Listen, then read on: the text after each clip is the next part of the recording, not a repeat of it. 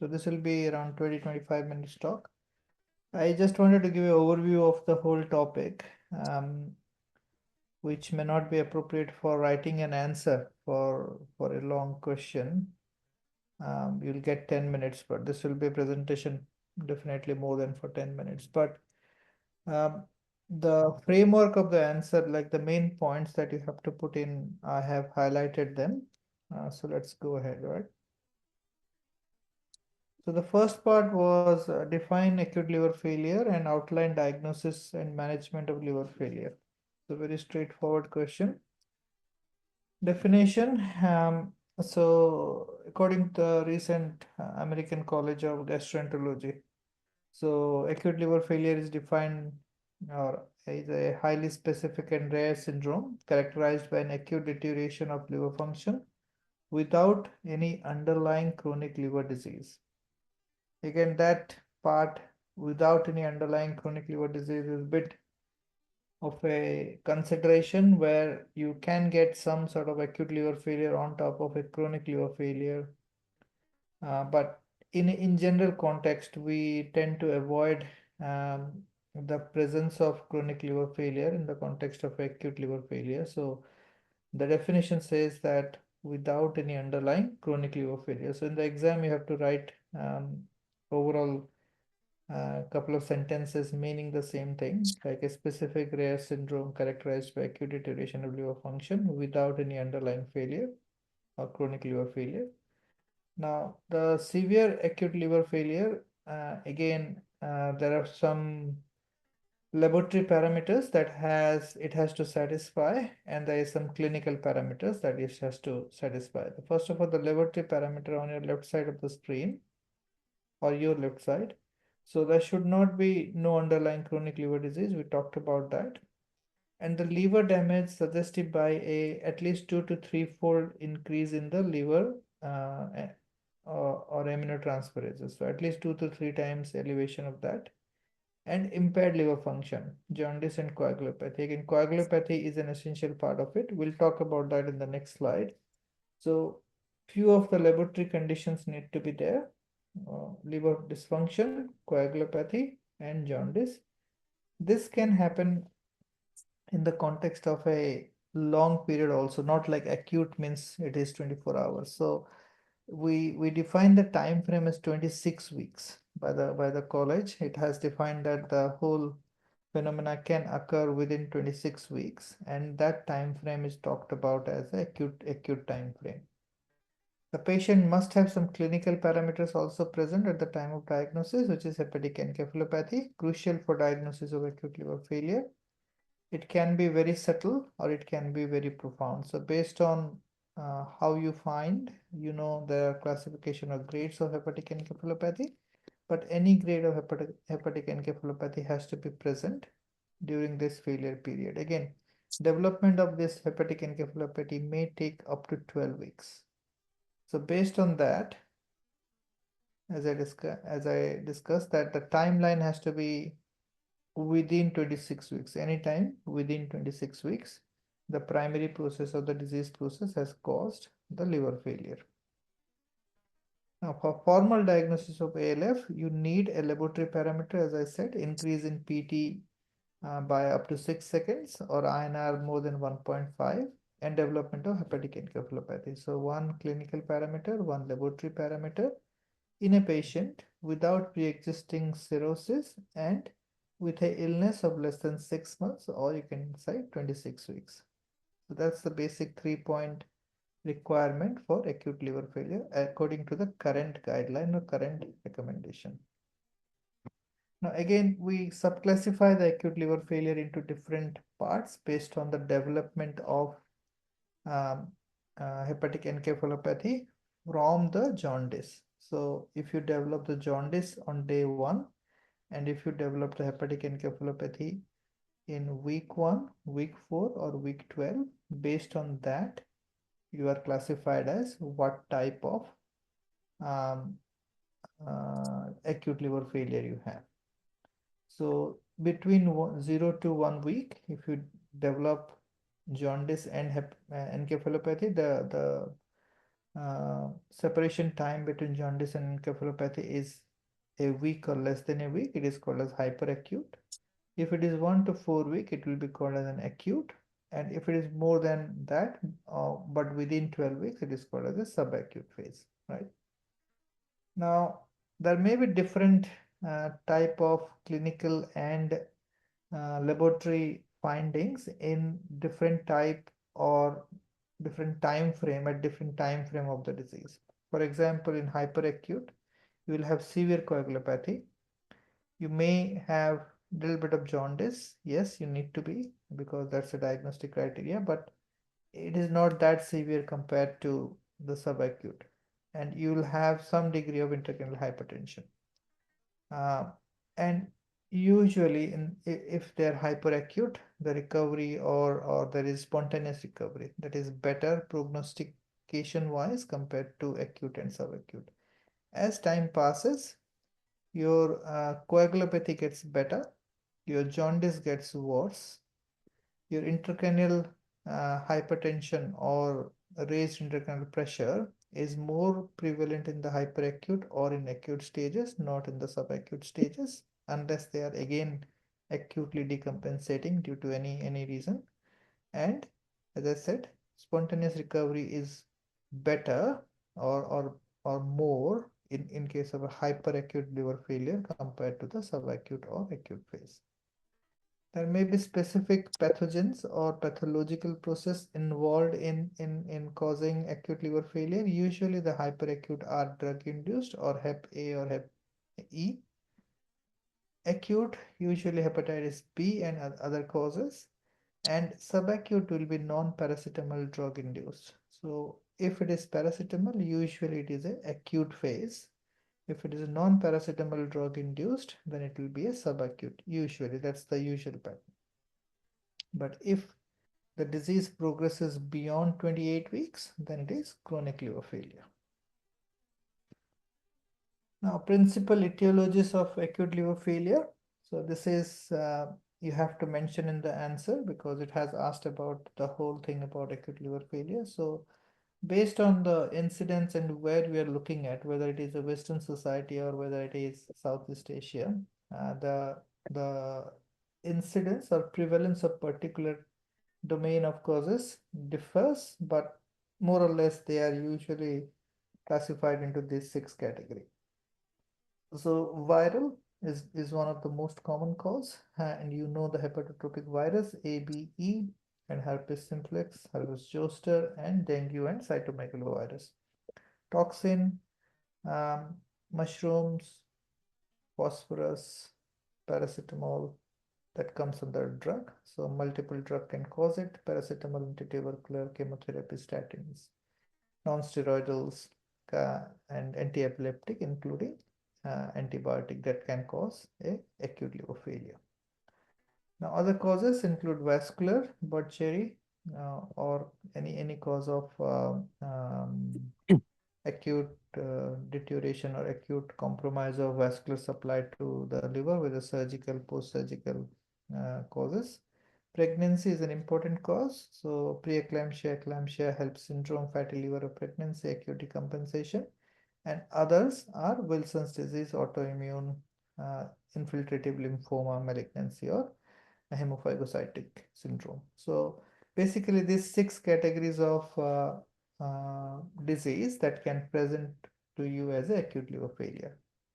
Now, once you remember these causes, rest of the part of the questions are very easy because your answer goes in that way. The evaluation, the investigation, and the treatment is going to follow that same pattern.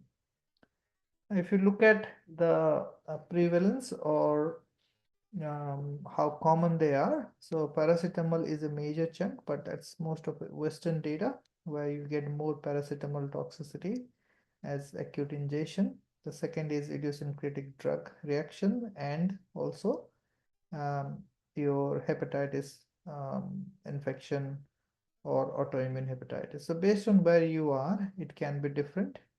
But the major cause is toxin and paracetamol related or idiosyncratic drug reaction. Now, regarding um,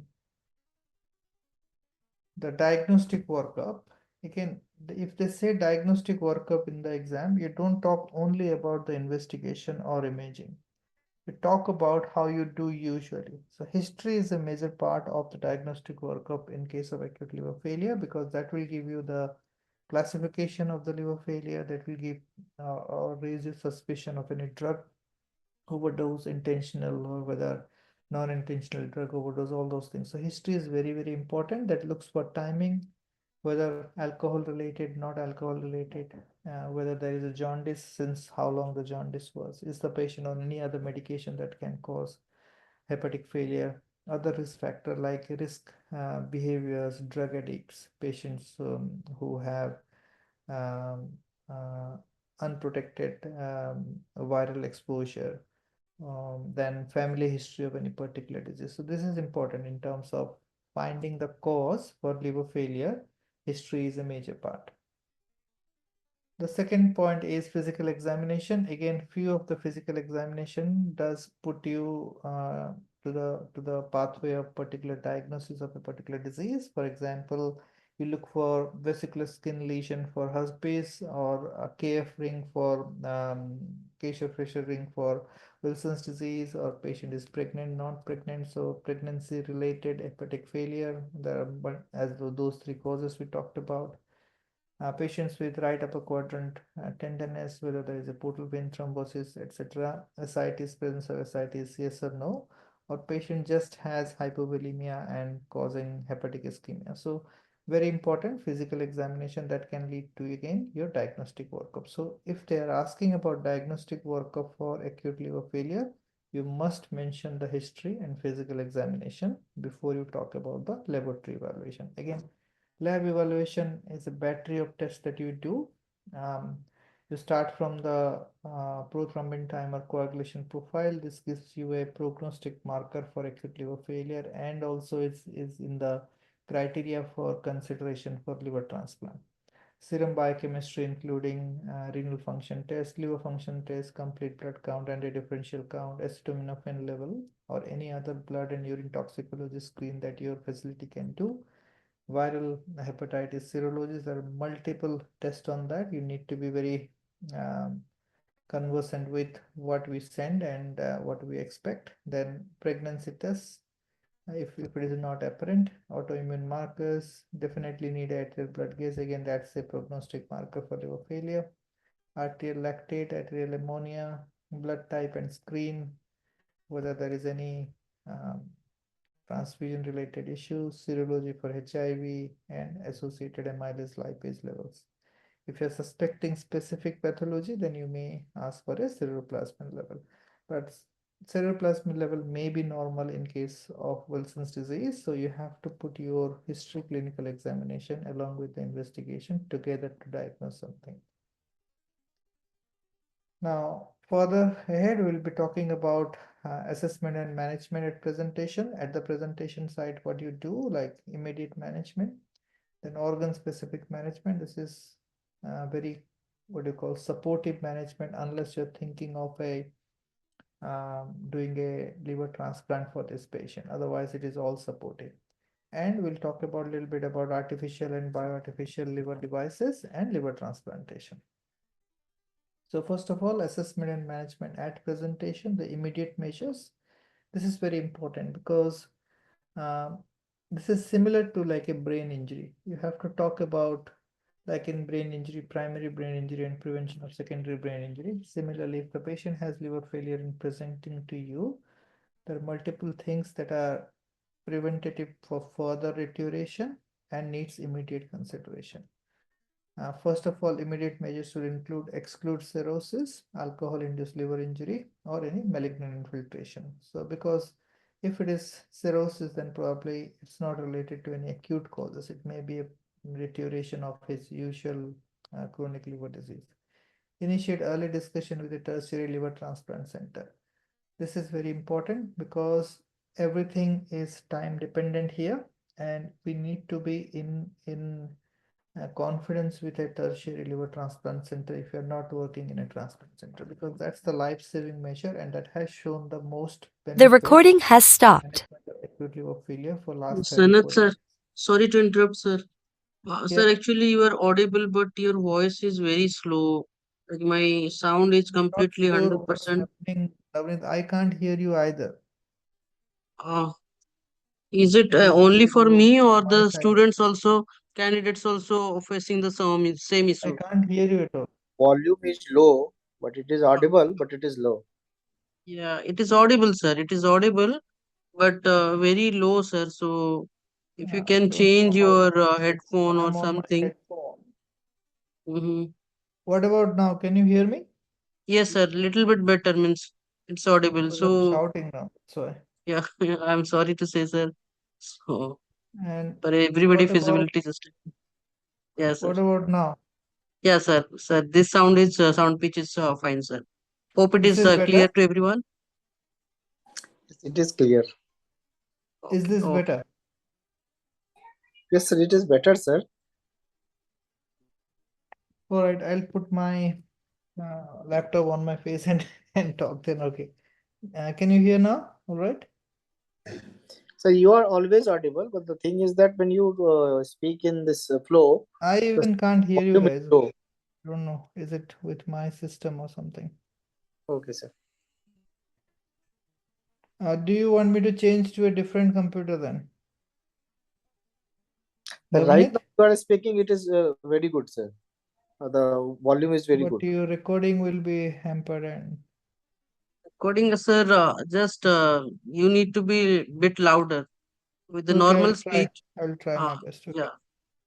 Okay, sir. I'm All right. starting the So recording. immediate measures, as I said, This initiate meeting early is being discussion with the recorded. tertiary transplant center and then screen intensively for hepatic encephalopathy. This is very important because these patients can deteriorate very quickly, and liver failure patient, there is a good percentage of patient that they die because of complication of liver failure rather than the liver failure per se. Whether it is worsening edema in the brain, whether it is aspiration, or whether it is a secondary infection, these are the major cause of death for a patient in liver failure. So those things, as I said, is a secondary injury that we have to prevent here. Now, determine the etiology. That also guides to the treatment and prognosis, and assess suitability for for the liver transplant for this patient. There are some contraindication where you cannot uh, consider that patient to be a transplant suitable patient.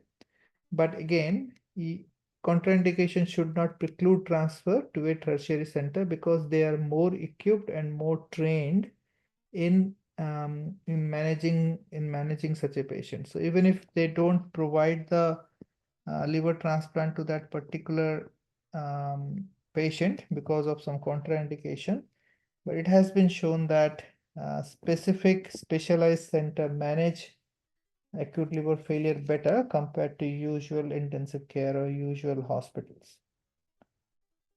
All right. Now, assessment and management again. Next step is determine the etiology to guide the treatment, particularly liver transplant. So, primary and secondary causes of acute liver failure and need for transplant needs to be considered.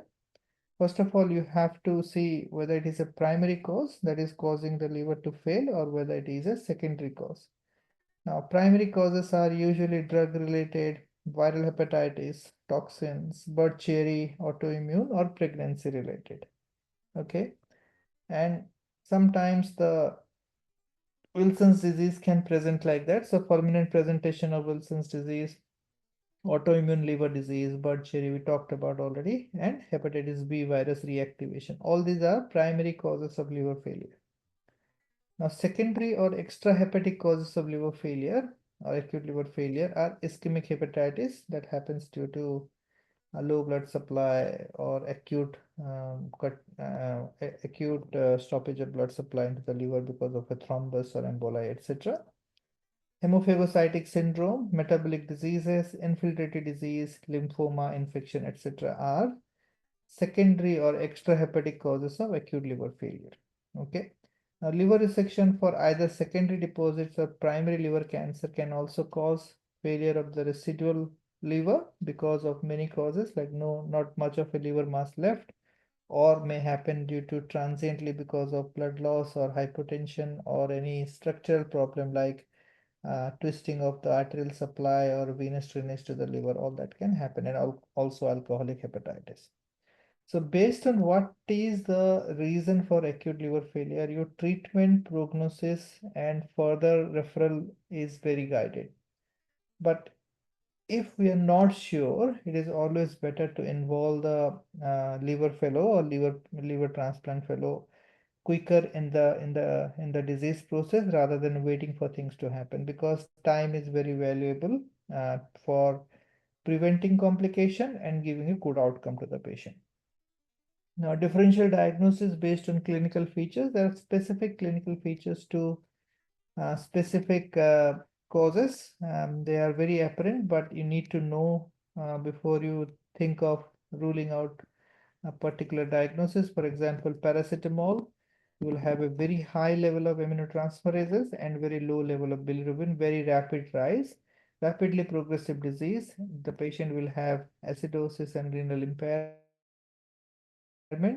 And once you see a rise rate, like initially low and then it is gradually upcoming, that means there is a recovery phase or recovery is kicking up. So usually a low phosphate may be seen as a good prognostic marker for paracetamol-induced liver failure or acute liver failure. Non-paracetamol, we talked already, usually they are subacute and they mimic a cirrhosis clinically and radiographically also. Acute blood cherry syndrome, the patient will present with abdominal pain because of ischemia or because of congested liver, and they will have ascites and hepatomegaly associated with that. So it's important to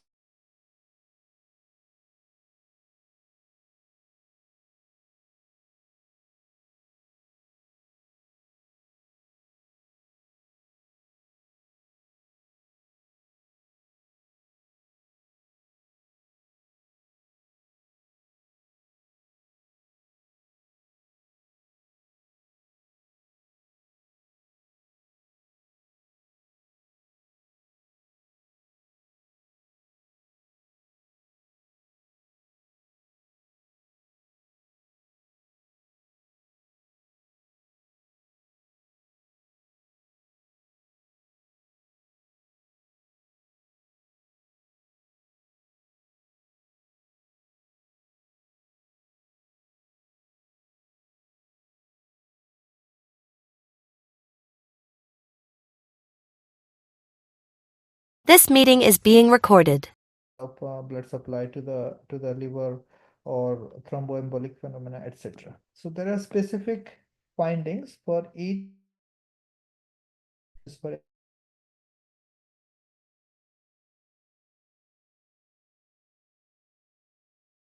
acute liver failure. Differential diagnosis for acute liver failure. Suitability, so assessability discussion of the transplant unit, we talked about that. You need to know about the criteria for paracetamol and non-paracetamol acute liver failure when you need to refer them. Okay. For the paracetamol or hyperacute etiologies, usually there are 6 parameters that you look at. Ppcm less than 18, INR more than 3 on day 2 or more than 4 thereafter. Patient will have elevated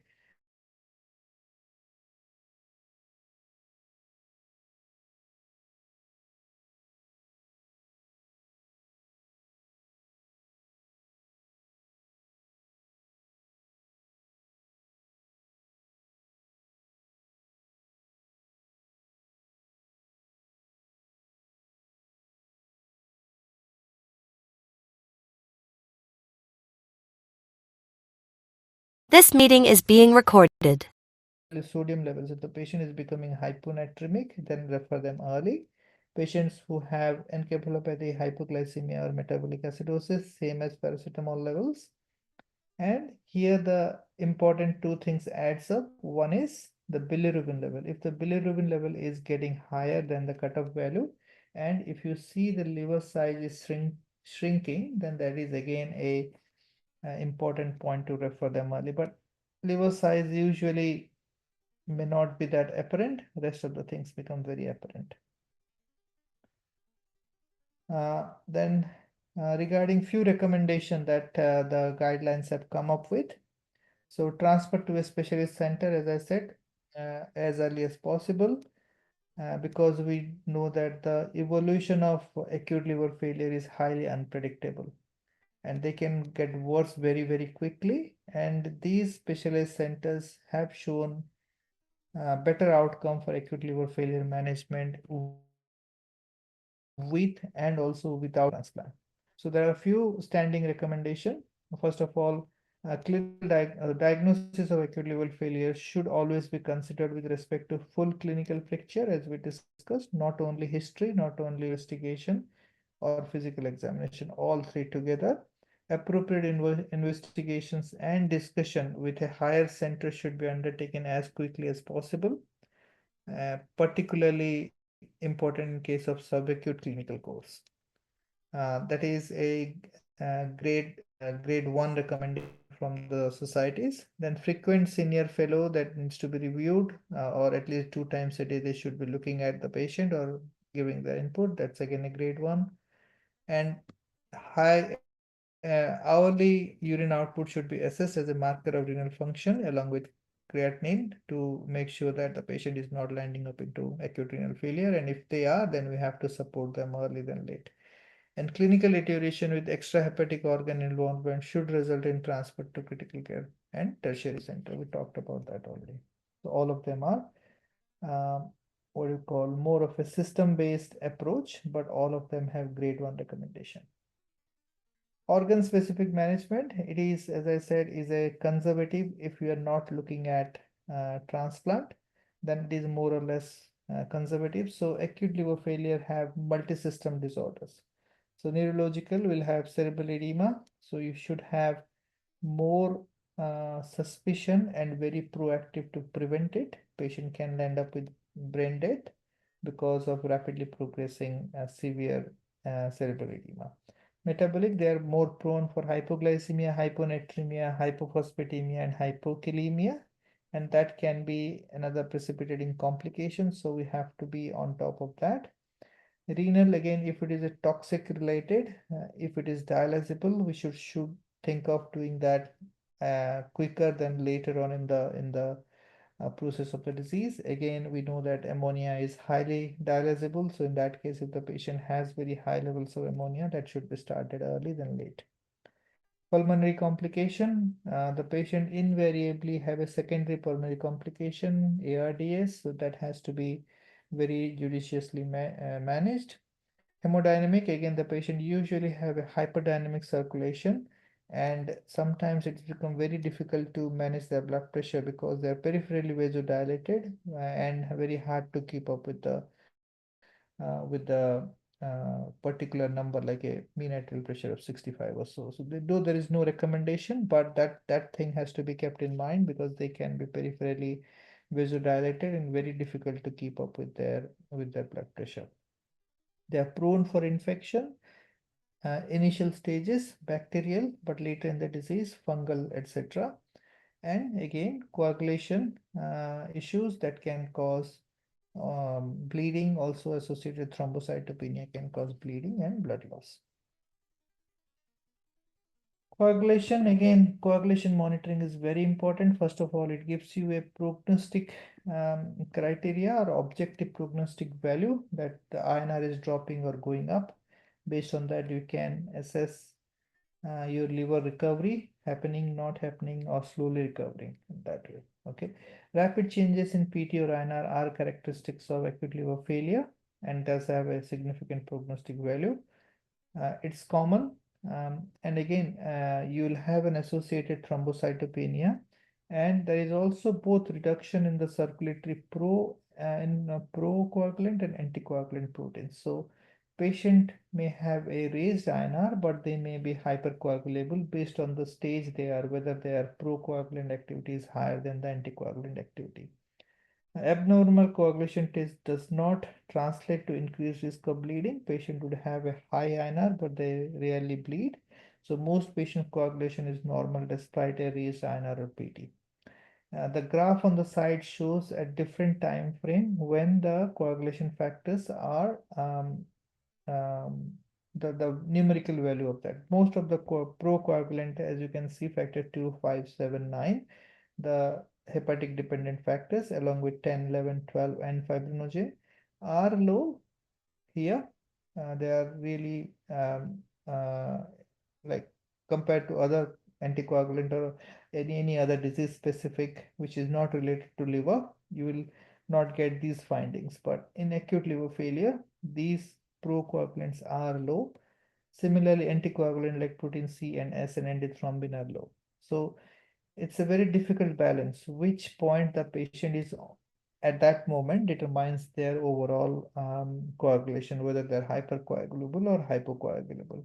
But they have also raised level of von Willebrand's factor and factor 8. So all the factors are low except for your von Willebrand factor and factor 8 in the acute liver failure stage. Hepatic encephalopathy tends to fluctuate. They are very rapidly progressive, not like other encephalopathy. This one can change in within minutes or within hours. Multiple additional manifestation. The patient can have very non-specific symptoms to start with. They can have headache, vomiting, hysterexis can be a very late features. The patient may have hyperreflexia and clonus to start with. Clinical diagnosis is of exclusion and course dictated by outcome and phenotype of liver failure. Usually parallels the evolution of liver function. If the liver functions are getting better, then the patient's encephalopathy also gets better.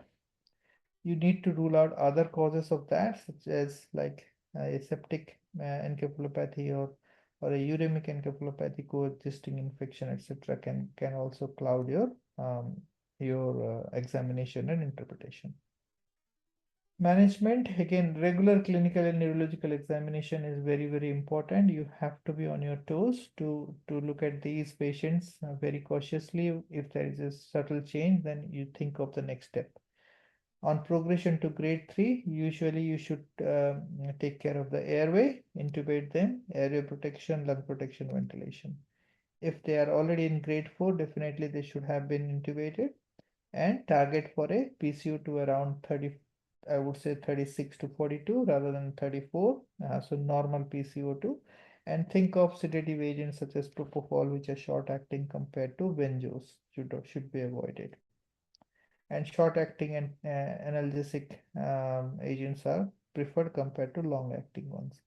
Now, for monitoring, you're never sure whether it is a disease progression, whether it is hepatic encephalopathy progression, or whether it is the patient has some seizures at the background. So it is recommended to monitor EEG, if not continuously, should be regularly thought of. And if your facility allows, then that should be a regular thing to do. And the patient should be anti-epileptic agent if you're suspicious or proven epilepsy or proven seizures activity, and we should consider a low risk hepatotoxic anticonvulsant such as levetiracetam that is more commonly used nowadays compared to other agents. Intracranial hypertension, again, the prognosis of acute liver failure has got better in recent years because the intracranial hypertension incidence has got better because we manage them very quickly. As you can see on the right side here, as you have progressed from 70s to early 2000, the patients developing intracranial hypertension have drastically reduced from around somewhere around 80%, 70% to less than 20 or 20%. This is a major reason why we have better outcome nowadays. But again, we have better surgical skills. We are more pro liver transplant. That also adds to the control of intracranial hypertension in these cases. So brain edema induced by intracranial hypertension is a classic complication that we know. Incidence of intracranial hypertension has decreased recently because of improved critical care management, preventative management, and also emergency liver transplant in high-risk patients. Still may affect up to 1/3 cases, as I said, 25% or 30%. That can land up from grade 3 to grade 4. And risk of intracranial hypertension is highest in patients who have very hyperacute or acute type of phenotype, but again, they have a good outcome. Patients who are young, because they have limited space in the brain or cranium, they are more prone for developing that. Patients with coexisting renal failure, patients who are shocked on presentation, and patient who had a high ammonia, arterial ammonia, they have shown to progress to more higher form of hepatic encephalopathy compared to others. A little bit of artificial and bioartificial liver devices. So liver assist devices are intended to provide bridge for liver transplant or recovery to liver transplant, reducing the need for transplant also. You can support them transiently and the liver gets better on its own. That is also an aim of it. Experience with liver support devices to date has been disappointing. Few of them have very marginal benefit, but we have seen that high volume plasma exchange have improved the outcome in randomized controlled trial. As you can see on the right side, there is a graph or a survival Kaplan-Meier curve here. And this is on the x-axis you have the days, and on the y-axis you have cumulative survival. And high volume plasma exchange, where you have 92 patients in one of the trials, have a better prognosis compared to usual symptomatic or conservative management. So the high volume plasma exchange does have some benefit, mortality benefit in managing these patients. Again, looking at the recommendation, liver support system or biological or adsorbent type should only be used in the context of RCTs. That's an old recommendation now, but again, based on the gradual progress in this field, I would say it is more commonly used out of context of RCT in a clinical practice nowadays. Plasma exchange in RCTs have shown to improve transplant-free survival in patients with acute liver failure and also to modulate the immune function. We'll talk about that in a later slide. And plasma exchange may be of greater benefit in patients who are treated early and will not ultimately undergo liver transplantation. So there are different benefits with plasma exchange. Uh, just not only avoiding transplant, it does improve the early recovery also and spontaneous recovery of the liver. Impact of liver transplantation. Again, I talked about briefly about it. So liver transplant has been most significant development in treatment of acute liver failure in last 40 years and transformed survival. 1 year survival following emergency liver transplant for acute liver failure is as high as 80% now. As you can see this blue curve on the top. In the first decade of 2000, you have a very high survival rate. And selection for liver transplant depends on accurate prediction of survival without transplant. If the patient is going to die without a transplant, let's say yes for that. Consideration of survival potential after liver transplant and whether the patient is too sick to transplant. So if they are very, very sick, you don't think they're going to make it even to the surgery, then that's a no-brainer that we should go ahead and transplant this patient. So you have to select these patients very cautiously. ALF poor prognosis criteria in use for selection of candidate for liver transplantation. A variety of criteria has been proposed depending on where you are working. King's College is most commonly used. So if common prognostic criteria is patient's age. So the younger the patient, obviously in all disease process, they have a better outcome. If the patient have a hepatic encephalopathy to start with, then the outcome is poorer compared to patient who don't have it. And magnitude of coagulopathy and jaundice again is a determining factor. In general, falling aminotransferases, increasing bilirubin and INR, and shrinkage of the liver are prognostic sign or bad prognostic sign for outcome after liver transplant. Criteria, we talked about that. I'm not going in detail about it. Now, part B of the question, they are asking about role of plasma exchange, a 3-mark question out of 10. So first of all, I would write it in 2 or 3 points. So first, how the mechanism and biochemical effect of high volume plasma exchange. So we talk about high volume plasma exchange, but there is no specific volume that has been recommended. Few trials have done up to 1.5 times of the plasma volume of a patient, or few trials have done up to 15% of the ideal body weight of the patient. So it can vary between 3 liters to 5 liters to 6 liters even. based on which center you are practicing, what's your usual protocol. I will say that is the volume for plasma exchange, but the trials that looked at saying it is a high volume plasma exchange, they have taken around 15% of ideal body weight, which will be at least 5 to 6 liters of the plasma exchange. Now, the mechanism how it works is the I will say three different mechanisms. It helps in clearance of damage associated and pathogen associated molecular patterns, which is called as the DAMs and PAMs, and reduction in histone associated DNA and angiopoietin 2, which are like endothelial and dysfunction markers. So basically, these agents are pro-inflammatory, increases the inflammation and thereby causing more cell death to the hepatocyte. So they remove these agents with the plasma exchange. Also, it restores the immune function. So functional recovery of monocyte and neutrophils are quicker and has been shown better to be with plasma exchange, and reduction of the pro-inflammatory cytokines per se. So these are the substances that causes the pro-inflammatory cytokines to increase. So low level of cytokines, DAMs, and endotoxin are found if the patient is treated with Plex.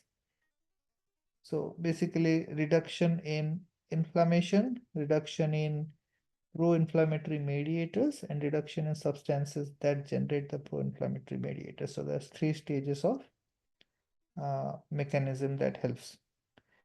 This is a nice diagram about the Plex, how they help. So on the right side of the screen here, acute insult, whether it is a virus, drug, or others, that can cause hepatocyte death, that can lead to expression of the DAMs, which causes Kupffer cell activation, which is again a pro-inflammatory cell that can produce different or array of interleukins. Also, Kupffer cell depletion can lead to activation of the PAMPs or production of the PAMP. Also, bacterial translocation and infection that can happen along with a acute liver failure, because it is a state where your immunity decreases, that can increase the PAMPs and further increase the inflammatory mediators. These mediators will cause vasodilatation, endothelial dysfunction, and other coagulation abnormality. The monocytes will be activated. And again, this is a process that can be accentuated manifold. The outcome of that, these mediators can affect different organs simultaneously: brain, kidney, heart. We know that hepatic encephalopathy, acute renal failure, and cardiac dysfunction due to hyperdynamic state also. They also leak out into the blood, and the whole usual hyperinflammatory state that perpetuates one after the other, even one leads to the other, and they go in a cyclic manner. So basically, therapeutic plasma exchange can take these molecules along with it, thereby decreasing the load of the inflammatory mediators in the central compartment or in the blood compartment, which again leads to decrease in these mediators both on the liver side and also in the other organ side, thereby decreasing the after effect of it. So very simple mechanism, but you need to know about the PAMs and the DAMs. These are the two things you have to write in the exam so that you give the impression that you know how it works. Clinical benefits, again, it improves hemodynamics because these inflammatory mediators can cause vasodilatation, difficult to control blood pressure in those cases. Because they're vasodilated, you cannot do much with their blood pressure. They enhance systemic vascular resistance and arterial pressure because they remove those inflammatory mediators. Reduction in cardiac output and vasopressor requirements also happens because it is a hyperdynamic state. Because of vasodilatation, will have a very high cardiac output to cope up capillary circulation. Once you take those things, your vasodilatation get better, your cardiac output doesn't have to be that high or hyperdynamic. It improves the cerebral blood flow. It helps or modulates the oxidative metabolism and maintains the perfusion pressure. Thereby, your hepatic encephalopathy also can get better. It has shown better outcome benefit, up to 58% modest survival compared to usual standard management. And it does have a mortality benefit up to 10 to 12%. A recent meta-analysis has looked at it, and both high volume and therapeutic plasma exchange are associated with higher 30-day and overall survival rate compared to the standardized management. And also there are current trials looking at it, which would come as a recommendation, which has already found its way into the recommendation as a treatment modality for acute liver failure. Guideline recommendation, we talked about that, recommends therapeutic plasma exchange as a management for acute liver failure. But limitation, we don't know exactly what is the intensity we need for the optimum outcome. What is the amount of fluid we need to exchange in this case? It needs further trials to look for. Okay, and also the timeline when to start it early. The limited knowledge that we have, if we start it early, the better is the outcome compared to waiting for later.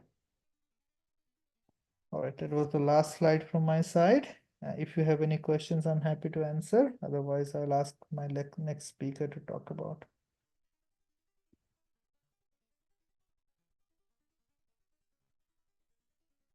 Any questions from the group?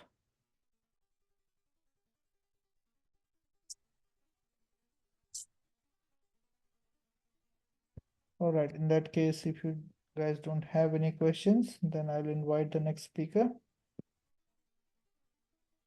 Okay, sir. I'll take over, sir. So,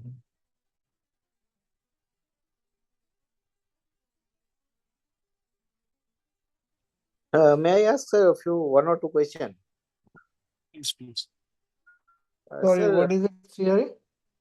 sir, two confusions are there. I Yeah. want to get it out. Sir, related to DCLD and ACLF, is ACLF is one of the spectrum of DCLD?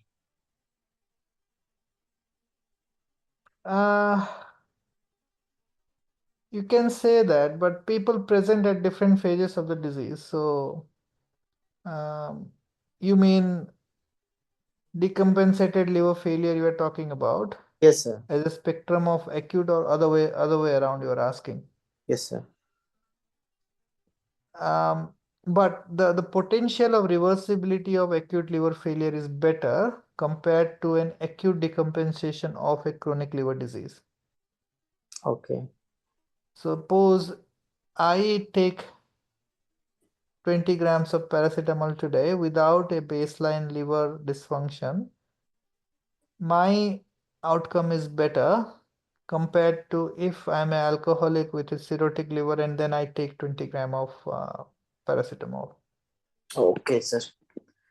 In that case, your treatment decision will also vary, whether you want to do a liver transplant, refer to them early. Of course, you will refer to them early, but your transplant options and things will be different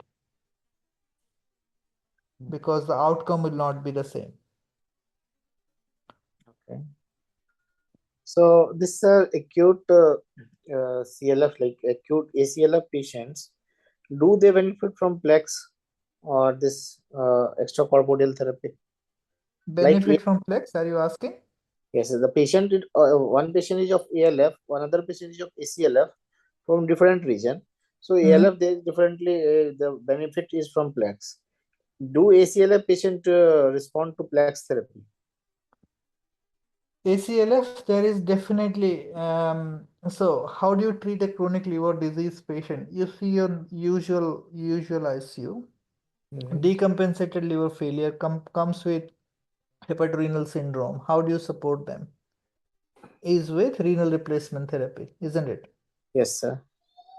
Partly that renal replacement therapy is doing what your plasma exchange does. This is doing, yes, sir. Okay, but per se, treating acute decompensated liver failure, acute decompensated chronic liver failure only with plasmapheresis is not probably the best approach. Got it what I'm saying? Yes, sir. Somebody Yes. who had a alcoholic liver disease, cirrhosis, comes with a decompensated liver disease on the background of cirrhosis. In that case, it will not be a helpful modality because you will not change the outcome of the patient. So there is no role for Put them NAC. on dialysis PRRT as a support for his renal failure HRS. That's fine. That does a little bit of work what the plasmapheresis is intended to do.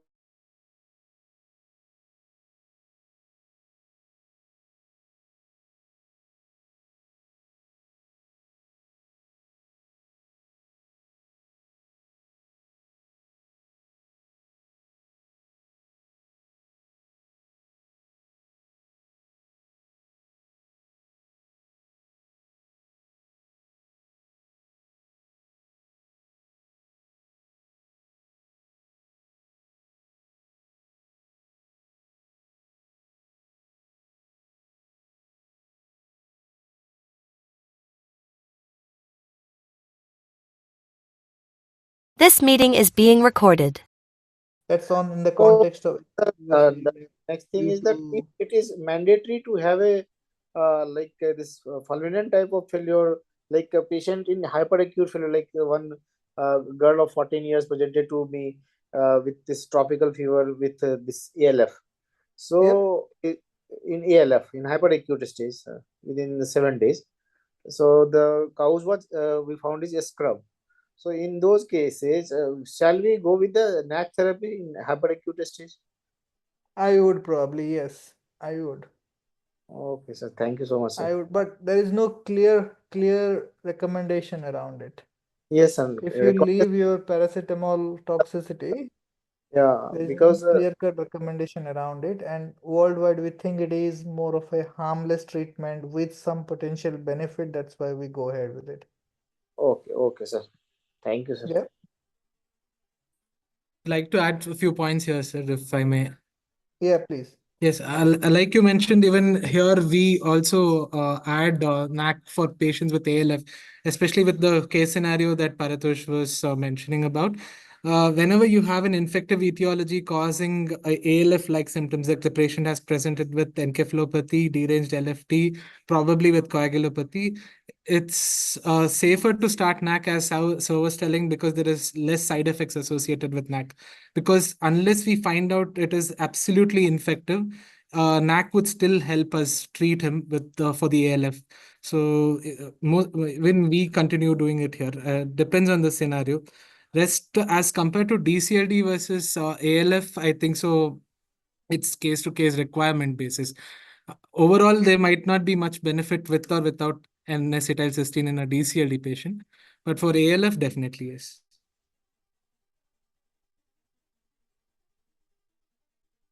Thank you, sir. Yeah. All right, thank you, all of you. Okay. Thank you, sir. Good evening to all. So we'll go ahead with the next set of questions. So due to lack of time, we'll try to move as fast as possible, and we'll take your questions towards the end. Or if you have real important questions, you can put it in the message box so that we can respond to it during the free time. So that we don't want to waste more time. Because from 6 o'clock we have the obstetric discussion coming.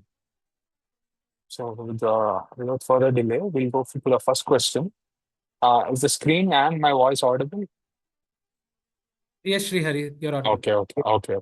So the first question will be on classification of tachyarrhythmias and management of atrial fibrillation. Now, the discussion is going to be from an exam perspective, what you need to write. We will not be going into the class discussion per se in this session for now. So coming to the classification of tachyarrhythmias, as we all know, tachyarrhythmias can be classified into two parts. One is narrow and other one is wide. So for narrow QRS complex, you have two others classifications, regular or irregular.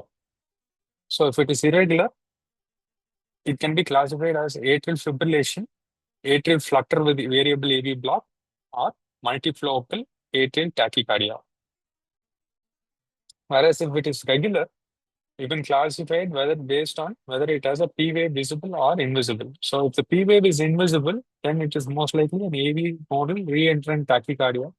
Whereas if the P wave is visible, then you have to assess the P is to the QRS ratio. So if the P is to QRS is more than one, then it is likely to be an atrial flutter or an atrial tachycardia. Whereas if the P is to QRS is equal to one, then we have to assess for the RP interval. So if the RP interval is short, that is less than 70 milliseconds, then it is an AV and RT. Whereas if it is long, that is more than 70 milliseconds, then it is likely to be an atrial tachycardia or a sinus tachycardia. So this is the easiest way. So in exams, it's very difficult to remember all the causes. So at least 3 to 4 causes, if you are able to remember from a theory perspective, it is well and good. If you are able to remember more than that, it is awesome.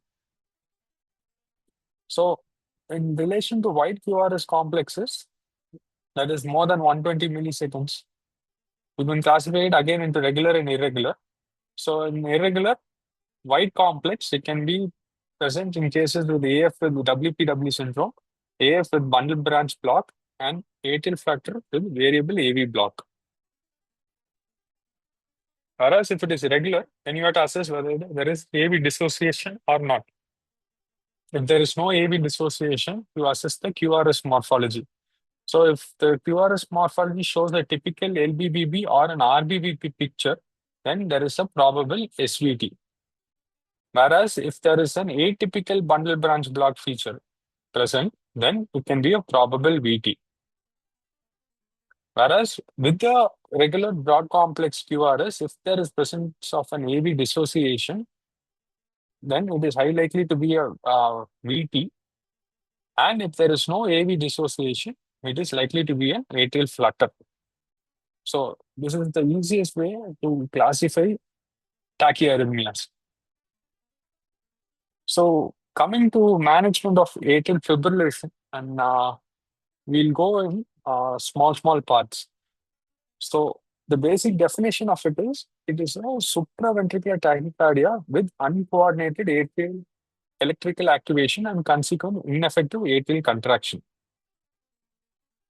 So the ECG characteristics are it has a irregular RR interval with absence of distinct repeating P waves.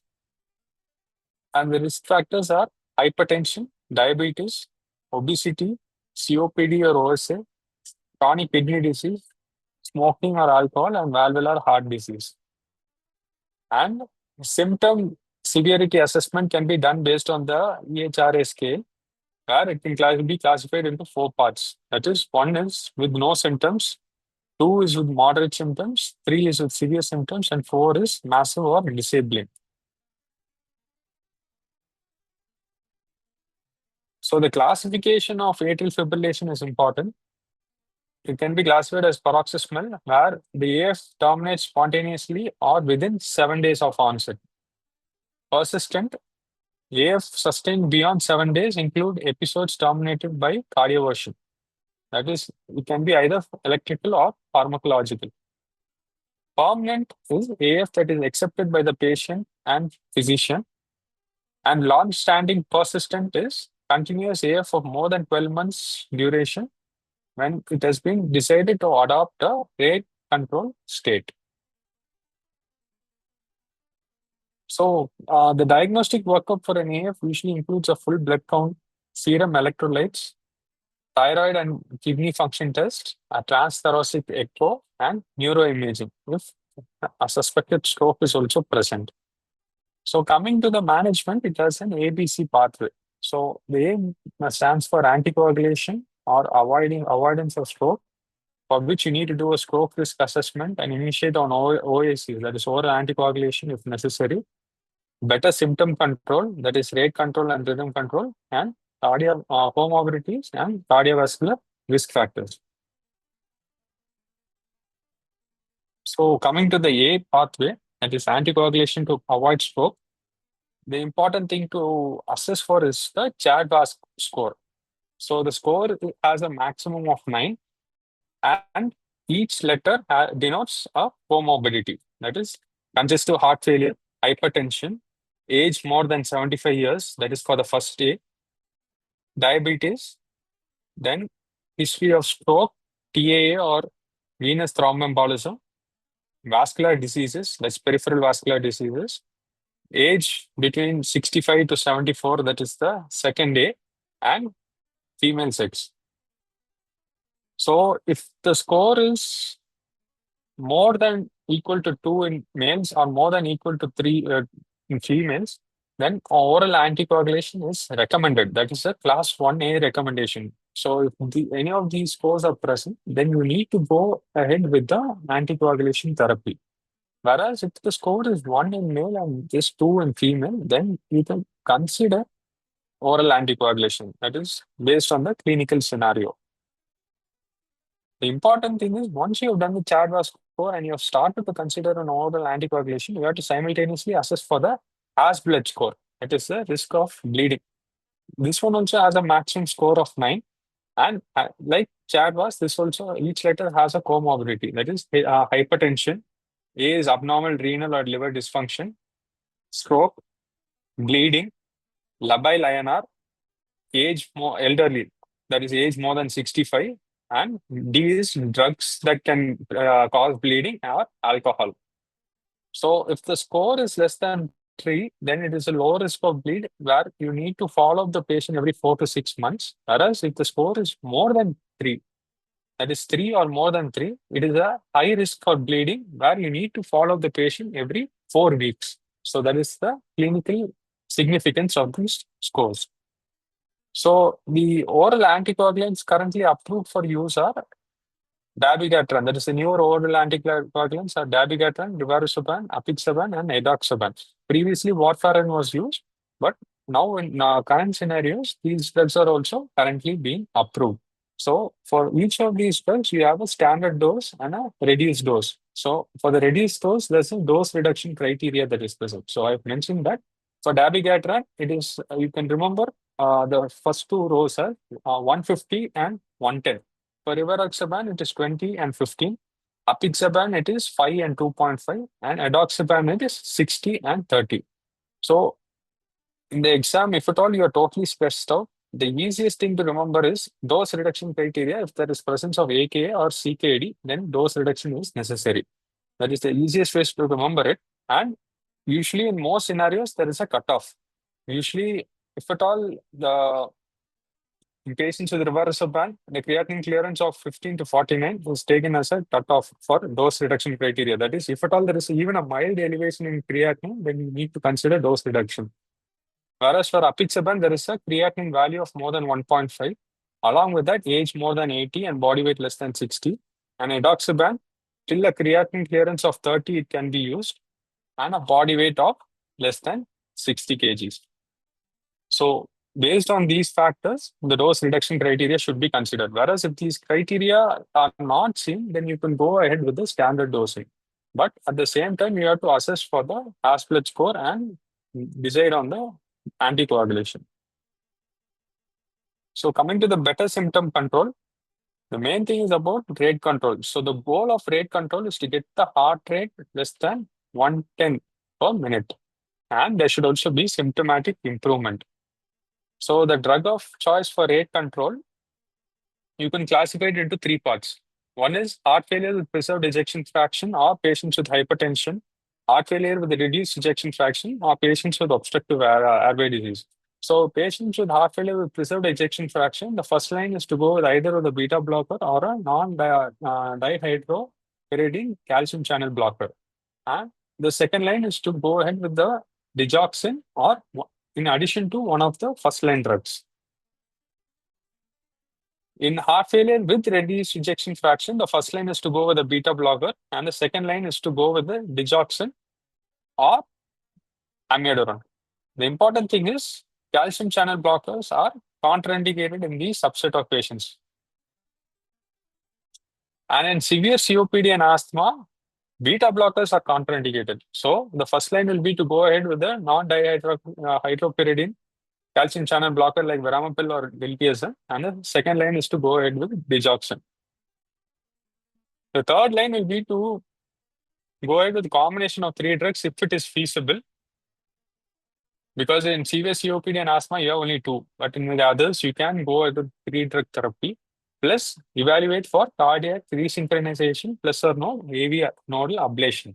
Now, there may be a discussion, why not go with AV nodal ablation in the beginning itself? There had been a trial called the Cabana trial, CABANA trial, where they had shown that there is no mortality benefit between going with ablation therapy versus antiarrhythmic treatment. So coming to the rhythm control, it is indicated in symptomatic patients with atrial fibrillation. So if there is hemodynamic instability, you go with electrical cardioversion of 120 to 200 joules of biphasic shock. Whereas if they are hemodynamically stable, you assess if they have any structural heart disease. If it is there, then you assess whether they are in the chronic heart failure between stages 2 and 4. If it is so, you go with amiodarone therapy. If it is only a stage 1, that is in the at-risk stage, then you can consider just vernaculant itself. Whereas if there is no structural heart disease present and the patient has presented with the new onset atrial fibrillation, then flecainide, propafenone, and ibutylate can be considered. So the A and the B has been covered. The C part of the pathway is the comorbidities and cardiovascular risk factors, which are lifestyle changes. That is obesity reduction, regular exercises, reduction of alcohol use, and etc. So these are the pharmacological rate control agents for supraventricular tachyarrhythmias. I made it a single slide for revision before the exams. So the important ones to remember are metoprolol, diltiazem, verapamil, and digoxin. So metoprolol IV dose is given as 2.5 to 5 per minute, up to 4 doses. So 15 milligrams can be given. So that cutoff needs to be known. Milligrams per kg IV. So it can be 0.0 bolus of set is given, and then kept as kg per minute with the target of heart rate rating accordingly. Then you have diltiazem, that is 0.25 milligrams per kg IV bolus over 5 minutes. Usually in a 50 kg person, it's around 12.5 milligrams, but cooking links we usually give some. So, and then we keep infusion of 5 to 5 milligrams per hour. Verapamil, 5 to 2 grams IV bolus, and digoxin, it is 0.5 milligrams IV bolus. Though in Indian setting, we don't have an IV formulation. In most of the ICU settings, we go only with oral. So that is also available. So I've kept another column for oral maintenance dose. I would personally request you to look into it when you look when this debrief videos are uploaded. So for pharmacological rate control, pharmacological rhythm control agents, we have flecainide, propafenone, ibutylate, vernaculant, and amiodarone. So amiodarone, most of you would already know. It is IV 150 milligrams IV over 10 minutes, then 1 milligram per minute for 6 hours and 0.5 milligram per minute for 18 hours. For vernaculant, it is a newer class 3 antiarrhythmic. So it has an intravenous dose of 3 milligram per kg over 10 minutes. Following that, you go with 2 milligram per kg over 10 minutes. That is 10 to 15 minutes after the initial dose. For ibut, you can go with 1 milligram over 10 minutes. If there is no response, then you can repeat another 1 milligram over another 10 minutes.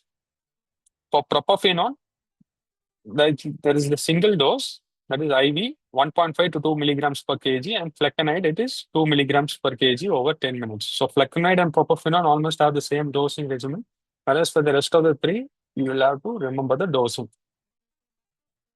So coming to the atrial fibrillation trials, if at all they ask for critical appraisal related to this, for rate and rhythm control, in relation to dronidarone, there was an Athena trial where they showed that dronidarone reduced death and cardiovascular admissions in elderly, low-risk paroxysmal or persistent AF patients. So it is a positive trial.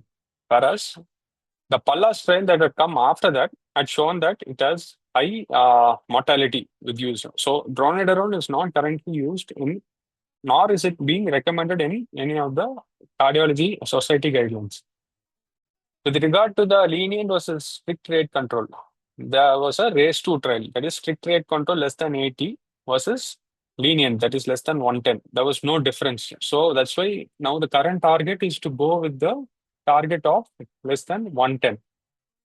And with regard to the rate versus rhythm control, we have the AFFIRM trial, where the rate control was non-inferior to rhythm control and possibly superior in elderly patients and patients with multiple comorbidities. So with regard to the ablation in patients with paroxysmal AF, ablation therapy in patients with paroxysmal AF did well with radiofrequency ablation at 1 year. And with regard to the thermocool AF trial, ablation for paroxysmal AF in anti-arrhythmic drug therapy failure was found to be superior, but 1/3 of the patients did have a failure at 9 months.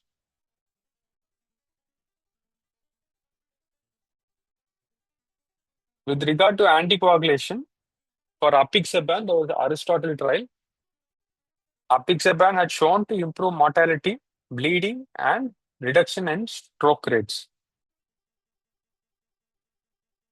With regard to the aspirin trial, we have the SPAF trial, where aspirin or no warfarin on was found to be superior to placebo. And in SPAF2 trial, aspirin was sufficient in young and healthy patients, but in high-risk patients, warfarin may be necessary. For dabigatran, there was the RELY trial, the relay trial, where 150 milligrams of dabigatran was associated with less stroke than warfarin, but with similar bleeding events. For rivaroxaban, there was the Rocket AF trial, where they had shown that rivaroxaban was non-inferior to warfarin in relation to bleeding and stroke rates. And for warfarin, there was the SPAF3 trial, where an INR target of 1.2 to 1.5 versus 2 to 3 was being studied, and it's shown that the target of 2 to 3 reduces the incidence of stroke in high-risk patients. That is why we usually, if the patient is on warfarin, we take that INR target as the target range for management of these subset of patients. So this is for the first question.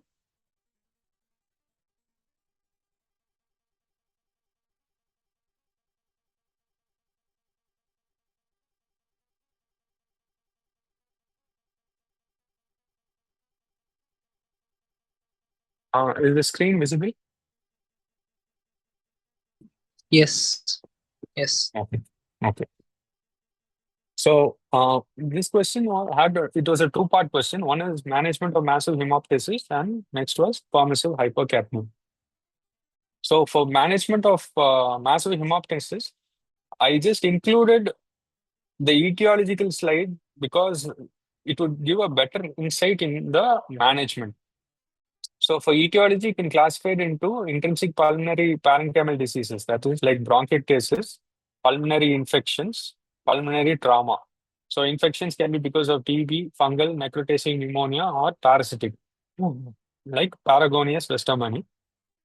Under pulmonary vascular, it can be either non-iatrogenic or iatrogenic. In non-iatrogenic, it may be because of AB malformation, aortic aneurysm with erosions, pulmonary embolism, which can be septic or thrombotic.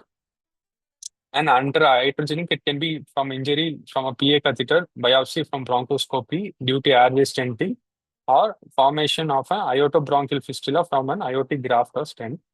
Any bleeding disorders like DAC, thrombocytopenias, or von Willebrand disease, medications and toxins like cocaine, bevacizumab, antiplatelets, anticoagulation, or patients who had been previously exposed to nitrogen dioxide, collagen vascular diseases like SLE, granulomatosis with and polyangiitis, that is GPA, anti-GBM disease, amyloidosis, and Behçet's disease. And in addition to this, we have cardiovascular diseases like pulmonary edema from heart failure, mitral stenosis, congenital heart disease, and tricuspid endocarditis. So these etiological factors must be remembered. So that if you know this, then management, that is the diagnostic evaluation, will be easier. So for the initial evaluation, that is in relation to the management, it should be done in conjunction with the resuscitation, because most of the patients with massive hemoptysis will be usually in a very bad shape.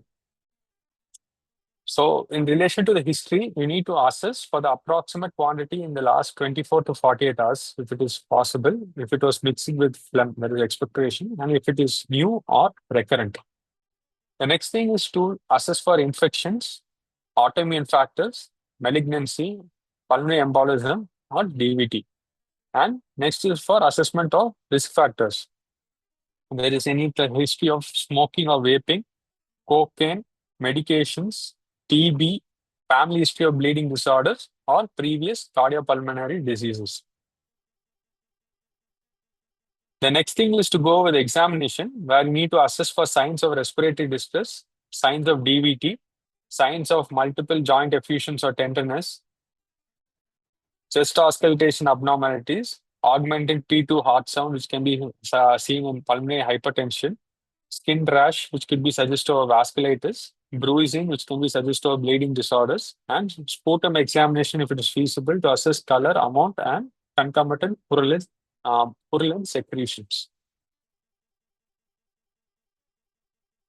Then the initial labs that we need to do are blood typing and cross matching, complete blood count, PTINR, APPT, serum electrolytes, renal function tests like BUN and serum creatinine, urine analysis, ABG, LFT, sputum gram stain and culture, and echocardiography.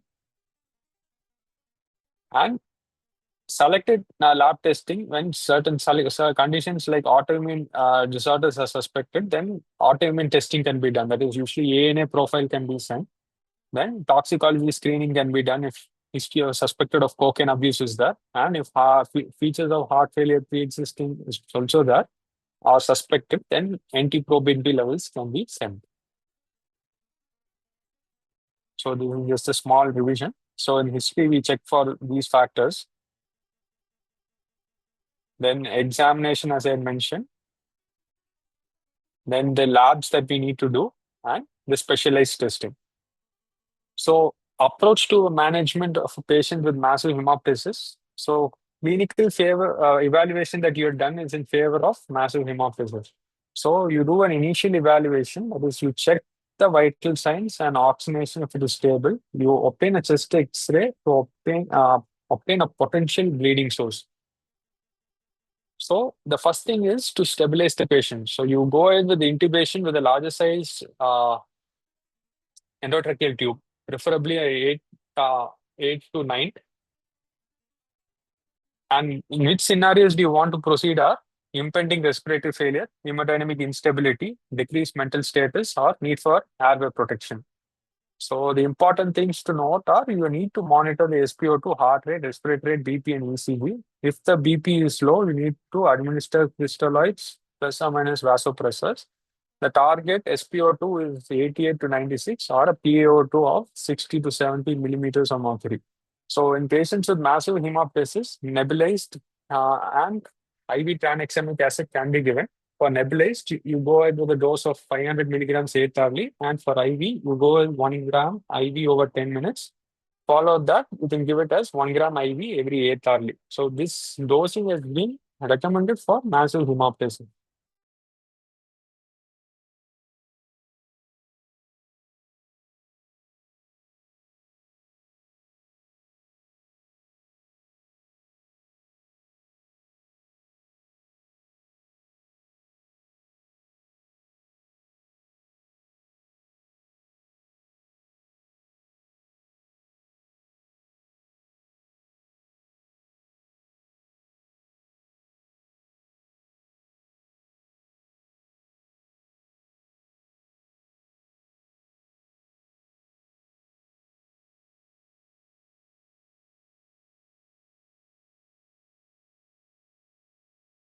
This meeting is being recorded.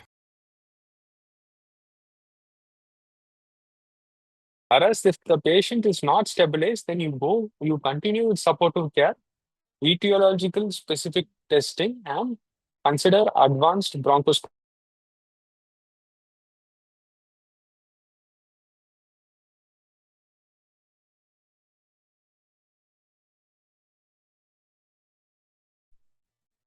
If it is not so,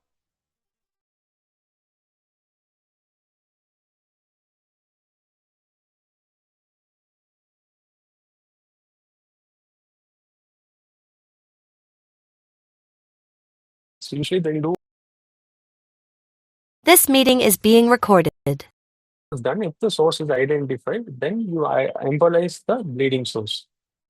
Whereas even after that, the source is not identified, then you continue with supportive care, etiological specific treatment, like I mentioned previously. Then you consider advanced bronchoscopic treatments like balloon tamponade, laser ablation with argon plasma, or stenting.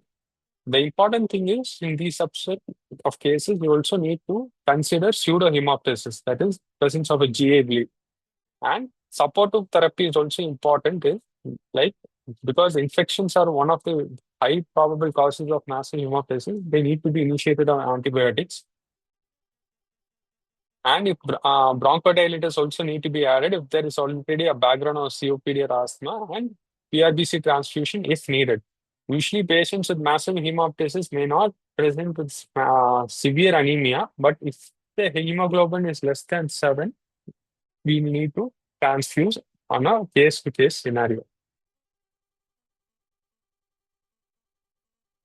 Once you have embolized the bleeding source, you will next need to assess if there is rebleeding. So if rebleeding is present, then you need to go for a repeat endovascular embolization, plus or minus, you'll have to also consider a surgical consultation. Whereas if there is no rebleeding after that, then you continue with observation and then plan on definitive management based on the underlying etiology. So with regard to the prognosis, the predictors of poor prognosis are already pre-existing poor performance status. If it is related to malignancy, and you have to assess for the advanced stage of malignancy, that is, if they have any metastasis. And if the patient has presented with hypotension, or there is presence of cavitation or necrosis or lung densities on 2 or more quadrants on chest X-ray, present history of alcoholism or aspiration of blood into the contralateral lung. All these factors can be predictors of poor outcome. So this is in relation to the first question. So the second question is in relation to permissive hypercapnia. So the topics I'll discuss are on definition, the physiological effects, indications, contraindications, technique, cessation of permissive hypercapnia, and the adverse effects. So permissive hypercapnia is a ventilation strategy that allows an unphysiologically high partial pressure of carbon dioxide to permit lung ventilation with low tidal volumes or low minute ventilation. So physiological effects of hypercapnia, it has effects on all these factors, that is like all these organs, that is cardiac, central nervous system, diaphragm, lung, and also at the cellular level. So in relation to the effects on the lung, it has, I've mentioned plus and minus. The plus means that they have a positive effect, and minus means they have a negative effect. So with relation to the effects on the lung, they have a positive anti-inflammatory effect, meaning they help in suppression of neutrophil adherence to endothelial cells in the lung, thereby help in attenuation of villi.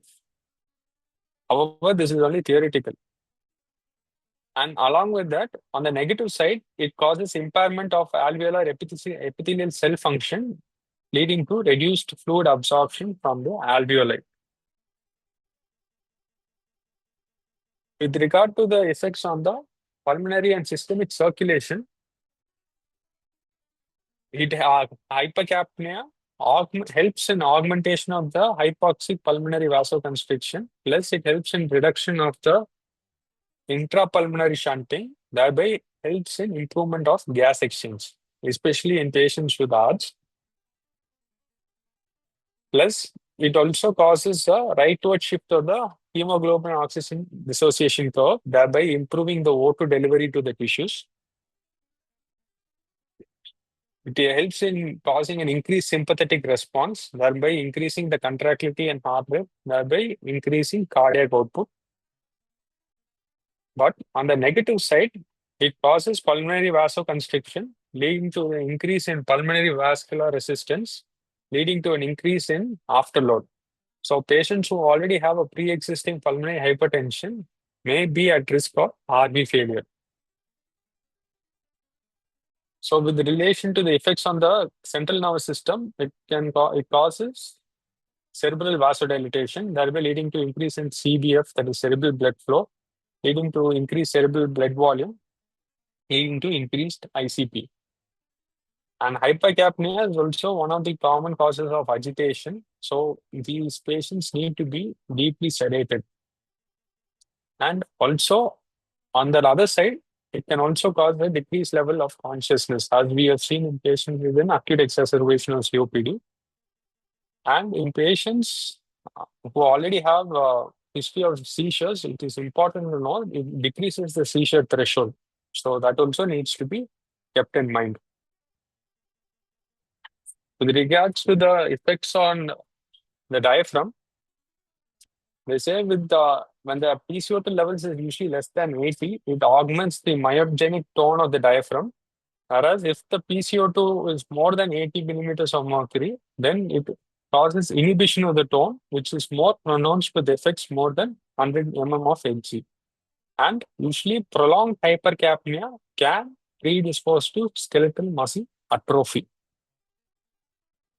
So the miscellaneous effects are intracellular acidosis leads to inhibition of the actin-myosin linkage, which can cause impaired muscle contractility. And there is also increased risk of infections due to variable host responses. So main indications are in patients with ARDS managed with low tidal volume, that is low tidal volume or low minute ventilation, and patients ventilated for exacerbations of asthma or COPD who require low minute ventilation to reduce autopnea. The important contraindications are patients with cerebral diseases, patients with coronary artery diseases, cardiac arrhythmias, pulmonary hypertension with RV dysfunction. And in patients with hypovolemia, use of elevated carbon dioxide is preferably avoided because increase in PaCO2 can cause systemic vasodilation that can further cause a decrease in the blood pressure. So the technique is ventilator adjustment. Permissive hypercapnia is a ventilation strategy in which hypercapnia is tolerated rather than being a ventilator goal per se. Clinicians should incrementally decrease tidal volume or respiratory rate gradually and monitor the trend of PCO2 and PaCO2. So they say usually a tidal volume of around 25 to 50 ml and a respiratory rate of about 1 to 2 breaths per minute. And the patient should be deeply sedated and paralyzed if needed, has hypercapnia and can cause significant patient discomfort, as I mentioned previous in the effects on various organs. And a target pH of more than 7.21 is usually well tolerated, but should be individualized based on the patient's comorbidities. Usually the target that is preferred is between a target of 7.2 and a 7.25. The important thing is, if the patient pH goes less than 7.2, there is no role for sodium bicarbonate. As long as the patient's hemodynamics is maintaining and there is no other CNS related or respiratory or CVS related pH, but the preferable pH is to keep it between 7.2 to 7.25. If the pH goes less than 7.2 and the patient starts to develop either hemodynamic, respiratory, or CNS related dysfunction, it is better to get the pH back to the target range, that is 7.2 to 7.25. And it is also important to note if the patient has an AKI, the bicarbonate may be a big concern because usually the patients with AKI will develop metabolic acidosis concomitantly. So the PCO2 targets need to be more carefully titrated.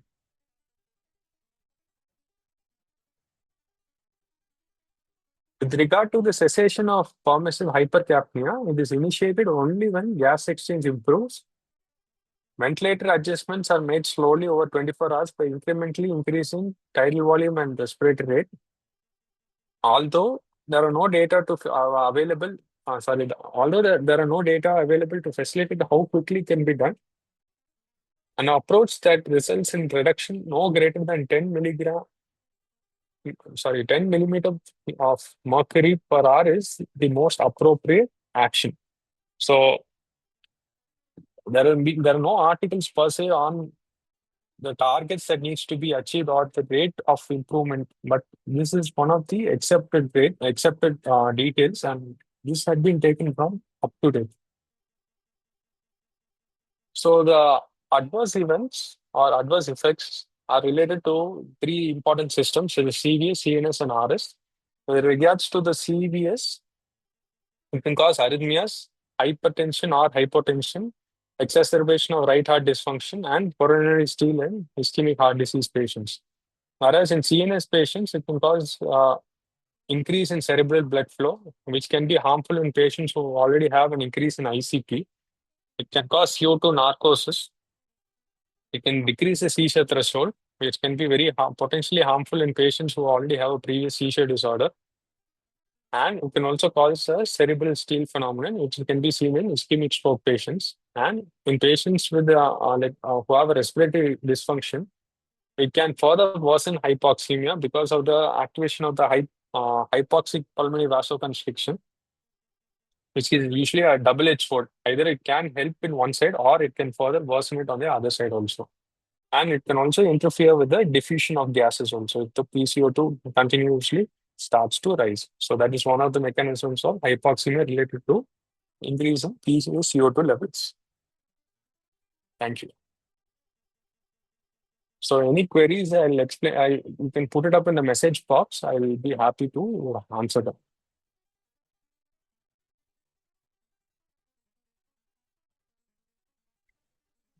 Thank you, Srihari. I think so. We'll go to the next question.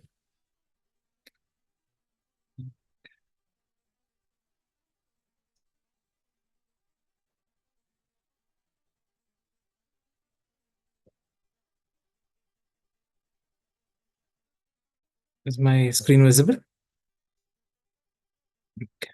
Oh yeah, Darshan, it's visible. Okay.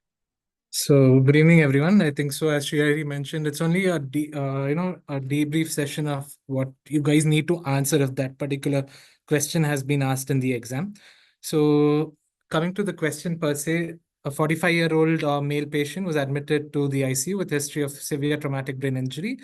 He is currently on day 9 of ICU stay on a ventilator and has already undergone a decompressive craniectomy. He develops fever and is also on inotropic support. So how will you manage fever? So questions like these are kind of open-ended questions. So specific questions like atrial fibrillation are the ones which were asked before, right? They are looking at specific answers. These kind of open-ended questions are the questions you guys can actually get more marks in, because the specific answer is quite less, but they're looking at how you're going to approach clinically to this question. So this is where you guys can score more marks. Previous questions like AF and particular management, all of that, of massive hemoptysis, etc. Even in ALF, you have to be very specific. If that specific point is not written, probably you might not get the complete score. So focus your time. You have to complete your answers in the span of time which is given and the number of sheets given. So there's no point in writing more sheets, if they've asked you a question and you know much about it. So answer to the specific point. So coming to this outlining the management of fever in this particular case, does anyone want to start off basically so that I can add on to it? Do you guys want to take a go at it? Anyone? Okay.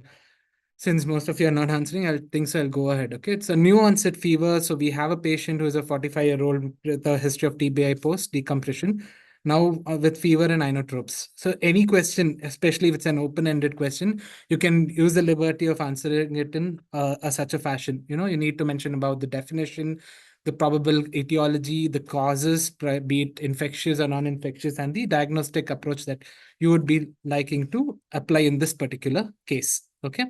So as you all know, fever in an ICU when the patient is non-neutropenic, any fever of more than 101 Fahrenheit is considered to be significant. Similarly, any single oral temperature for a patient who is having neutropenia as one of the background history, that itself, classifies or gets defined as a significant fever in the ICU. Coming to the etiology, broadly, you can classify them into infectious and non-infectious causes. So the infectious causes can range from, in this particular case, ventilator-associated pneumonia, catheter-related sepsis, probable C. diff infection, surgical site infections, bed sores, sinusitis, or any occult site infections, endocarditis, meningitis, or thrombophlebitis. Coming to non-infectious causes, it might be drug fever, transfusion reactions, thyroid storm, adrenal crisis, acalculous cholecystitis, mesenteric ischemia, DVT, neurolip malignant syndrome, or serotonin syndrome. Any of these can be one of the causes. So whenever someone asks for causes, you broadly classify them into infectious as well as non-infectious causes. Is there anything else that I'm missing? Does anyone want to add here? Come on, guys. What do you think? Patient 9 to 10 days of ICU stay post TBI and decompression, fever with shock.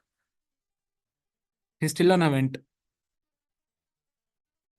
Anything else you guys want to think or anything I missed here? More than most of these things, no, there are a few things which are most commonly seen. Pulmonary embolism was what I was looking at. Okay, so P also is one of the non-infectious causes of fever in such cases. So this is also something that we need to look into. Okay, so coming to targeted, how do you have a diagnostic approach for fever in the ICU? You need to have a targeted history. Whenever you have this patient with a new onset fever, look at head-to-toe examination. Probably you don't have to go like how you routinely do an ICU admission workup, correct? Your patient is already with you. So what has caused the new onset fever? Okay, so probably you have to do a fast hug bid. You have to look into what are the causes at that particular time. When you do this, you need to look into invasive lines. When was it inserted? Site of insertion. Is there any pus point which is present? Any lumen is occluded? All of that has to be checked into. Duration of the NG tube. Okay. Is there any signs of sinusitis or redness or any such suppurative changes that you look into, especially in the site of Foley's, ET, presence of bed sores. Patient is bedridden for a long time. Probably this is one of the areas where things are usually missed. So you, unless you have done a clear head-to-toe examination, probably you might miss a few things like a bed sore, which is actually lurking around. IV lines, probably previously used peripheral IV lines might have caused thrombophlebitis, and that might be one of the causes for sepsis. So you look at for signs of erythema, look at signs for any cord-like lesion on the extremities or swelling of the limbs, usually the limb which is involved with an IV axis. Along with this, look at the neurological status, look at the signs of feed tolerance or presence of loose stools, tenderness, etc. Also, reconcile his medicines. Look at what has been started in a day or two ago, and that is one of the things that you need to look into as well. Okay. So, along with all of this, if at all the patient is on a ventilator, please always look into what has been the the condition of the patient on the ventilator in the past 2 days or 12 hours or so, whether there has been an increase in the FiO2 or a PEEP. Have you asked for a chest X-ray? How does the X-ray look today as compared to a day or so ago? Correct. So along with this, if you have done your initial evaluation, then you go ahead with the investigations. So ask for repeat cultures depending on what are the site you're looking at. Probably it might be blood cultures if you're thinking of line-related sepsis. If you're thinking of a VAP, probably you might have to send in for respiratory sampling. If you're thinking of a possible urosepsis or a catheter-related infection, probably you might have to replace the Foley's or might have to repeat a urine culture. Similarly, you can go ahead doing an ultrasound screening as well to look at probable source of sepsis, be it lung ultrasound or abdominal ultrasound. So, abdominal ultrasound rule out acalculous cholecystitis. Probably you can look at a possibility of cystitis or some kind of features suggestive of urinary tract infection, be it hydroerythronephrosis, etc. Similarly, use a lung ultrasound to rule out a probability of dynamic air bronchograms, okay, with effusions, etc., which can give you an indication for a new onset lower respiratory tract infection, which might be a probable VAP at that particular time. Okay. Along with this, you can do extensive workup, like, you can send in biomarkers. If biomarkers are in a decreasing trend, like usually procalcitonin, probably non-infective etiologies can be thought about. Sinus evaluation becomes more relevant in such cases, especially post-op, day 9, day 10 in the ICU, still on a vent. Probably you're unable to wean these patients. So occult sites infections has to be thought about. So adjunctive markers, as I was telling you, is something like how you can use a procalcitonin to rule out the difference between an infective versus a non-infective. I think so in the previous classes, especially one related to community acquired pneumonia, etc. We have mentioned what is the relevance of procalcitonin. So you can go back to those slides and look at it, how the level of or the cutoff values for procalcitonin is present and what we assume the possible causes may be. If the procalcitonin is negative, it does not mean that there is no infective etiology. Probably a viral etiology or a fungal etiology should still be thought about. Okay. So along with all of this, there's one more thing that you can do. Initial investigations, I mentioned a lot of this. You can also run in and do an echocardiography, looking for any probable new lesions or a new murmur or something like that. Very rarely that you can think about a possibility of a endocarditis, which might have been missed in the initial evaluation.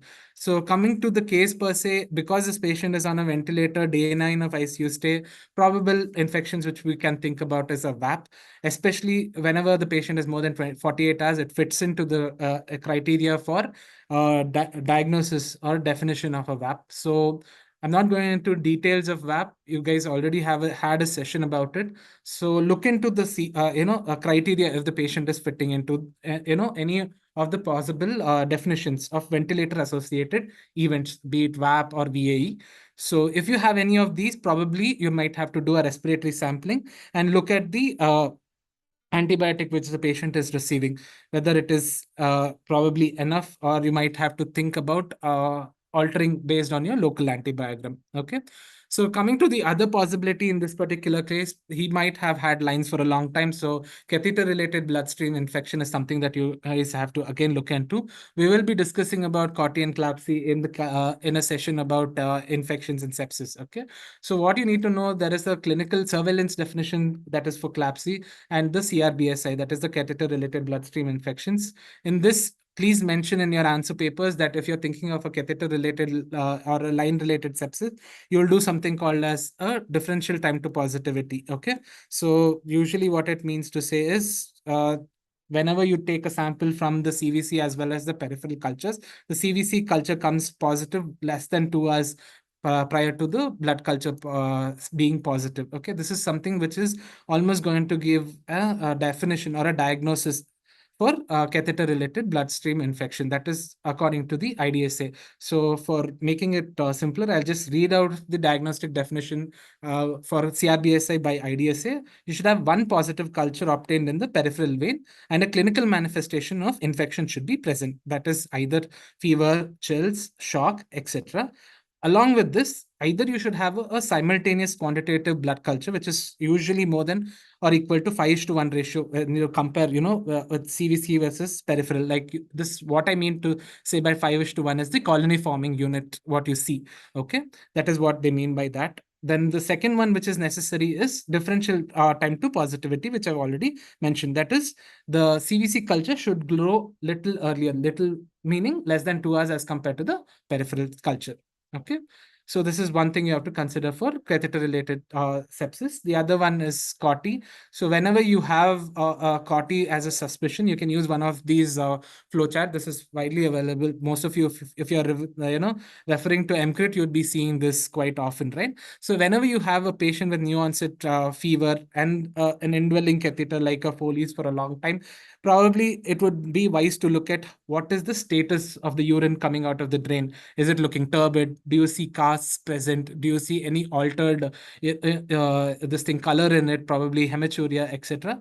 Probably you might have to revisit that catheter and probably change it if necessary, or discontinue if not necessary at that particular time. Okay, if at all it is showing that that might be the possible source of sepsis, it would be wise to follow up with the culture after discontinuing the catheter. Any culture in the urine from such a source, if the colony forming unit is more than 10 to the power 5, that is more or less, with one of the organisms coming in positive with your gram stain, is more or less an indication that the patient has COTI. Okay. So coming to surgical sites. So this is another site which we have gone into, correct? The patient was on a vent, day 9, shock is present. We address VAP, we addressed catheter related, we are addressing, COTI. The other thing is we should also think about surgical site infections, especially if the patient has undergone a decompression. Is there any drain which is left in by the surgeon? Has there been a review scan done? Neurosurgical meningitis is not something which is abnormal, okay, I mean, unknown. There have been a lot of studies going on. So one of the things which has been attributed as an earlier marker for neurosurgical meningitis is the use of a CSF lactate. If at all there is a drain persistent, get a CT scan, look for any collections, okay, if it is present at the surgical site. That might be one of the source of sepsis. The other thing, if it is not there, if you're not able to do it, CSF lactate of usually more than 4, okay, is an indication that there is a possibility of neurosurgical meningitis. So if a case is asked like this, depending on the case, look at it. I'm discussing in a case of a CNS scenario. If it is an abdomen or if it is anywhere else, look at the possible focal signs and then talk about it. Okay, so surgical site infection is another possibility of fever in this particular patient.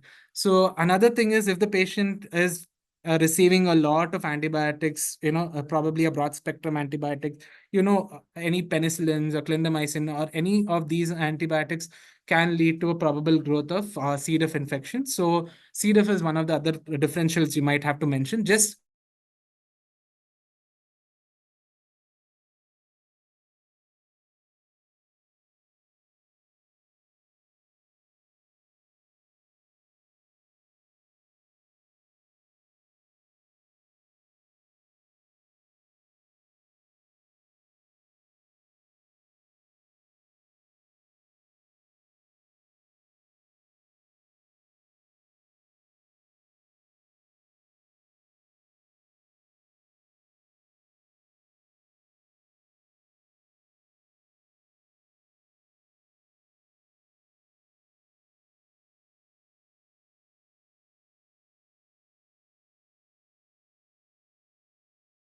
This meeting is being recorded.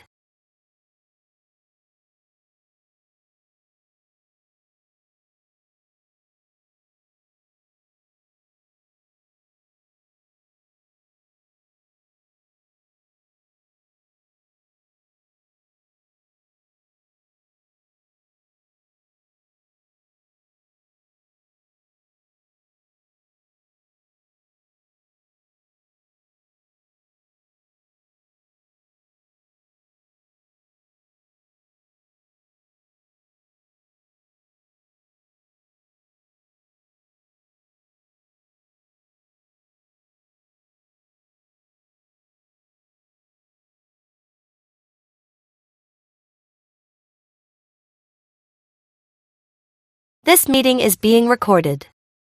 you have taken samples which come as sterile, but still the patient is spiking a high-grade fever after 24 to 48 hours. Probably drug fever is what you have to think about. It's always a diagnosis of exclusion. You have to look at probable signs of hypersensitivity in this patient, look at signs of rashes, look at signs of SIRS, which is also usually non-specific. Mostly, this is what you see, okay, in such cases of drug fever. So it is not necessary that the patient should have fever 1 or 2 days after starting the drug. Probably the drug might have been started long ago, and over the course of time, the patient would have developed. The rough ballpark figure is between 5 to 7 days. It can be as low as, I mean, as high as 8 to 10 days as well. So mechanisms which have been associated with drug fever: hypersensitivity, altered thermoregulation, idiosyncratic reactions, and probable drug interactions, which can cause this drug fever. Okay. So commonly associated drug, one thing you have to know, any drug can cause drug fever. Mostly we have to look at these causes. We all have seen atropine-induced, hyperpyrexia in a patient of OP poisoning, right? So this is only place where we actually attribute atropine and then look at the necessity and then to try to reduce the fever or hold on to the drug, right? But probably at this point in time, if it's an OP and the patient is having fever, you'll never stop atropine because that is the thing which is saving it. So that's one thing that we need to weigh the pros and cons and think about whether we should discontinue the drug, use an alternate drug, or you think of an alternate etiology. Okay. So these are the things that I would like you to understand. Okay. But in the exam, you just mentioned that drug fever, probable mechanism, probable causes. So commonly we use this, what we use is penicillin group of drugs. They are also known to cause drug fever. Uncommon, usually, cancer chemotherapy drugs is something that you need to consider. Rare causes are steroids and macrolides. It might be looking a little counterintuitive when we are talking about corticosteroids, but yes, sometimes, mineralocorticoids have, even glucocorticoids for that matter, have been associated with the occurrence of drug fever. Okay. Coming to another non-infective etiology, since it's a surgical case, probably the patient might have received transfusions. So think about transfusion reactions. Look for the etiology of a transfusion reaction. It can be hemolytic or non-hemolytic. Hemolysis, definitely you will see signs of hemolysis. Probably you'll see schistocytes, change in bilirubin, probably indirect hyperbilirubinemia. Also, you'll see for raised LDH. Okay, and the Coombs test definitely will come positive. That is your direct Coombs test. Along with this, you will see some other features, that is hemoglobinuria. Most of the time, the hemolytic type of a transfusion reaction is associated with fever, chills, and the patient can also have hypotension, like in our patient who is also having inotropic support. Okay, if the patient is awake, probably because of the hemolytic reaction, they can have something like a crisis symptoms, and they can complain of pain, usually lower back pain. Coming to non-hemolytic type of a transfusion reaction, usually it is seen 1 to 6 hours after transfusion reaction, which is not as myriad like a hemolytic anemia. I mean, hemolytic transfusion reaction. This is something like a slow process. It usually occurs a little delayed. Usually, patients can have a low-grade fever, which can be associated with chills, because there is an ongoing issue with the blood. They can be associated with shortness of breath. Okay, so usually nothing needs to be done. The patient has to be observed, and conservative management would help in such cases. Okay. Another thing probably which can be seen in such cases, a long stay in the patient in the ICU can also have a possibility of a mesenteric ischemia, depending on the inotropic supply or the etiology. If it is, in our case, it's a TBI. If the patient is on long-term, this thing, SIRS features like a tachycardia, probably cardiomyopathy, or if the patient is having uncontrolled diabetes. So these cases can fit into a criteria of non-obstructive mesenteric ischemia. If the patient is having sepsis, abdominal etiologies, some other reasons, probably even an occlusive mesenteric ischemia is another probable etiology for fever in such cases. So look at signs for abdominal tenderness, hematochezia, feed intolerance, presence of lactic acidosis, especially D-lactate. All of this is something which can help us understand the possible etiology. Okay, so definitive diagnosis is after the initial evaluation. Probably you might have to do a CT angio in such cases. Even if there is AKI, because of benefit of doubt, you can go ahead and get a contrast CT and then rule out the possibility of a mesenteric ischemia. The treatment, colonoscopy and sigmoidoscopy is both, diagnostic as well as therapeutic in cases of mesenteric ischemia associated with bowel dilatation.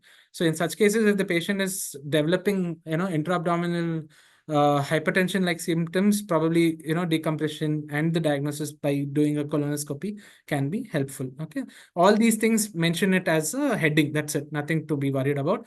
The other thing, always patient with a bleed, probably missed DVT prophylaxis. Think about DVT as one of the causes for the fever in this patient with ICU stay. Okay, so always use your Wells criteria, whatever you're using in the ICU. Rule out, look at the local signs, do a 4-point compression ultrasound. Okay, so rule out DVT as one of the other causes of fever in the ICU. Serotonin syndrome and neural malignant syndrome are very rare things. It depends on what the patient is on. If the patient is on multiple, medications prior to the admission, so if at all he's on drugs which are predisposing to the occurrence, probably these are the things that you can write it as one of your differential diagnosis. That is your non-infective etiology of fever. That is serotonin syndrome and neural malignant syndrome. You should be able to differentiate between the two. If it is a serotonin syndrome, probably it is usually because of SSRIs or the serotonergic agents. What you see is hyperreflexia and myoclonus as compared to rigidity, which is seen in neuroleptic syndrome, which usually happens because of dopamine antagonists. So the thing is, in serotonin syndrome, probably there is no specific lab finding that you see. Usually it occurs 24 to 48 hours after changing of therapy. Whereas in neural malignant syndrome, you can see the patient is having increased creatine kinase, leukocytosis, hyperpyrexia, etc., which is more indicative when the patient has severe rigidity to be a cause of neural malignant syndrome. The thing in neural malignant syndrome is, as it doesn't occur quite rapidly as seen in serotonergic syndrome. Okay, it takes time. It usually takes at least a week to occur. Okay, and the treatment also, the resolution in symptoms also is slow. So onset is slow and resolution is also slow in neural malignant syndrome. So coming to the summary of this question, always acknowledge the sign and symptom whenever the patient presents to you. Actively rule out and evaluate what is the cause based on the presentation of the patient. So always give a fast hug bed to your patients. It really helps to know or localize what is the probable cause. So if there is issue with feeding, probably it is something to be done with the abdomen, or else it's a severe case of sepsis. Any thing got to do with altered sensorium, probably you have to look into encephalopathy or neurosurgical meningitis, etc. If there is a change, if the patient has not received any thromboprophylaxis, probably rule out DVT. Okay, think about fluctuations in glycemic control, look at possibilities of line-related sepsis, etc. Okay, so always remember, in a question like this is your question where you can get the maximum points. Answer to the point and give them broad headings. So if you answer it under headings, you will get better marks. Okay, this is what is usually anticipated. So this slide was actually provided by Tapasur. I would like to thank him for that. So any questions, you can feel free to ask in the chat box below. Okay, I'll answer it later on. So because of want of time. Okay.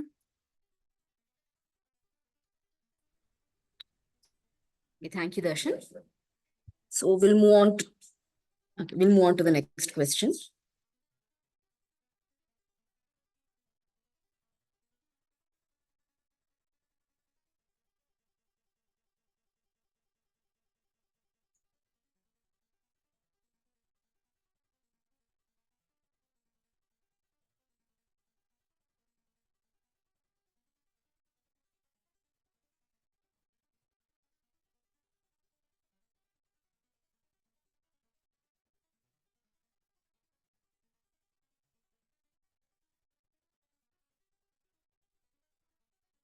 Okay, so our fifth question was, mention the indications and complications of VV ECMO, which is asked for 3 marks. Outline the components of VV ECMO with a label diagram. And last part is explain the role of ECMO in the management of cardiac arrest. Okay, so the first question is, mention the indications and complications of VV ECMO, which is asked for 3 marks.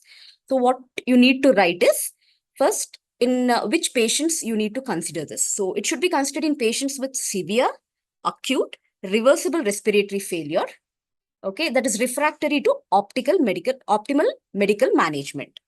So according to the ELSO guidelines, okay, what are the indications of this VV ECMO? So one or more of the following should be present.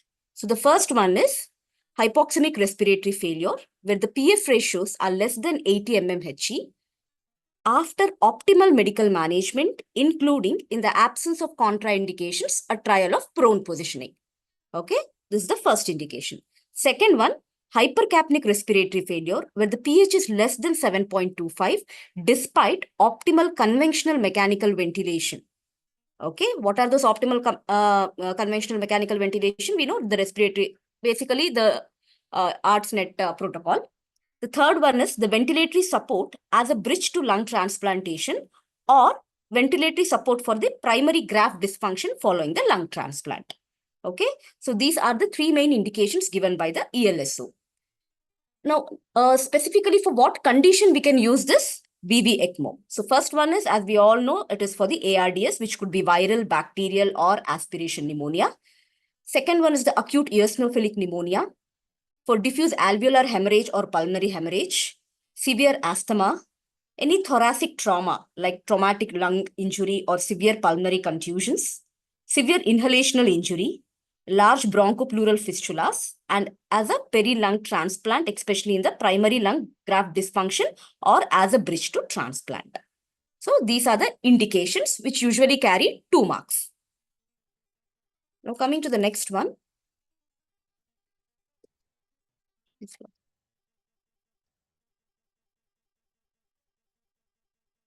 Sorry, my slides are not moving.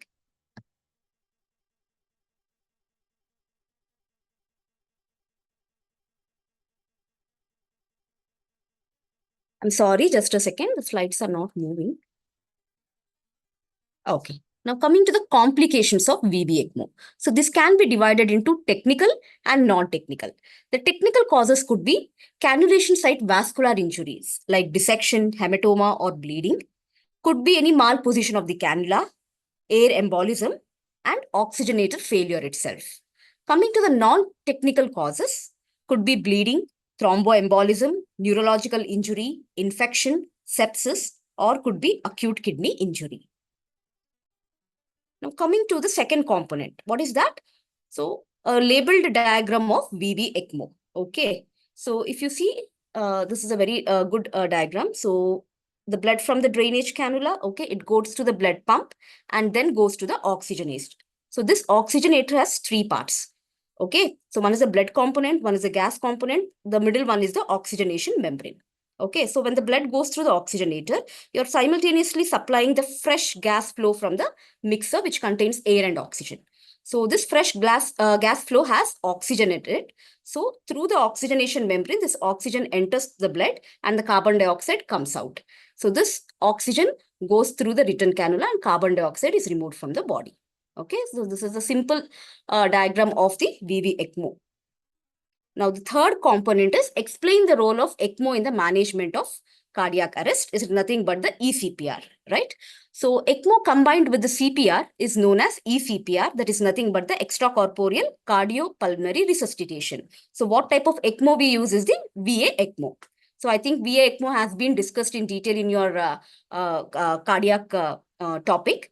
So, basically, what does this eCPR do? It permits hemodynamic as well as respiratory stabilization of patients with cardiac arrest who are refractory to conventional CPR. So this technique allows the parallel treatment of the underlying etiology of the cardiac arrest while maintaining the organ perfusion. So that is the advantage of the eCPR. Okay. Now, so if you give the definition, it is 1 marks. So the next 3 marks is distributed as we have to know for which patients this eCPR has a favorable outcome and for which patient it has an unfavorable outcome.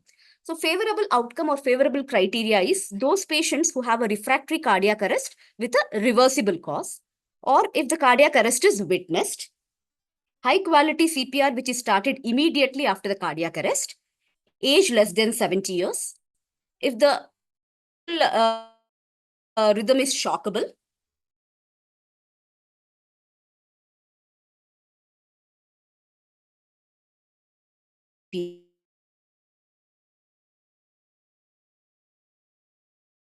favorable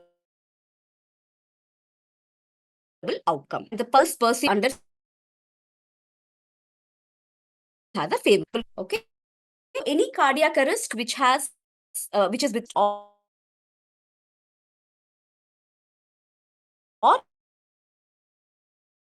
than 3 more than minutes and low flow is more than 20 minutes. Or if there is any the poor quality PR, so it is 10 mmHg, poor quality 20. or any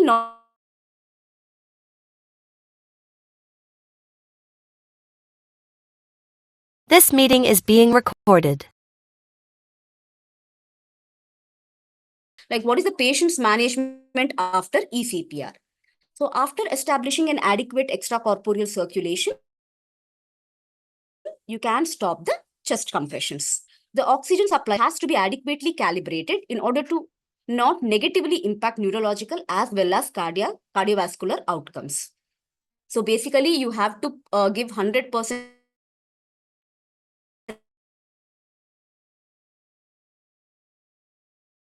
of oxygen levels. So the MAP should be maintained between 25 mmHg.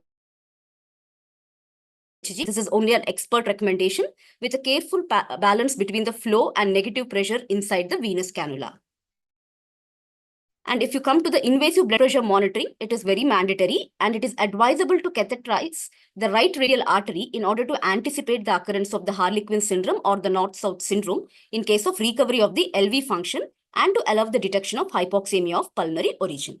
And once the patient is assisted and stabilized on VA ECMO, treatment of the suspected cause of the cardiac arrest should be initiated, whether it was an MI or whether it was a pneumothorax or anything.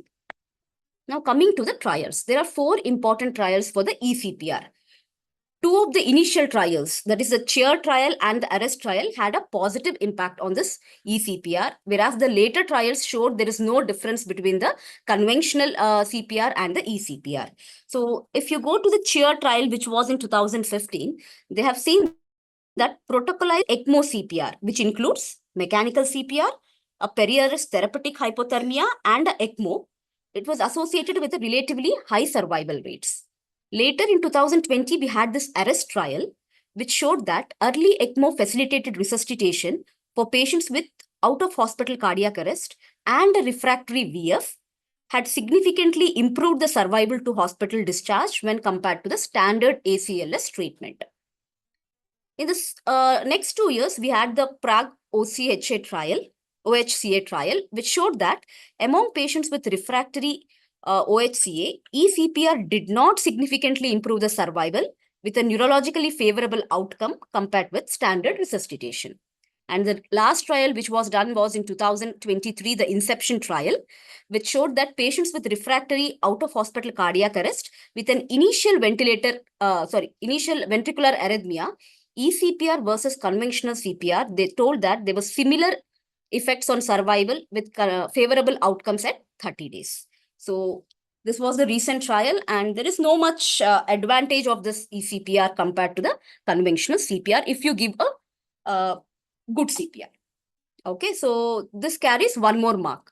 Okay, so this completes your mock questions. So next we'll go to the obstetric critical care. Bhuvana? Yes, ma'am, I'm there. Yes. Okay.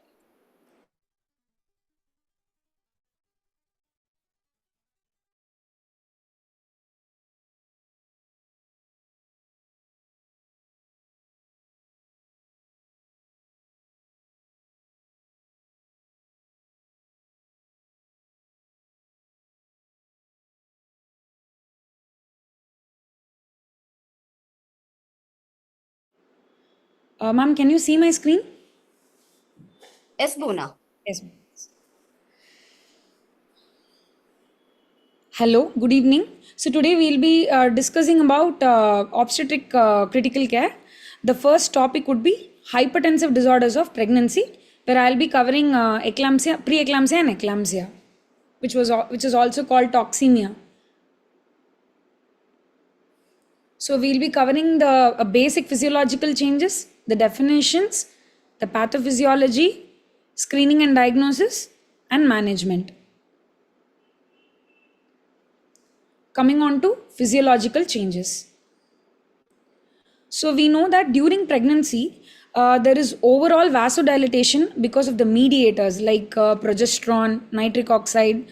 So this vasodilatation in general leads to reduction in vascular resistance, BP, as well as this, in compensation for this mechanism, there will be activation of neurohumoral activation like renin, angiotensin, aldosterone axis activation for resetting the osmotic threshold for thirst and also increase in the production of vasopressin.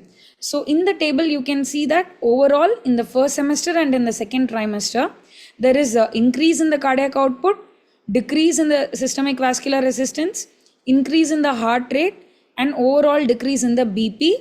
By third trimester, the BP stabilizes to the pre-pregnancy level mostly, but the other changes remains the same. And I also told you, because of the increase in estrogen, progesterone, relaxin, these changes happen, and there will be a compensatory increase in the renin angiotensin mechanism also. So overall, the systolic blood pressure comes down by 4 to 6 millimeter mercury, lowest at 20 to 24 weeks, and they rise gradually to pre-pregnancy values at term. And the diastolic pressure comes down by 8 to 15 millimeter mercury. The mean arterial pressure comes down by 6 to 10 millimeter mercury. The heart rate increases by 12 to 18 beats per minute.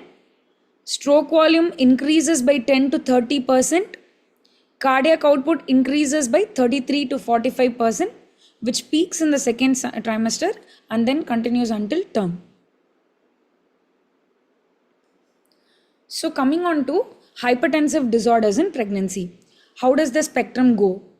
So any BP more than 140 systolic, diastolic more than or equal to 80 millimeter mercury is considered as hypertension.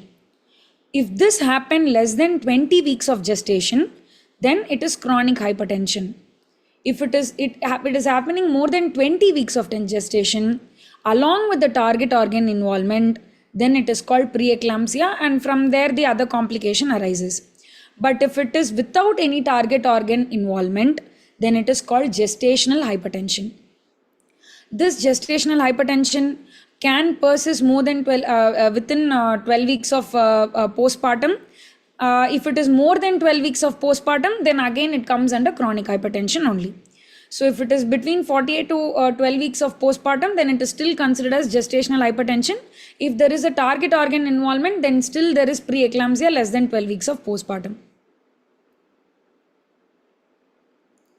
So coming on to definition, any hypertension less than 12 weeks of gestation is chronic hypertension, which is defined as systolic BP more than or equal to 140 millimeter mercury, diastolic BP more than or equal to 90 millimeter mercury on at least 2 occasions, 4 hours apart. And if the hypertension is diagnosed de novo during pregnancy and persists for more than 12 weeks post-delivery, then also it is called as chronic hypertension. There are also other terminologies for chronic hypertension, mainly for OPD visits. White coat hypertension, when the BP is more than or equal to 140/90 in a clinic, but the BP is less than 135/85 with home or ambulatory BP monitoring. Masked hypertension, when the BP is less than 140/90 in clinic, but it is more than 135/85 outside the clinic. So when the hypertension happens more than 20 weeks of gestation, then it is called gestational hypertension without a target organ damage. Again, the definition goes by systolic BP more than 140 millimeter mercury, diastolic BP more than or equal to 90 millimeter mercury on at least 2 occasions, 4 hours apart, at a gestational age more than 20 weeks, with no features of preeclampsia, that is, absence of proteinuria, absence of target organ involvement. What is preeclampsia? When the gestational hypertension happens with proteinuria, that is more than 300 mg on 24-hour urine protein collection or 0.3 mg on urine point of care assessment. Or if the hypertension persists between 48 hours to 6 weeks after delivery, then it is preeclampsia. Preeclampsia can be without severe features and then with severe features. What are the severe features? So if the systolic BP more than 140, again diastolic BP more than 90 with proteinuria, and there is evidence of end organ injury also. Or if the systolic BP more than or equal to 30 millimeter mercury, or diastolic BP more than or equal to 110 millimeter mercury on at least 2 occasions 4 hours apart. Or if the patient is having severe hypertension requiring IV antihypertensives for controlling the BP to maintain a level of 160 less than 160 110, then they are also termed as preeclampsia with severe features, either with end organ injury or if the BP itself.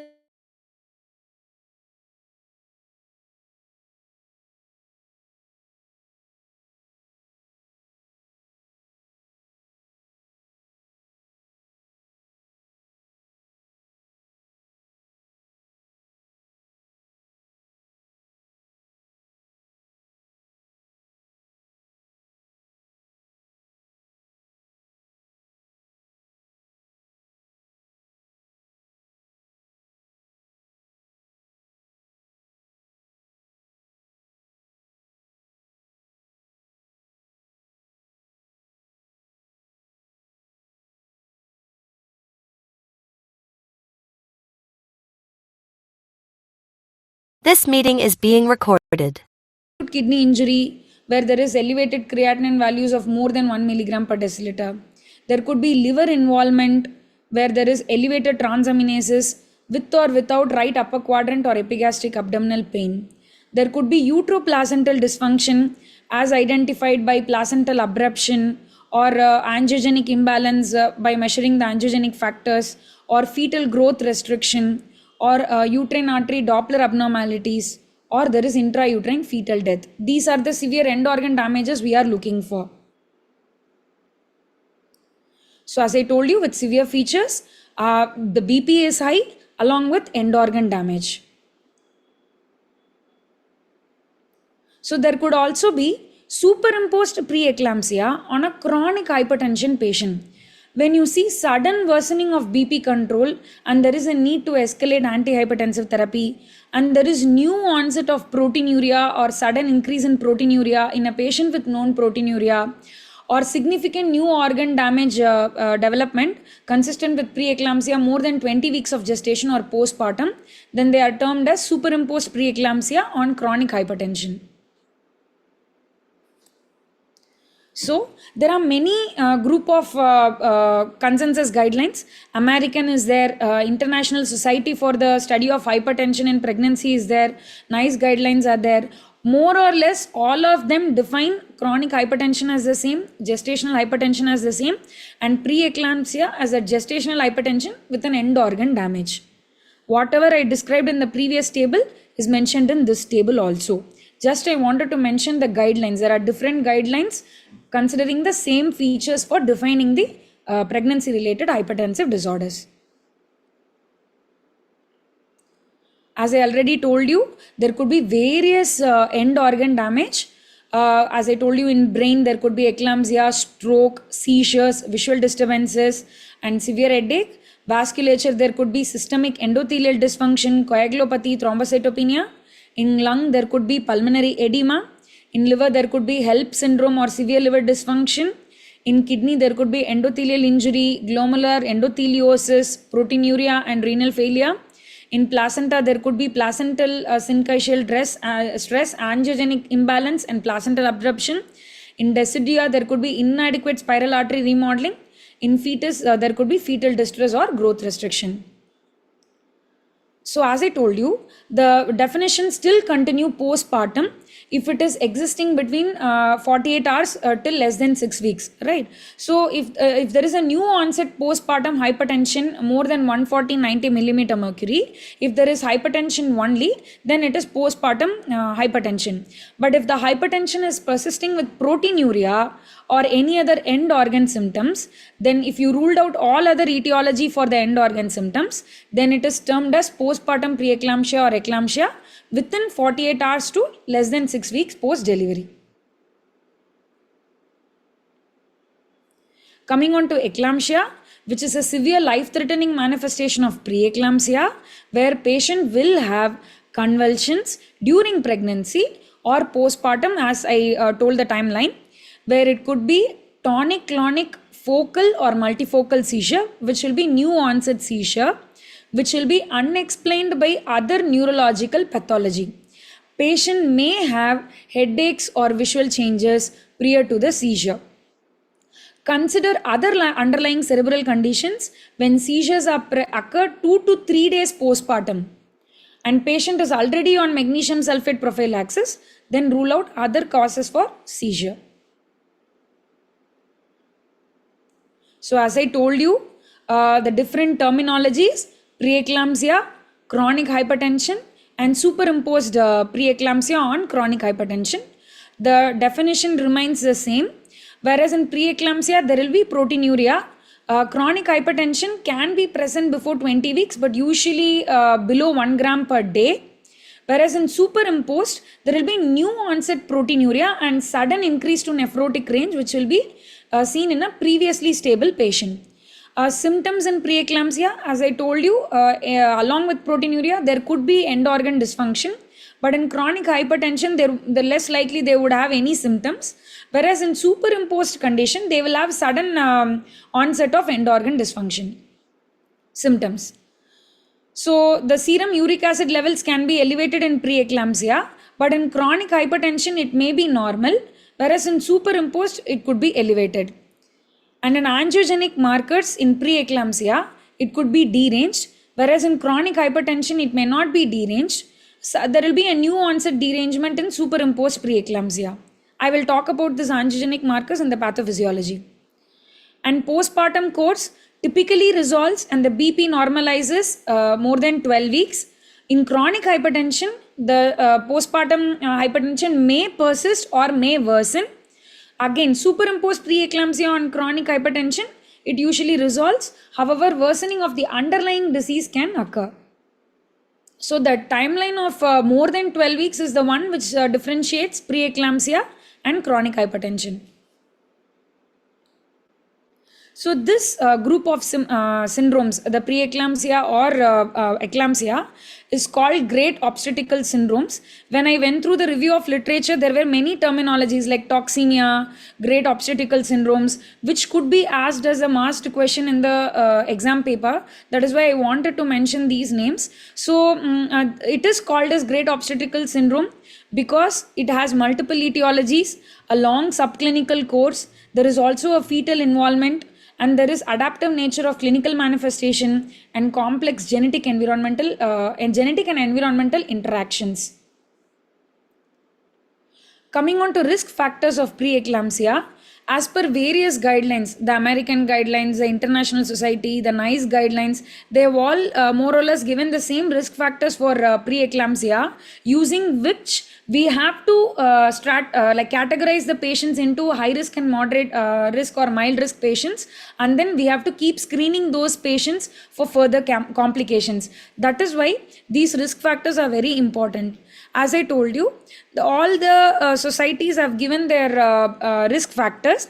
The common ones are, they are categorizing the patients into high risk factors and moderate risk factors.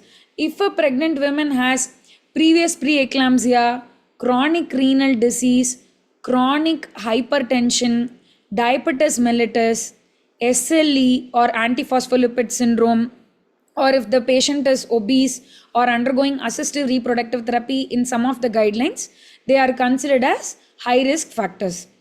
Okay, moderate risk factors, if the patient is in first pregnancy, age is more than 40 years, if it is a multifetal pregnancy, and there is prior placental abruption, prior stillbirth, again obesity, interpregnancy interval more than 10 years, and family history of preeclampsia, then they are categorized as moderate risk factors. So basically, by categorizing them, the repeated monitoring as well as when to plan for the delivery and when to wait for the expectant management it's basically to define the treatment guideline for different individual protocolized based treatment for individual pregnant patients. Okay.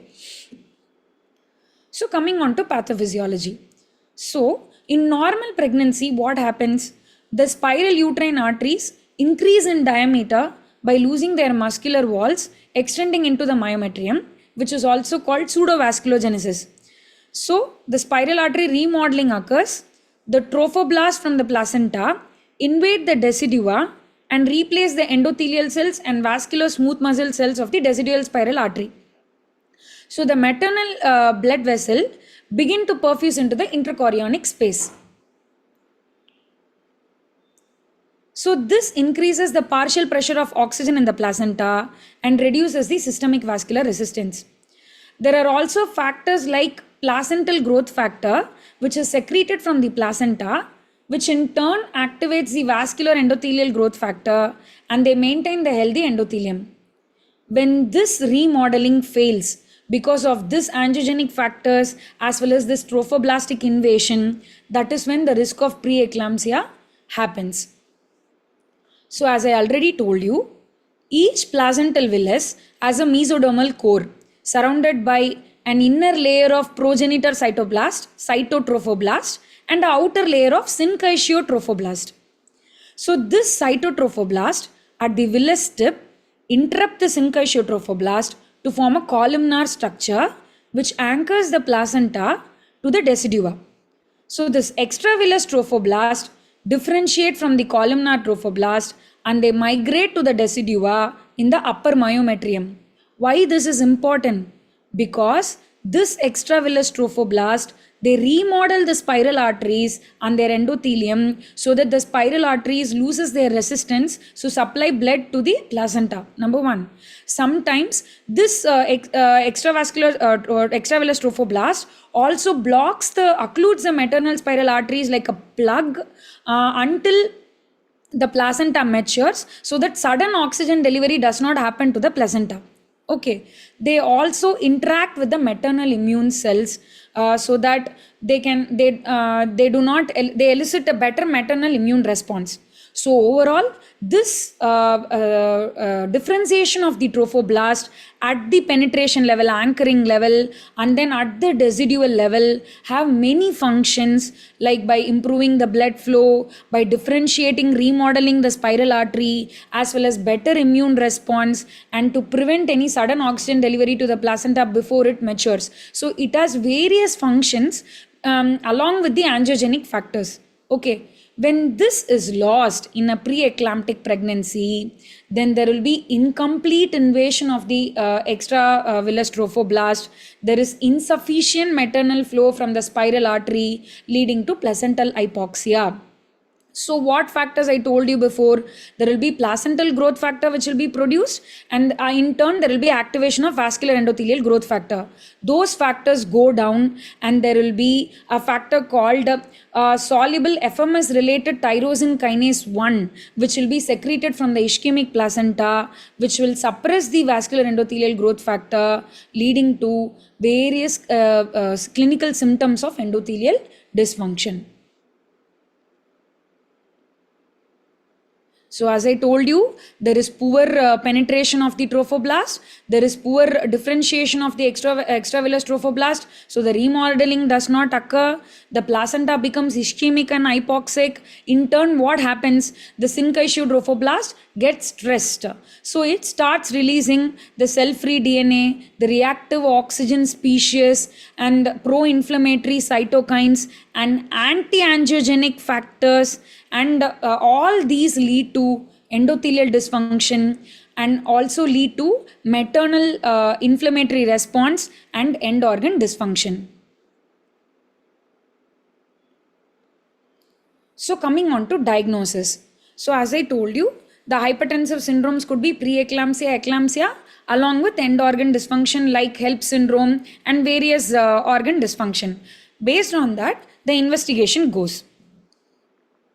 So we measure hemoglobin and hematocrit because hemo concentration supports the diagnosis of gestational hypertension with or without proteinuria. It indicates severity. Levels may vary because of hemolysis. Coming on to platelet count. Yeah, it helps us rule out the HELP syndrome. And serum AST, ALT, again elevated levels suggest hepatic involvement. Serum LDH, where elevated levels suggest hemolysis and hepatic involvement. Urine analysis, We see proteinuria for giving different definitions of hypertension. Urine albumin and creatinine ratio. It can be quickly determined with a single spot urine sample. Proteinuria 24-hour collection, which helps us differentiate the proteinuria levels in various conditions. And serum uric acid, it could be elevated and aids in differential diagnosis of gestational hypertension. And serum creatinine, normally the levels drop in pregnancy. When there is an elevated level, then it shows us the severity of hypertension. What are the other investigations we are going to do in case of preeclampsia? As I told you, the angiogenic factors like placental growth factor, VEGF, the soluble tyrosine kinase 1 can be used to see whether it is in the preeclamptic range or in a chronic hypertensive range. Normally, in a normal pregnancy, this placental growth factor levels will be high. When this tyrosine kinase levels are high, then we have to suspect preeclampsia. So, evaluation of the angiogenic imbalance as a marker of uteroplacental dysfunction. Normal angiogenic balance would strengthen a diagnosis of gestational hypertension. So, placental growth factor alone or in combination with this tyrosine kinase 1 to rule out suspected preeclampsia within the 14 days following measurement. The ratio of SFLT1 to placental growth factor below a certain cutoff can reliably rule out preeclampsia among the women with a suspected disease. What else we can do? We can also use uterine artery pulsatility index on ultrasonography. So, we are measuring impedance and notching in the uterine artery pulsatility index. So, normally, impedance is affected by alteration in the resistance or compliance of the uterine vessels. When there is decreased impedance, as in normal pregnancy, because of the penetration of the trophoblast, there is spiral artery remodeling. So, there will be decreased impedance resulting in I flow, which is represented by a broader systolic peak and increased diastolic flow as seen in the picture. But what happens in preeclampsia? There is no spiral artery remodeling, there is failed remodeling, so there is increased impedance. So there is associate, which is seen in our preeclampsia, where you can see a sharp systolic peak, okay, and a poor diastolic flow. So there is also a feature called notching, which usually indicates high vascular resistance. Normally, resistance decreases throughout pregnancy and we don't see notches. Okay, but if there is a notch, early diastolic notch, then it indicates high vascular resistance, which is usually seen in preeclampsia. Coming on to screening of preeclampsia. So, based on the risk factors, as I told you by different guidelines, there is also a fetal medicine foundation guideline which had predicted this screening model for all pregnant women with a risk factor. Okay, all pregnant women with a risk factor should be screened between 11 to 13 weeks of gestation to determine the risk of preeclampsia at less than 37 weeks of gestation. By using maternal characteristics, by using their blood pressure, by using angiogenic factors, as well as this uterine artery pulsatility index.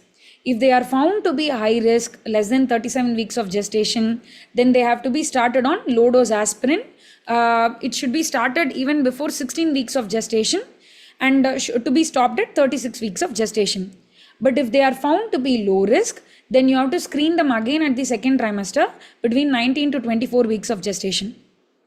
So, if suppose they are found to be high risk, then they have to be frequently monitored. That is very important. Okay.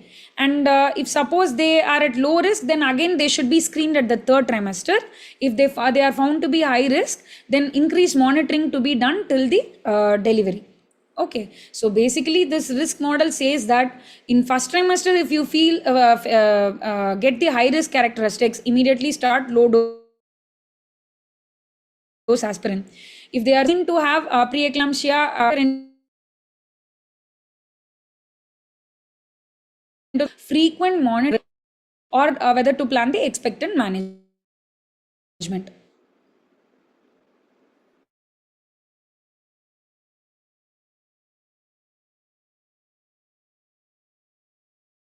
And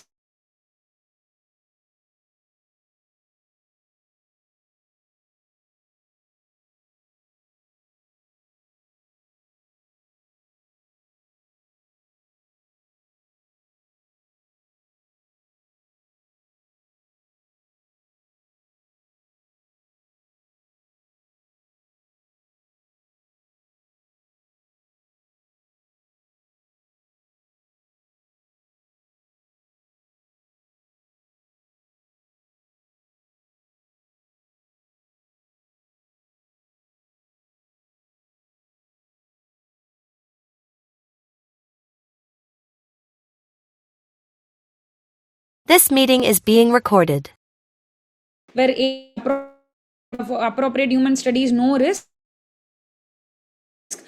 B, insufficient human studies, but animal research suggests safety. C is insufficient human studies, but animal studies shows problems.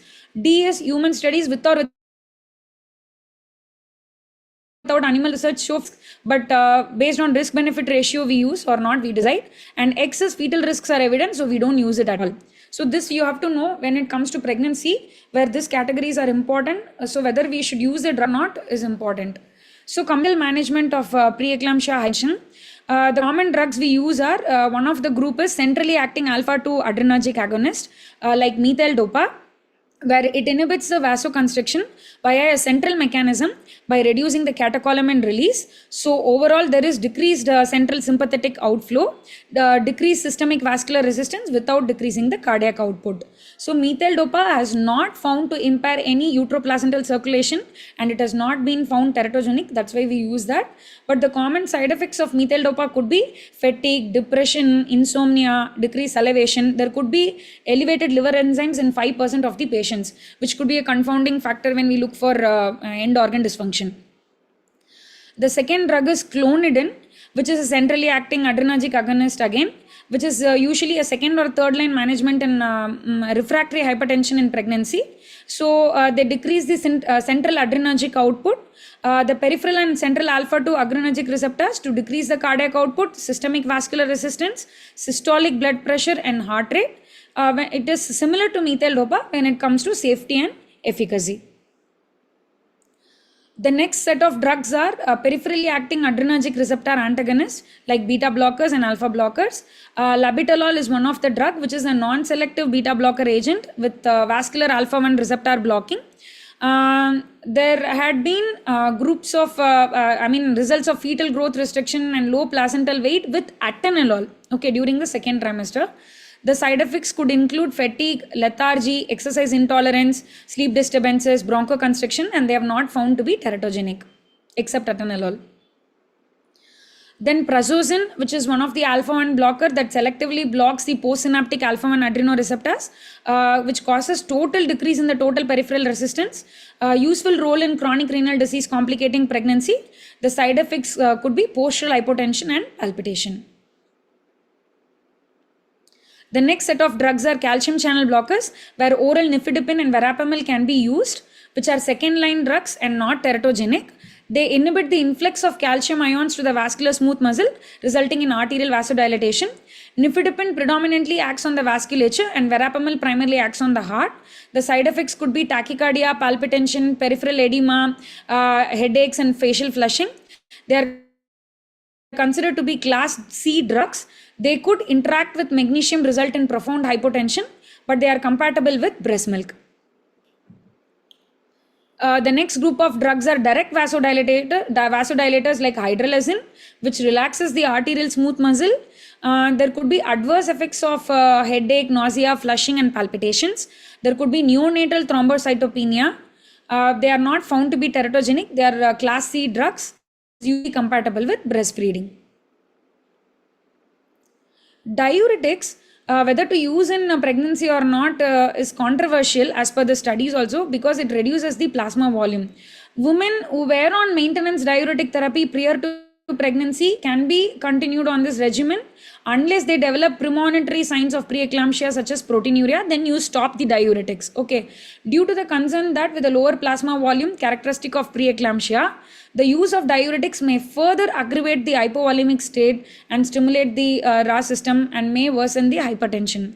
Studies have not been associated with adverse pregnancy outcomes.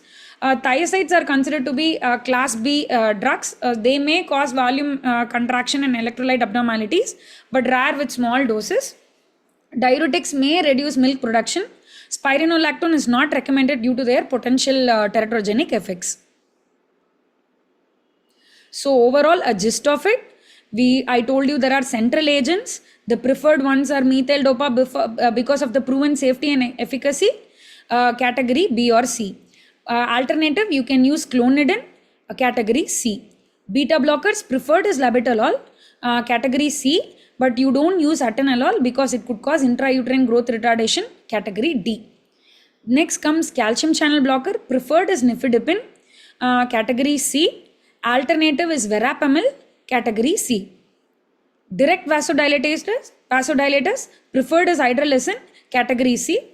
Alternative is nitroprusside, you can use, but there is risk of cyanide and thiocyanate toxicity, category C.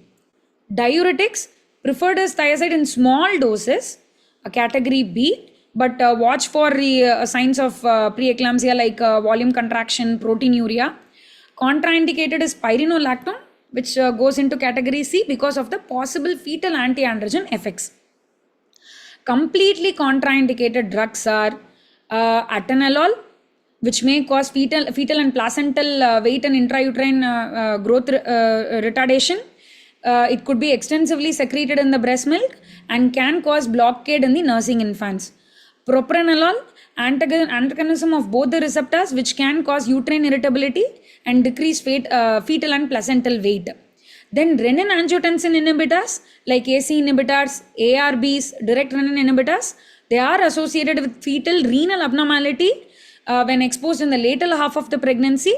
The reports of cardiovascular and central nervous system malformations are also present. As I told you, spironolactone, which could cause fetal anti-androgen effects, and nitroprusside, we have to use with caution because it can be associated with fetal cyanide poisoning. As a last resort in hypertensive emergency, you can use nitroprusside. So coming on to the doses, labetalol, we start with 10 to 20 mg per minute.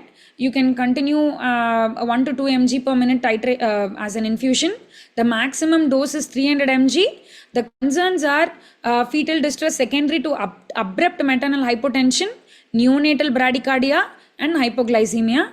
Contraindicated in second or third degree AV block or heart failure, asthma, and bradycardia. Hydralazine, the dose is 5 mg IV or IM. Total dose, maximum dose could be 30 mg. So the concerns would be again because of abrupt maternal hypotension, there could be neonatal effects and it could cause neonatal thrombocytopenia. Coming on to nifedipine, the dose is 10 to 20 mg. Repeat in 30 minutes if needed. The maximum dose is 30 mg. Again, because of the abrupt hypotension, there could be neonatal effects. Nitroglycerin, 5 microgram per minute, maximum of 200 microgram per minute. There could be reflex tachycardia. Esmolol can also be tried at a bolus of 500 microgram per kg with a maintenance of 50 microgram per kg per minute. Maximum of 300 microgram per kg per minute, where there could be fetal bradycardia and fetal blockade. So cautious.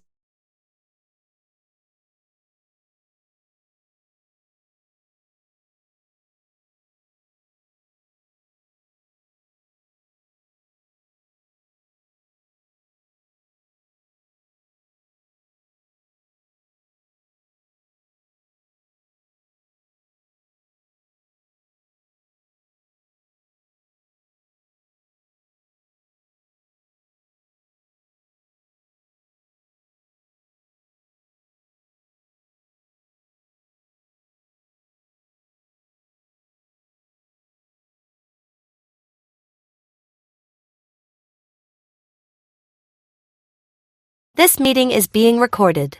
Where they compared very tight control of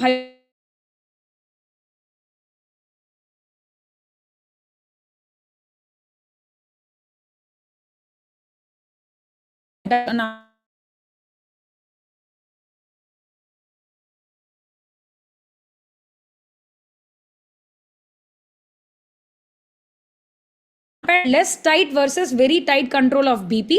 That is nothing but This meeting is being recorded. pregnancy loss, high level of neonatal care, or overall maternal complication in both the groups, but significantly higher frequency of severe hypertension in the less tight group. And they also found that percentage of newborn less than 10 percentile for gestational age higher in tight control group.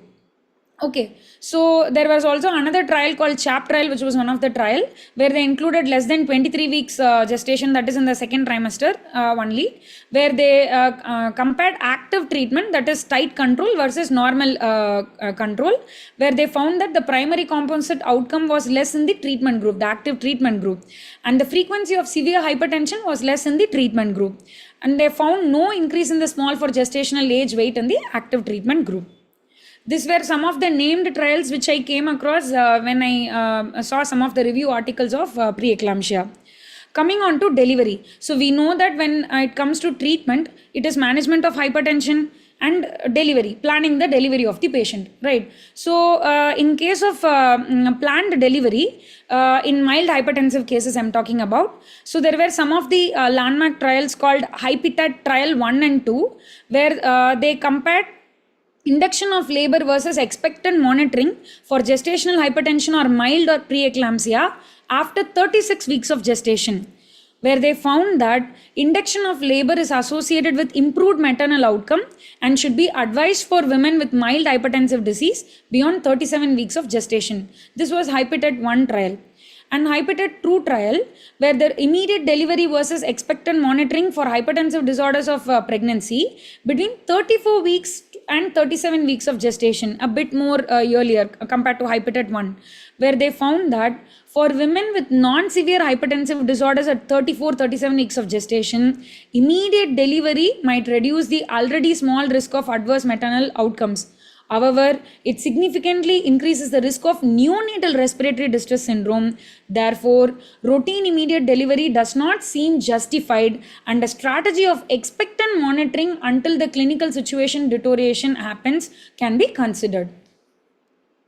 There was another trial called Phoenix trial, where planned early delivery or expected management for late preterm preeclampsia, that is happening at the end of second trimester to the third trimester, where they found that there is strong evidence to suggest that planned delivery reduces the maternal morbidity and severe hypertension compared with expected management, with more neonatal unit admissions related to prematurity, but no indicators of greater neonatal morbidity. So this trade-off should be discussed with women with late preterm preeclampsia to allow shared decision making on the timing of delivery. So overall, all these trials tell us you could wait for the delivery if you could wait as an expected management, but if there is already end organ dysfunction, there is maternal distress, then immediate delivery would help. Coming on to seizure prophylaxis. So magnesium sulfate had been found to be effective in various trials in prevention and treatment of eclampsia in a women with preeclampsia with severe features. It does not prevent the progression of other organ involvement because of the preeclampsia unrelated to seizures. So the role of seizure prophylaxis in preeclampsia without severe features is unclear. So you have to go ahead with a protocolized approach based on patient's presentation. Okay, so you are using seizure prophylaxis with magnesium sulfate only with preeclampsia with severe features as per American guidelines. Without severe features, you have to measure the risk-benefit ratio because the magnesium itself has side effects, right? So you have to look for that. So there was one landmark trial called MACPI trial, which had shown a reduction of preeclampsia, a reduction of eclampsia incidence in a preeclamptic patients with magnesium, like into half. So that is why, as per MACPI guidelines, we are following when to give magnesium sulfate. So restrict the use of magnesium sulfate to patients who are presented with eclampsia or preeclampsia with severe features as defined by the MACPI trial, that is 160-110 with 3 plus proteinuria, or a slightly lower threshold of 150-100 2 plus proteinuria if accompanied by 2 or more signs of imminent eclampsia like headache, visual symptoms or clonus. So this is the trial called MACPI trial conducted by MACLE collaborative group, wherein where women with preeclampsia and their babies, whether they benefit from magnesium sulfate or not. So they found that magnesium sulfate halves the risks of eclampsia and probably reduces the risk of maternal death, but they do not appear to be substantive harmful effects to the mother or baby in the short term. Coming on to management of eclampsia, of course, there is seizure. You have to address airway, breathing, circulation. keep the patient in the calm environment, and you will definitely administer magnesium sulfate. Delivery, if gestational age is above viability in the given clinical care setting, if the gestational viability is not yet reached, then try to keep up the expectant monitoring with rigorous monitoring. Okay, and if suppose even after magnesium there is refractory seizure, then consider sodium amobarbital, phenytoin, thiopental, and the patient should be managed in ICU, and consider neuroimaging. So coming on to magnesium sulfate, it is the treatment of choice for seizure prophylaxis as well as management of eclampsia. So how do you start loading? The loading dose of 4 to 6 gram of magnesium sulfate is administered per infusion pump over 20 to 30 minutes, followed by the maintenance dose of 1 to 2 gram per hour as a continuous intravenous infusion. Continue 24 hours postpartum. There are various regimens like Pritchard regimen, Suspend regimen. Like in our hospitals and all, in MBBS times, we used to follow this Pritchard regimen, which is more or less the same, like dosage wise, maintenance wise, more or less the same. If there are recurrent seizures, additional dose of 2 to 4 grams can be infused over 5 minutes.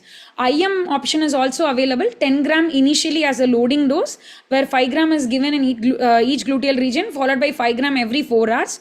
If suppose the IV access is limited, mix with 1 ml xylocaine to 2% to alleviate the pain. Severe features of preeclampsia also, you administer magnesium as I told you. If it is a vaginal delivery, continue the infusion 24 hours postpartum.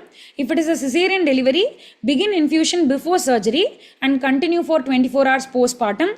Discontinuing prior to the operative vaginal birth or the cesarean section to avoid uterine atony or anesthetic drug interaction is not recommended. So what is the side effect of magnesium administration? How are we going to prevent and monitor the magnesium sulfate toxicity? Place Foley's to monitor renal function, confirm normal serum creatinine level, serial evaluation of the patellar deep tendon reflexes, and monitor respiratory rate. So before administration, you see to that the respiratory rate is at least 16 per minute, the patellar reflexes are present, urinary output is at least 30 ml per hour over 4 hours. Because some of the patients who have preeclampsia with severe features, they might be on magnesium sulfate already. So before starting, at least this baseline requirement is needed. So monitoring the serum magnesium levels is not routinely recommended. Only if there is a renal dysfunction or absence of patellar reflexes, you measure the magnesium. So the concentration should be maintained 5 to 9 milligram per deciliter or 4 to 7 milliequivalent per liter range. And predictive symptoms of magnesium sulfate toxicity happens at various magnesium levels, like loss of deep tendon reflexes can happen at more than 7 milliequivalents per liter. Respiratory depression can happen at more than 10 milliequivalents per liter. Cardiac arrest can happen at more than 25 milliequivalent per liter. And the treatment of magnesium sulfate toxicity would be administering calcium gluconate 1 gram intravenously slowly over 3 minutes until respiration begins to counteract the effect of magnesium sulfate. How does magnesium act to control the seizures as well as to cause vasodilatation? We know that the seizure occurs because of the exotoxic neurotransmitters like glutamate, which in turn activate the NMDA receptor, causing massive depolarization of the neuronal networks and bursts of action potentials. So magnesium may act to increase the seizure threshold by inhibiting the NMDA receptors, thereby limiting the glutamate. That is how it controls the seizures. Coming on to vasodilatory action, magnesium sulfate is a potent vasodilator of uterine and mesenteric arteries and the aorta, minimal effect on the cerebral arteries. It competes with the calcium for binding sites of voltage operated calcium channel and decreases the calcium channel activity and lowers the intracellular calcium, causing relaxation and vasodilatation. It increases the production of prostaglandin I2, which decreases the platelet aggregation and also increases nitric oxide production, overall causing vasodilatation. evidence for use of magnesium sulfate. One named trial is Magpie trial, and there was also a Cochrane review in 2010, which told that the magnesium sulfate is superior to diazepam, phenytoin, or any other drug in reducing the risk of seizure recurrence. And morbidity related to pneumonia, mechanical ventilation, and admission to ICU units were also significantly reduced with magnesium sulfate compared with phenytoin. And coming on to diazepam and phenytoin can be considered if the patients were on these medications to treat epilepsy, and magnesium sulfate is contraindicated if the patient is having myasthenia gravis, hypocalcemia, moderate to severe renal dysfunction, cardiac ischemia, heart block, and myocarditis. Magnesium sulfate does not usually cause any maternal or newborn CNS depression. Diazepam and lorazepam does stop or shorten seizures, but risk of maternal apnea and cardiac arrest is always there. With magnesium, it is not there. So overall, coming on to the management of preeclampsia and eclampsia, if it is hypertension pre-pregnancy, start treating with antihypertensives and do the risk assessment for the patient. As I told you with the flow chart, do the risk assessment. If it is hypertension, early pregnancy, less than 20 weeks of gestation, like chronic hypertension, again start with antihypertensives and keep monitoring the patient for risk assessment. If suppose monitoring is not possible with angiogenic factors, uterine, this thing, then you start low dose aspirin because it has a proven benefit to reduce the preeclampsia occurrence. So you start low dose aspirin. But if preeclampsia is identified less than 37 weeks of gestation, again start with antihypertensives, go on a stepwise manner, start with first line drug, second line drug, then third IV drug, and then start magnesium if there is severe features. Then give corticosteroid if you suppose you are considering delivery, like 24 to 34 plus 6 weeks of gestation, like to cross the viability, and give magnesium sulfate before delivery and after delivery. And preeclampsia is identified more than 37 weeks of gestation. This is what the late term preeclampsia. You start with antihypertensives and consider induction if more than 37 weeks of gestation. Push for delivery at 38 to 39 weeks of gestation if possible. Better short-term and long-term infant outcomes can be seen in such cases.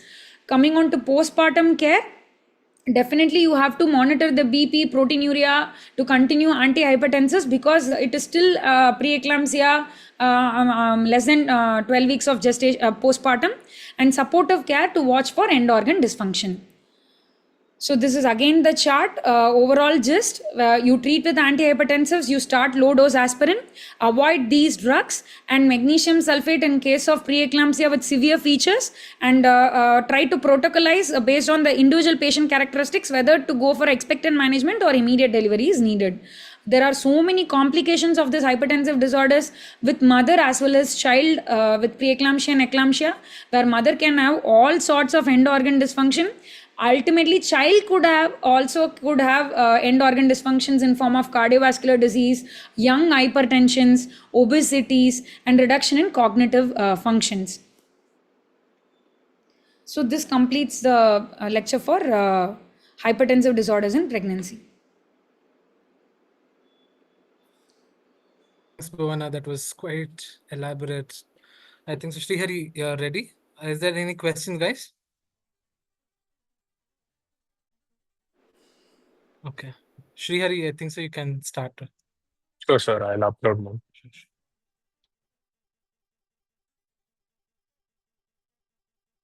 Is the screen audible?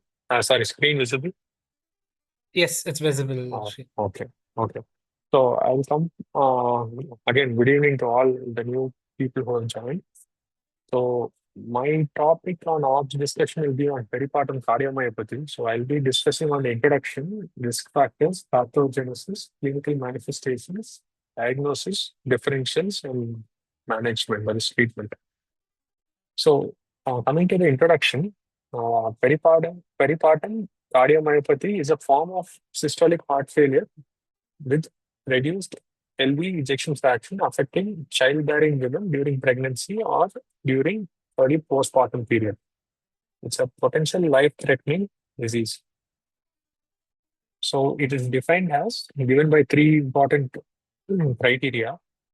development of heart failure in the last month of pregnancy or within 5 months following delivery, absence of another identifiable cause of heart failure, and LV systolic dysfunction with LVEF less than 45% with or without LV dilatation. So these three criteria are mandatory for the diagnosis of PPCM. Okay, the risk factors. One is age more than 30 years, patients of African descent, pregnancy with multiple gestations, prior or concurrent preeclampsia, eclampsia, or postpartum hypertension, maternal cocaine abuse, long term, that is more than 4 weeks of oral prophylactic therapy with beta adrenergic agonists like terbutaline, and high parity. So they say the mean age for PPCM presentation is 31 years and the mean parity is 3.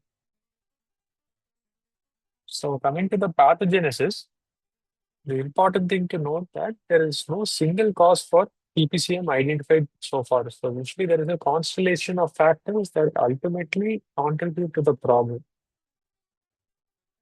So one is there can be an angiogenic imbalance, like what Bernard explained in the presentation on preeclampsia.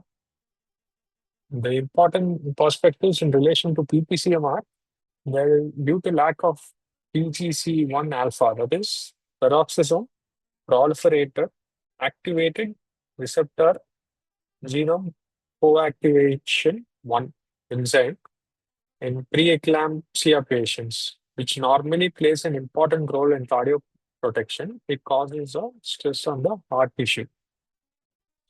And along with this, there is an inhibition of this antioxidant enzyme, that is the superoxide dismutase, that normally inhibits, that helps, that is supposed to be a helpful enzyme for the body. So by inhibiting this enzyme, it causes inhibition of apoptosis of the vascular endothelial cells.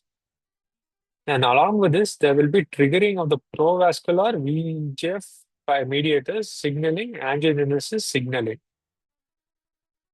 So these three are the important contributory factors to the angiogenic imbalances that occur in these subset of patients.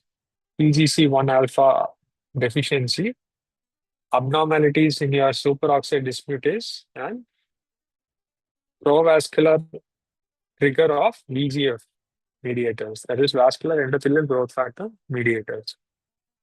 The next thing is, and among all the factors it is taken as high priority for the problem related to PTCM is increased level of prolactin. Is they say causes endothelial damage and it can also lead to myocardial dysfunction. So one of the investigational therapies is attributed to decreasing the levels of prolactin or inhibiting the action of prolactin. Then, in addition to these problems, pregnancy-related hemodynamic changes that occur especially during labor increases the burden of the heart, leading to increased stress. And during this inflammatory process that occurs, there will be marked elevation in your cytokine release, like especially TNF alpha, CREA2 protein IL-6, which will further cause endothelial damage. So all these are usually elevated in PPCM. And there may be some patients who may have had a previous or may develop a new viral infection that can lead to myocarditis that is usually seen in the postpartum period. That can be due to Coxsackie virus, ectovirus, parvovirus, B19, Epstein-Barr, or cytomegalovirus. One hypothesis is they say that the patient can develop as a new infection, or the patient might have developed this infection in the previous years, and it might get reactivated during the later stages of pregnancy, leading to this condition. So ultimately, because of all these issues, cardiac cell injury occurs due to increased reactive oxygen species and inflammatory cytokines and chemokines. So that leads to vascular endothelial dysfunction and cardiomyocyte ischemia and metabolic insufficiency, leading to apoptosis. So on one side, there will be myocardial damage that can cause a decrease in the contractile function and downregulation of the beta receptors, leading to decrease in stroke volume and increased LV pressures during diastole. On the other side, it will affect the rhythm also, thereby causing impaired conduction system of the heart, leading to cardiac arrhythmias, which will also contribute to a decrease in your cardiac output. So ultimately, all these factors will lead on to acute heart failure. So the clinical manifestations are like for what, like those that occur in a cardiac patient: dyspnea, cough, orthopnea, TND. TND usually is a very rare syndrome because it has to occur over a period of time. In these subset of patients, usually most of these cases occur in an acute basis rather than the subacute manifestations. TND is very rare. TND can occur, but pedal edema can occur. Hemoptysis can occur because of the increased pulmonary vascular pressures. Elevated JVP can be there. Displays apical impulse and NMR can occur, manifesting like pansystolic murmur. The important thing to note is that the initial diagnosis may be delayed since symptoms like dyspnea, pedal edema, and fatigue are similar to those that occur in normal pregnancy, but there may be more pronounced. So in the initial phases, it may be missed. So if at all the symptom range of phase keeps on progressing on the worse side, then it's a definitive ideal thing to investigate. So coming to the diagnosis, as for any cardiac disorder, we need to look into the ECG. One, in relation to Ppcm, there is no any specific findings per se, but it will help to detect other conditions such as pulmonary embolism and myocardial infarction. So in relation to Ppcm, the most common abnormality seen are sinus tachycardia, atrial fibrillation, and non-specific STP changes. Echocardiography, it reveals a global reduction in LV ejection fraction almost all the time with dilatation of all the chambers. The other possible findings that can be there are LA or LV thrombus can be there, mitral regurgitation can be there, tricuspid regurgitation can be there, RV dysfunction plus or minus failure can also be there. Chest X-ray per se is not necessary for the diagnosis of PPCM, and especially now in the era of ultrasound, the use of chest X-rays has come down. And importantly, during pregnancy, it is actually going to increase the risk of exposure to ionized radiation. So if at all it has to be used, fetal shielding is a must.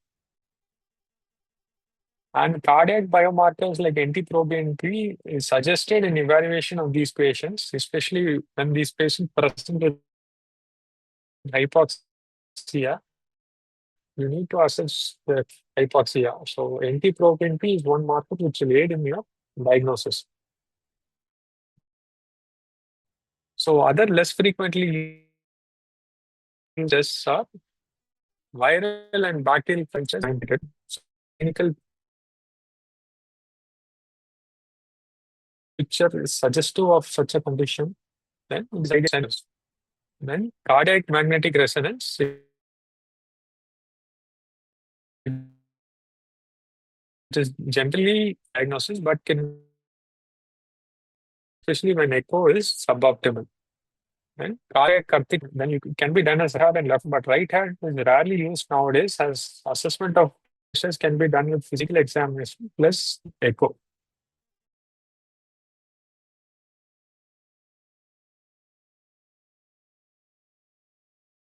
This meeting is being recorded. Presence with an myocarditis, definitely we need to work up for an endomyocardial biopsy to assess for the etiology. But in patients with PPCM, there is no pathognomic features that is usually seen. So it is not very helpful.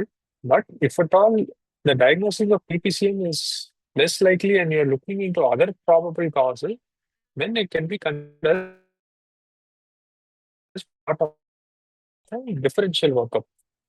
So the differential diagnosis of pre-existing that could have been unmasked by pregnancy, pre-existing valvular diseases, pre-existing undetected congenital heart disease, diastolic heart failure due to hypertensive heart diseases, Takotsubo cardiomyopathy, pulmonary embolism, and acute coronary syndromes. And a very important thing to note is that PPCM is actually a diagnosis of exclusion. So once you have rolled out the above differential, is when you consider PPCM as the next likely cause of heart failure. So coming to the management, in the exam point of view, if at all asked, it consists of these four factors. So heart failure treatment, investigational therapies, delivery, and postpartum management. So with relation to heart failure treatment, so we can go with the initial treatment. So it is what we most of us already know.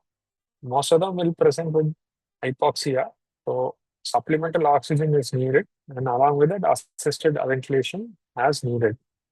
And optimization of preload with use of diuretics.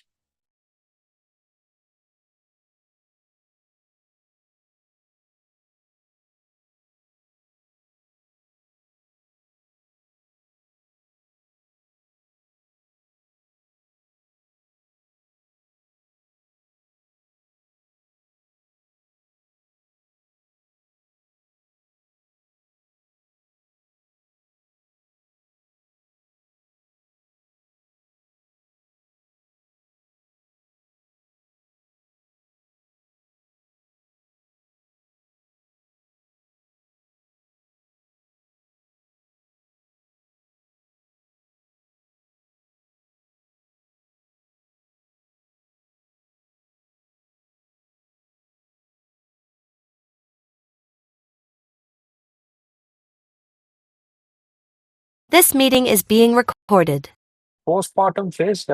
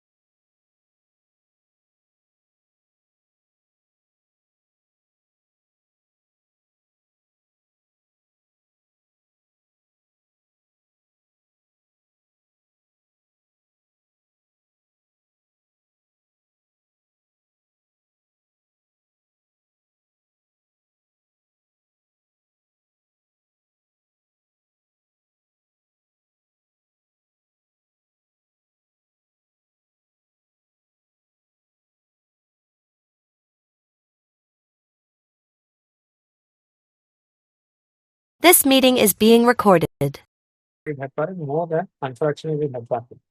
But the problem is most patients who present with PPCM eventually go into a cardiogenic shock state. So in those scenarios, going ahead with LMWH is not an ideal option. In most scenarios, invariably, ideal unfractionated heparin would be the drug of choice. Aspirin, warfarin, and direct-acting oral anticoagulants are not recommended in PPCM, so because they are not shown to be helpful. Implantable device therapy, ACD or CRT should be deferred to 6 months following presentation when the patient is receiving optimal medical treatment to determine whether the criteria for placement are present. So during the initial management, either of these devices are to be used because they do not have any benefit in the initial phase. After 6 months, if at all with maximum optimal therapy, the patient's condition is still persisting to be bad. That's heart failure symptoms are that when in discussion with the cardiologist, these devices can be considered. So the initial medical management has been discussed. The next one is in relation to the mechanical circulatory device support. So it should be considered in patients who are hemodynamically stable and unresponsive to medical therapy with maximal inotropic support. So the modalities available are IABP, VECMOs, and LVADs, that is Impala or tandem heart. So the implantation can be done in acute phase on three backgrounds. One is a bridge to recovery with subsequent weaning and LV function. As the LV function improves, bridge to bridge with implantation of a more durable device if continued circulatory support is needed, and a bridge to transplantation, which is rarely required as most PPCM patients will have some recovery of LV function. And the last resort is cardiac transplantation. The transplantation rates have ranged from 5 to 25%. However, the important thing to note is that unlike non-pregnant patients, PPCM patients post-transplant have had increased mortality, increased incidence of rejection, poor graft survival, and higher retransplantation rates.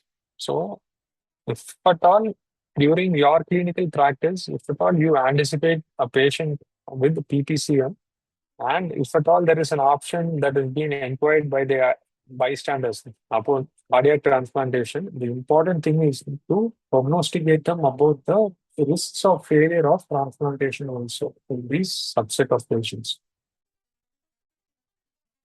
So we have mentioned about the treatment of heart failure. We have mentioned about the medical therapies, considerations, then about mechanical circulatory devices and cardiac transplantation. So next is the investigation therapies. The one which has been most studied is bromocriptine, which is a prolactin inhibitor. So they say to give it as 2.5 milligrams every 12th hourly for 2 weeks. Then you can change it to 2.5 milligrams Q24 hourly, that is once daily for 6 weeks.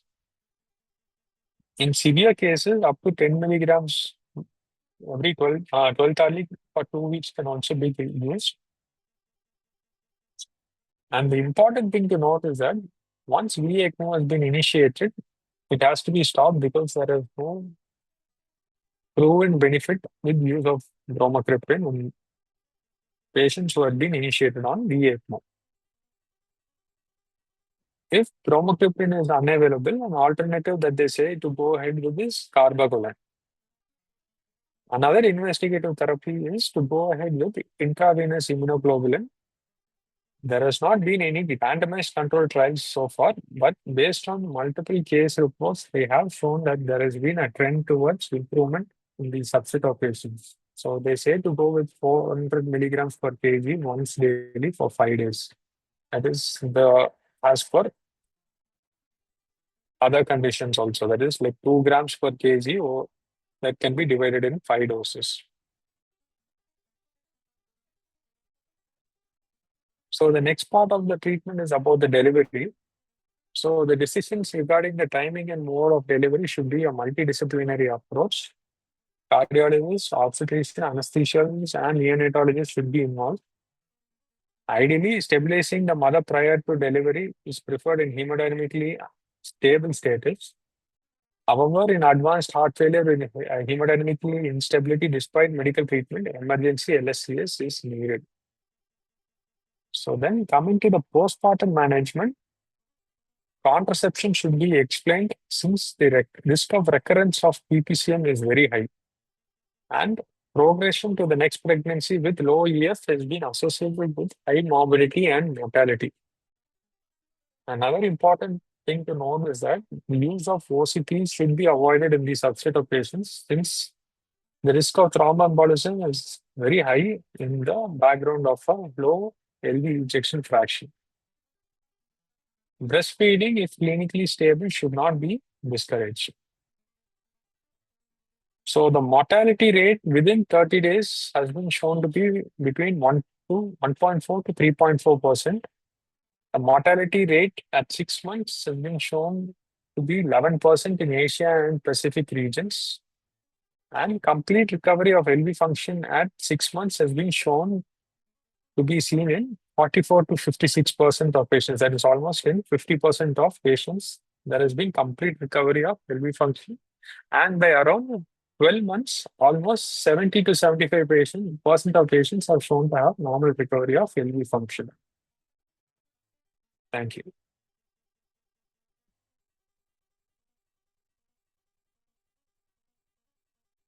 I'll hand over to the next speaker.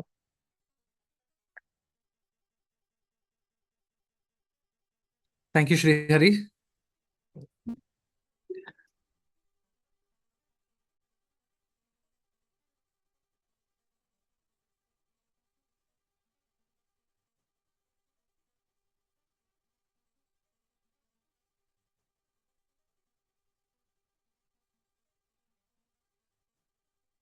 Is my screen visible? Yeah, Jay. Okay. Thank you. So good evening, everyone. Maternal cardiac arrest and perimortem CS is the next talk that we're going to have about. So as we all know, maternal mortality is a key health indicator with, cardiac arrest being very prevalent, around 1 in 20,000 to 1 in 50,000 deaths as reported by WHO. And what we can see is India has been, contributing to around 25% of the maternal deaths globally. That actually is not a good figure. So that is the problem statement. So maternal cardiac arrest is actually a crucial event considering both the mother and the fetus is at risk. Most of the institutes already have a maternal cardiac team which is involved, which usually has an anesthetist, obstetrician, intensivist, and a neonatologist at the minimum, along with an emergency physician. So the risk factors for a maternal cardiac arrest can be divided into two things, whether that is a cardiac risk factor or a non-cardiac risk factor. Coming to the cardiac risk factors, they range from a congenital heart disease, probably with or without pulmonary hypertension, valvular heart disease, presence of cardiomyopathies, coronary artery disease, connective tissue disorders, prior cardiac surgery, pulmonary embolism, etc. Coming to non-cardiac risk factors, they range from hemorrhage, sepsis, eclampsia, and anemia. Coming to the etiology, there are various mnemonics that can be remembered. Even the ACLS guidelines gives us one of the easier mnemonics to remember. That is A, B, C, D, E, F, G, H. Okay, so each letter actually stands for as an acronym for the etiology. Also, it can be remembered by another mnemonic called as Biochops. So what usually are attributed is A stands for anesthesia or accidents, including trauma, bleeding from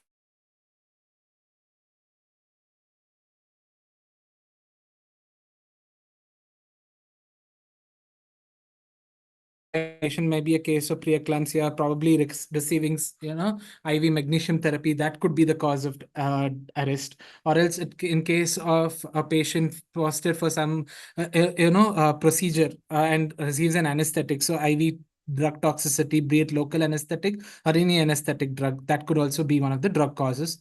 Embolic events are quite commonly seen in pregnancy. It can be a severe or massive pulmonary embolism, fever of any cause, infective or non-infective. Infective, most likely urinary tract is something that we need to keep a close watch on. Non-obstetric causes should be including all the 5 H's and T's, which usually we see along with other causes of cardiac arrest. And H being hypertension or hypertensive disorders of pregnancy. So is there an objective way or a tool which can help us triage high-risk mothers? Do you guys know of any risk stratification tool? So there is something called as Muse, right? For patients who are present in the ward. So they will give us an understanding. Similarly, we have something called as the obstetric early warning scores, or else the OEWS. Okay. So it has 7 parameters, which ranges from temperature, pulse or heart rate, respiratory rate, systolic blood pressure, urinary volume. And two things were important here: the level of consciousness of the mother as well as the mode of delivery. So based on these, there are signs that you need to categorize on based on the variables which have been mentioned. Any score of more than 6 here is associated with a mortality as high as 6.8%. This tool is quite institutionalized. It's not still widely available as a general guideline. So this is one of the reasons why the validation for this is still not present. But having said that, we have an objective way of analyzing the at-risk mother. So this is something that we can use to look at patients who might be at risk for cardiac arrest if not recognized and treated early. So why is a maternal cardiac arrest compared to different, other elderly, the adult cardiac arrest protocol? So we need to understand the physiological changes of pregnancy. It ranges from cardiovascular, circulatory, respiratory, gastrointestinal, renal, and metabolic. We all know in cardiovascular system that the stroke volume, cardiac output, and the heart rate are all increased in pregnancy.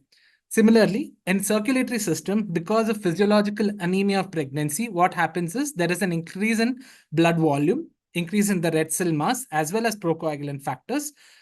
With decreased systemic vascular resistance, mean arterial pressure, and a decreased venous return in a gravid uterus, which is more than 20 weeks probably, because of which there will be some changes in the return. So these are the things which are attributed to a physiologic change in the circulatory system.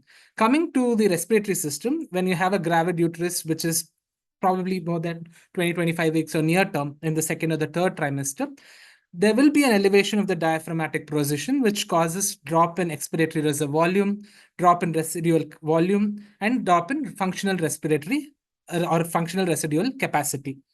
So on the contrary, there is rise in inspiratory capacity, tidal volume, and minute ventilation, which is usually something tried to balance the decreased functional residual capacity. On the other side, because of hormonal changes, especially progesterone and estrogen, there will be a drop in the pulmonary resistance. In the gastrointestinal system, we know that the competence of the LES or the lower esophageal sphincter is decreased, and the gastrointestinal motility also would be altered in case of pregnant females. In GFR, we know there is the usual thing, the GFR will be higher. So roughly more than 120 is what is usually said. And that is why the creatinine values will be usually less than 0.6. Okay. Metabolic causes, there will be an increased basal metabolic rate, drop in carbon dioxide and bicarbonate. So these are the physiological changes in a mother which we see, which is different as compared to any other adult of the same age group. Okay. So coming to BLS, what do we do in case of a maternal cardiac arrest? So usually you have to know the cause of maternal cardiac arrest. Always go ahead with your BLS protocol, check with scene safety, and always look at these parameters. Okay, this will be a scenario in your practical more likely. If not, they might ask you a few questions in the theory. But in practicals, this is one of the stations which will be usually kept in most of the places. So always look for scene safety. Always acknowledge that it is a mother or a parturiate or a pregnant female. Okay, that is one of the things that will get you more marks. Okay, most of the times what happens is they ask you to see the mannequin, and as soon as you see the mannequin, they'll tell you, okay, this patient is unresponsive. You just directly jump and start doing CPR without checking for scene safety or without acknowledging that it's this thing, a pregnant female. So this is something that can get you more brownie points because you have identified the situation more clearly. So these things you have to keep in mind in your viva or your evening sessions of your examination. So always look for whether the patient is unresponsive. Is there any respiratory pattern or apneic spells being present? Is there absence of carotid pulse? Usually whenever you have a maternal code, it's a multidisciplinary approach. Okay, usually you will have as institutional setup, as I've mentioned earlier, including the emergency physician, the anesthetist, intensivist if present, along with others. Okay, so obstetrician also would come in such cases, and they have to be present at the scene of a maternal cardiac arrest. Okay, so this is separate. This is something which is different from the others because the Management protocol also is different as compared to any other cardiac arrest. Okay, always when you have a maternal cardiac arrest, the time of cardiac arrest has to be documented like in any other case. More so in a case of maternal cardiac arrest, because usually if the patient is not achieving ROSC at the end of 4th minute, a perimortem cesarean should be performed at least by the end of 5 to 8 minutes. Okay, so coming to the chest compressions, how do we go about chest compressions in a case of maternal cardiac arrest? It is not very different from a non-pregnant person. It has to be the chest position of hand has to be present at the level of the Ziphy sternum. 5 to 6 centimeters depth of compression, or is what is usually advised. The rate is similar, 100 to 120 meets, compressions per minute, and the compression to ventilation ratio is around 30 to 2. Okay. This should always be done on a hard surface. A cardiac board is always necessary. And cardiac compression should never be interrupted for more than 10 seconds, as in any case of cardiac arrest. Because of uterine displacement, if at all you see that the gravid uterus is crossing the level of the umbilicus, always have a left uterine displacement, because you have to offset the compression to the aorta as well as the IVC. Probably this will help in better venous return and better optimization of the hemodynamic parameters for effective resuscitation. Okay, so uterine displacement is usually done by either a single hand technique or a two-hand technique. Okay, so manual, usually how it is done by a provider on the left side of the patient using two hands. It is usually pulled leftward and upward towards the ceiling, as seen in the figure. Okay, so vena cava compression may be worsened, if you apply a downward force. That is something that you have to very carefully look at. Okay, and by doing this, you can also put one of the hands in the iliac crest, just to provide a tilt of the patient roughly to 15 to 20 degrees up to 30 degrees to help better circulation. Okay, so 1.5 to 2 inches shift is usually something that is required for optimal venous return and stroke volume optimization. Coming to airway management, the airway should be opened using a head tilt chin lift maneuver. Also, always make sure if the patient is involved in any sort of a road trauma or a RTA, that there is no cervical injury. Okay, use all the other parameters for evaluation, like a Canadian C-spine score or an excess criteria, to rule out your cervical injuries. Oropharyngeal airway can be used. Nasopharyngeal airway is relatively contraindicated, because usually this, vasculature will be more congested, and this can cause some amount of bleeding. So that is something that you can try and avoid if not required. Early intubation always protects the airway, because in a pregnant female, the lower esophageal tone is kind of poor, and as well as the thing that is a gravid uterus, always she's considered to be a full stomach, right? So probably the risk of aspiration is higher. So early intubation might help prevent further deterioration because of aspiration. So coming to breathing, we all know, based on the physiological changes in pregnancy, that the FRC is low in a parturient. There is increased oxygen demand because there is the fetus and the mother, and there is also a shunt which is present because of the gravid uterus, correct? So because of this, as well as the risk of aspiration, early bag and mask ventilation should be the priority for the first responder. Okay, hyperventilation should be avoided as much as possible, because hyperventilation can cause acidosis and fetal hypoxia. Okay, lower tidal volumes are necessary, because the diaphragm is elevated, and there is higher inspiratory drive in such patients. So ventilation should be optimized around 8 to 10 breaths per minute. Okay, so large tidal volumes, as I've told, it can be detrimental. It can decrease the cardiac output as well as cause fetal acidosis. Okay, defibrillation, the dose is similar as to a non-pregnant female. The thing is dependent on the rhythm. As soon as possible, if you have an AED at your hands approach, please get them, hook the patient on the AED and follow the orders as necessary. The joulage or the voltage, it is similar to that of a non-pregnant female. So always remember, whenever you start the BLS for this patient, remove the fetal monitoring system if at all it is in position. Okay, so fetal monitoring system should be removed whenever you're thinking of doing a BLS on a parturient. Okay, so AED, whenever it's present, please use it. Okay, coming to ACLS. So we have already started with BLS. We'll go to what are the nuances in the ACLS.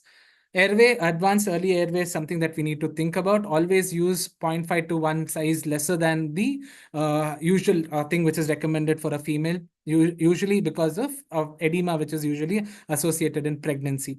IV, always choose an axis which is above the diaphragm, okay? Because of the gravid uterus, sometimes circulation can be an issue, and probably the drugs which is necessary to be given to the patient might not reach that. That's a theoretical as well as a practical, problem which is seen in a parturient or a maternal cardiac arrest. Coming to the dosage of the drugs, this is same as that which is seen in a non-pregnant woman. Earlier antidotes, especially in the patient receiving magnesium and ending up having a cardiac arrest because of magnesium toxicity, or in a patient receiving, this thing, IV local anesthesia who develops local anesthetic systemic toxicity, early initiation of antidotes is advised in such cases, be it intralipid for last or calcium for magnesium toxicity. Okay. So this table usually summarizes the things which we have to think about the maternal as compared to a non-pregnant patient having a cardiac arrest. So usually we need to know both the mother and the fetus are at risk. We need to understand that the risk of inserting a nasopharyngeal airways because of probable bleed, and always choose a smaller size ET tube compared to the regular endotracheal tube which we choose for intubation. Uh, Avoid excessive ventilation or hyperventilation.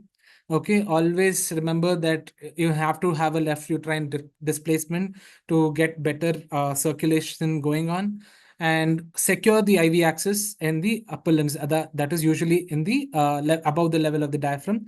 Everything else, that is the drug doses and the defibrillation dosage, is the same as which is given for the non-pregnant female.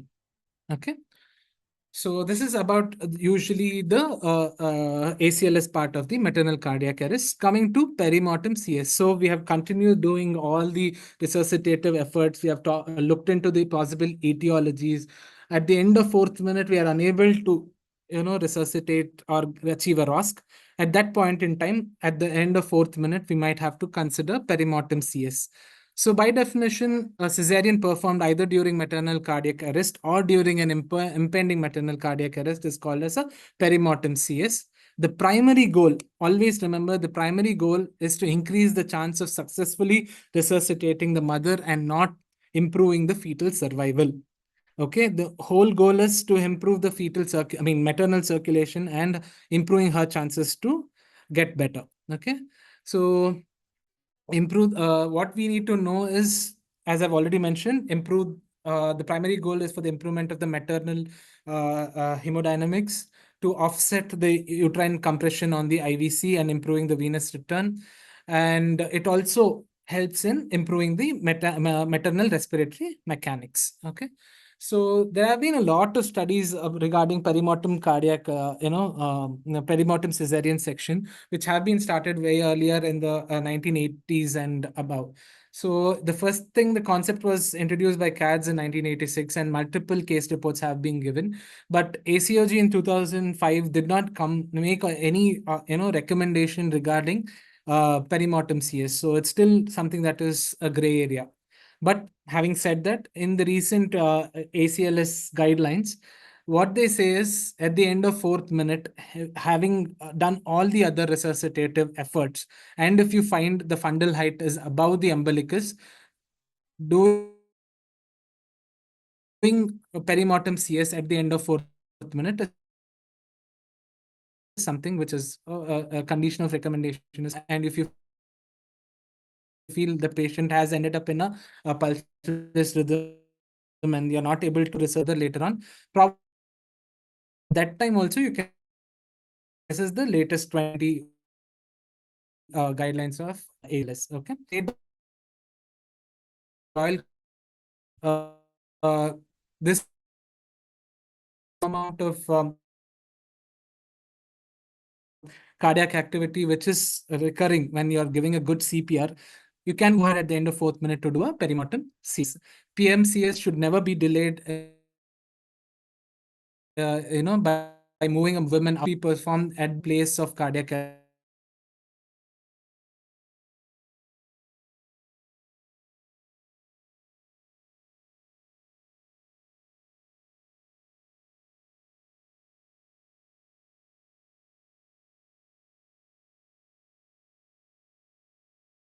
This meeting is being recorded.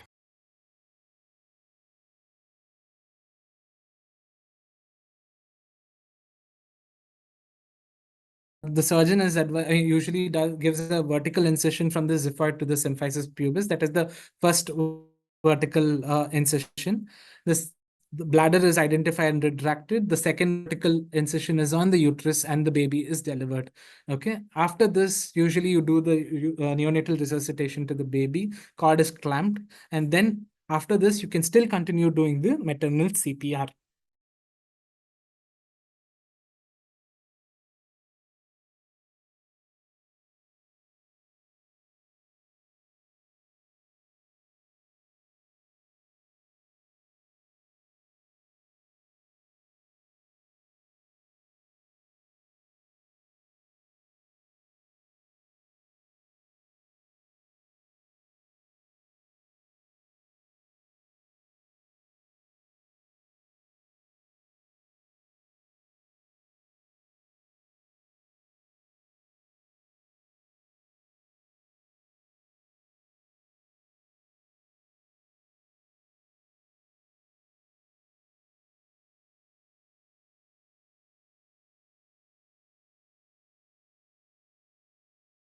This meeting is being recorded.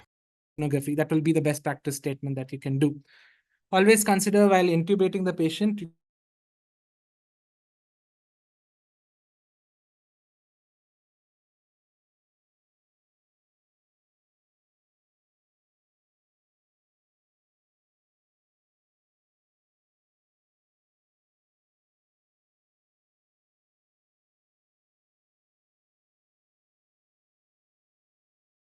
This meeting is being recorded.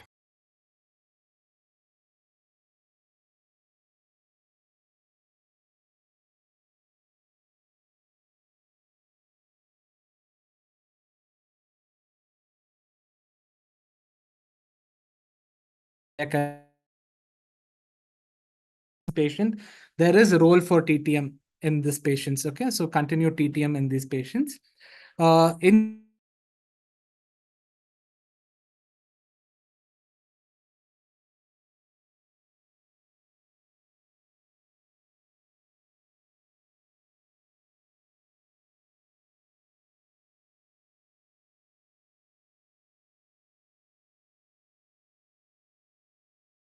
This meeting is being recorded.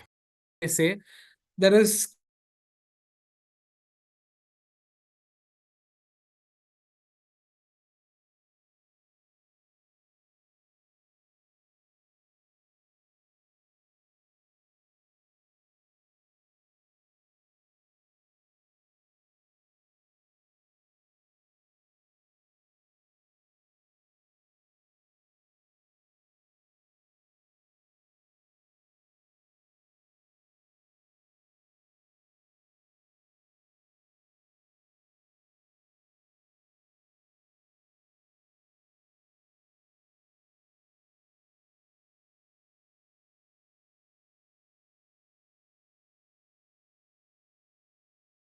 This meeting is being recorded. if we have protocols, probably it will be better. So that also receives a level 1 recommendation. Coming to other things, the priorities like left uterine displacement.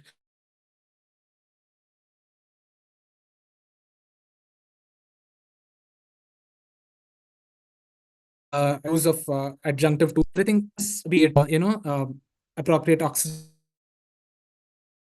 therapy, use ask after 4 minutes also, it's okay. If the patient is still unresponsive, better to start them on targeted temperature management, avoid any excess hypothermia, and then analyze the neurological status of these patients. Okay, this is something like a gray area. There are still many case reports which are coming in. Larger RCTs is still something that is deficient in. Okay, but as much as possible you can still initiate TTM in such patients.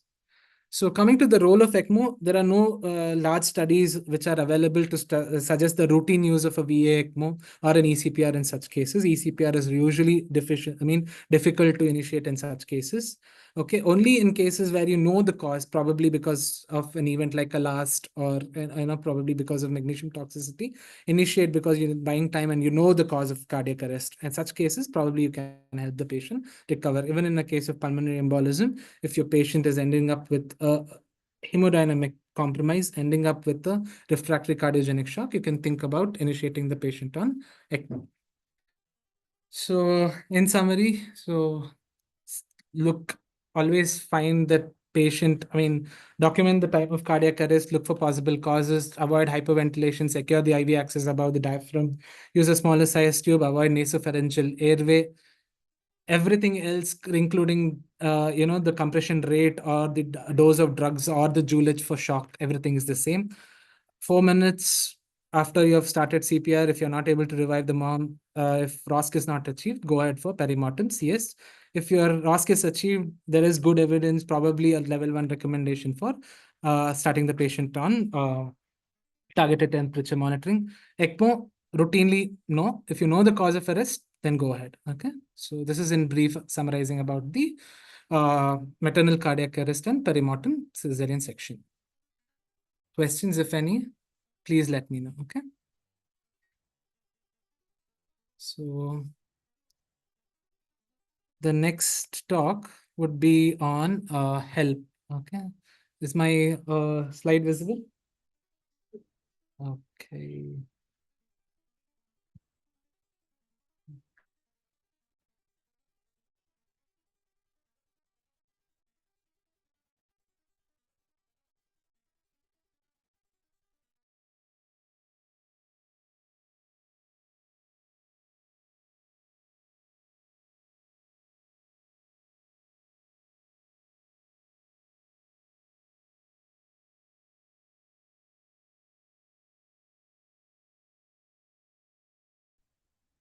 Am I audible?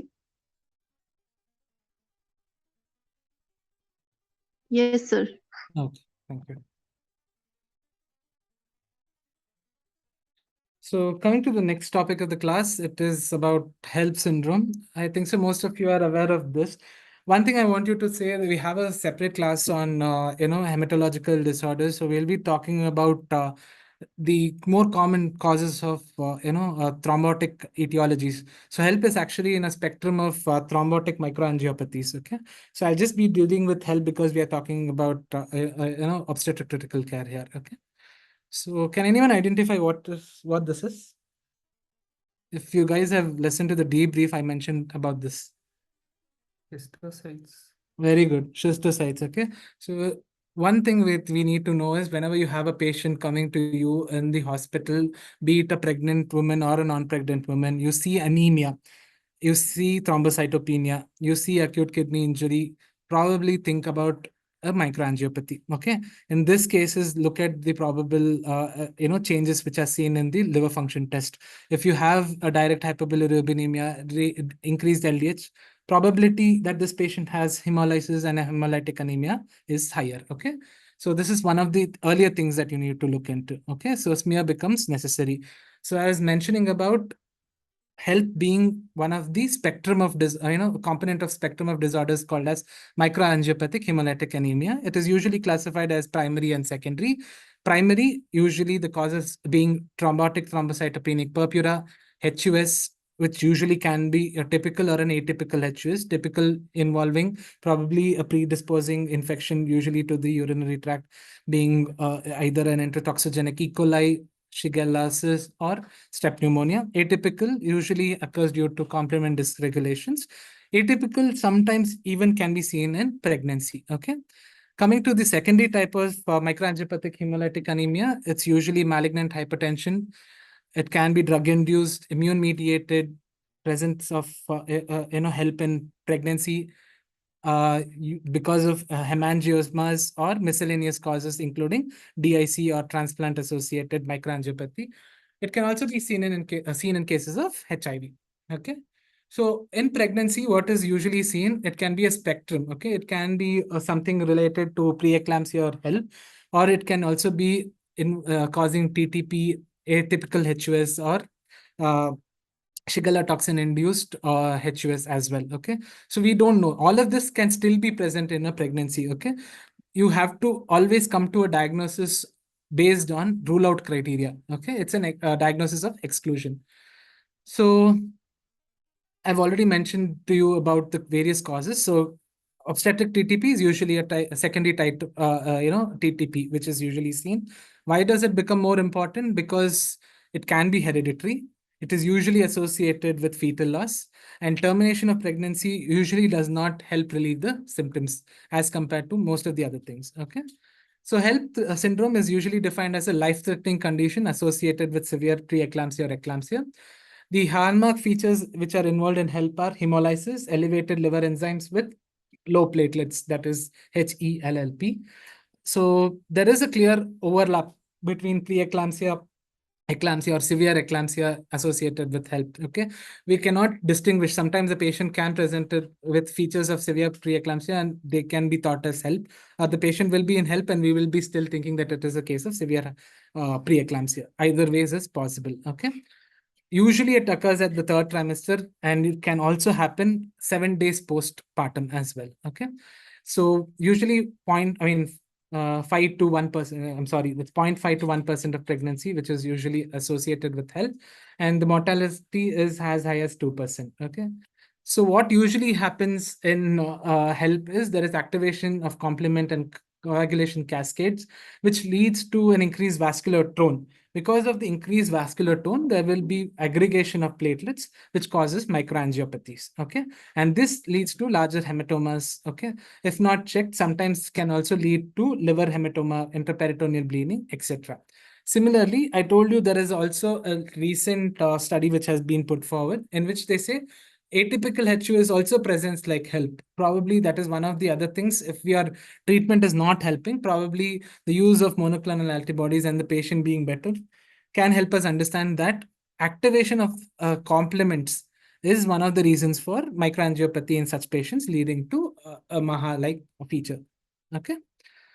So what we need to know is the complement mediated thing which is seen in HELP is usually these things. They are soluble. Okay. Usually the soluble things are the ones which are associated with it. So the ones which are associated, the factors are called factor H related protein, and factor I. Okay. So these three things are the things which are associated with HELP. So the disorders in the complement inhibition is what is usually associated. There are multiple trials which have been seen. Okay. So what you can see here is I just wanted to just focus on these. The evidence for HELP is still based on case reports. So phase 3 trials is something which is later on itself. So what we need to understand is the etiology or the pathophysiology, something that is still in research phase. Okay. So this is one of the things which I could pick up from microvascular research. Okay.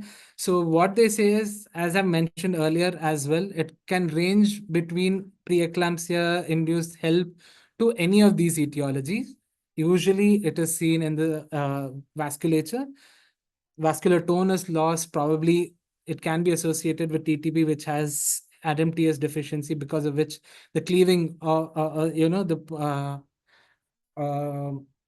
the molecule is usually not broken down. So the polymers are usually present. Because of the polymers being present there, it can easily form a clot. Similarly, in atypical HUS, you have an aberration in the complement activation, which causes a platelet plug, which causes hemolysis associated with microangiopathic thrombosis. Okay, this is what is usually the pathophysiology of HELP.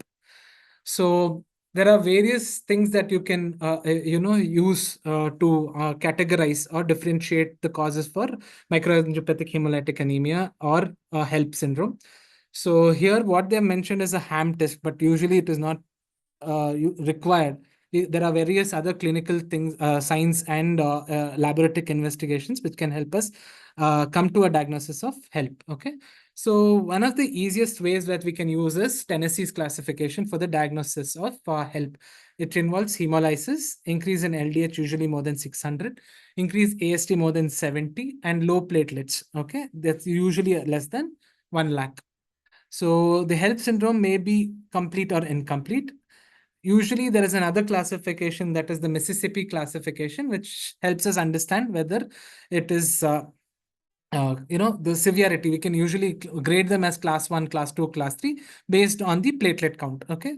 If at all you have the platelets usually less than 1 lakh and LDH being more than 600 micrograms per liter and AST more than 70, it is falling into the category of a complete HELP. If only 1 or 2 of these are present, then it is an incomplete HELP syndrome. Okay.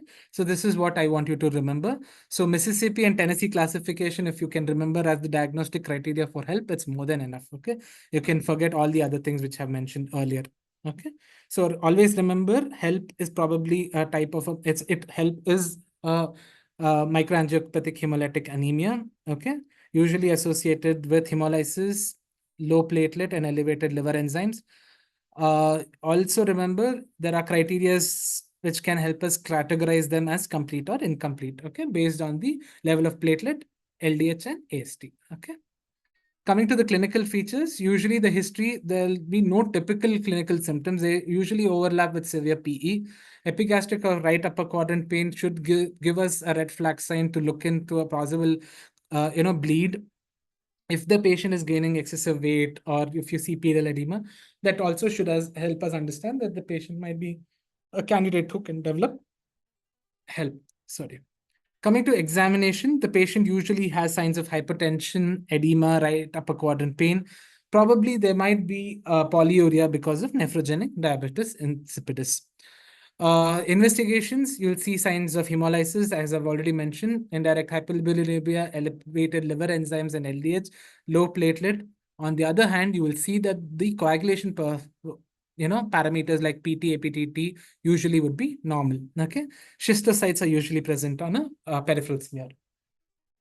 Coming to management, usually prepare for major hemorrhage because these cases will have thrombocytopenia and this can cause a lot of catastrophic events if not treated accurately.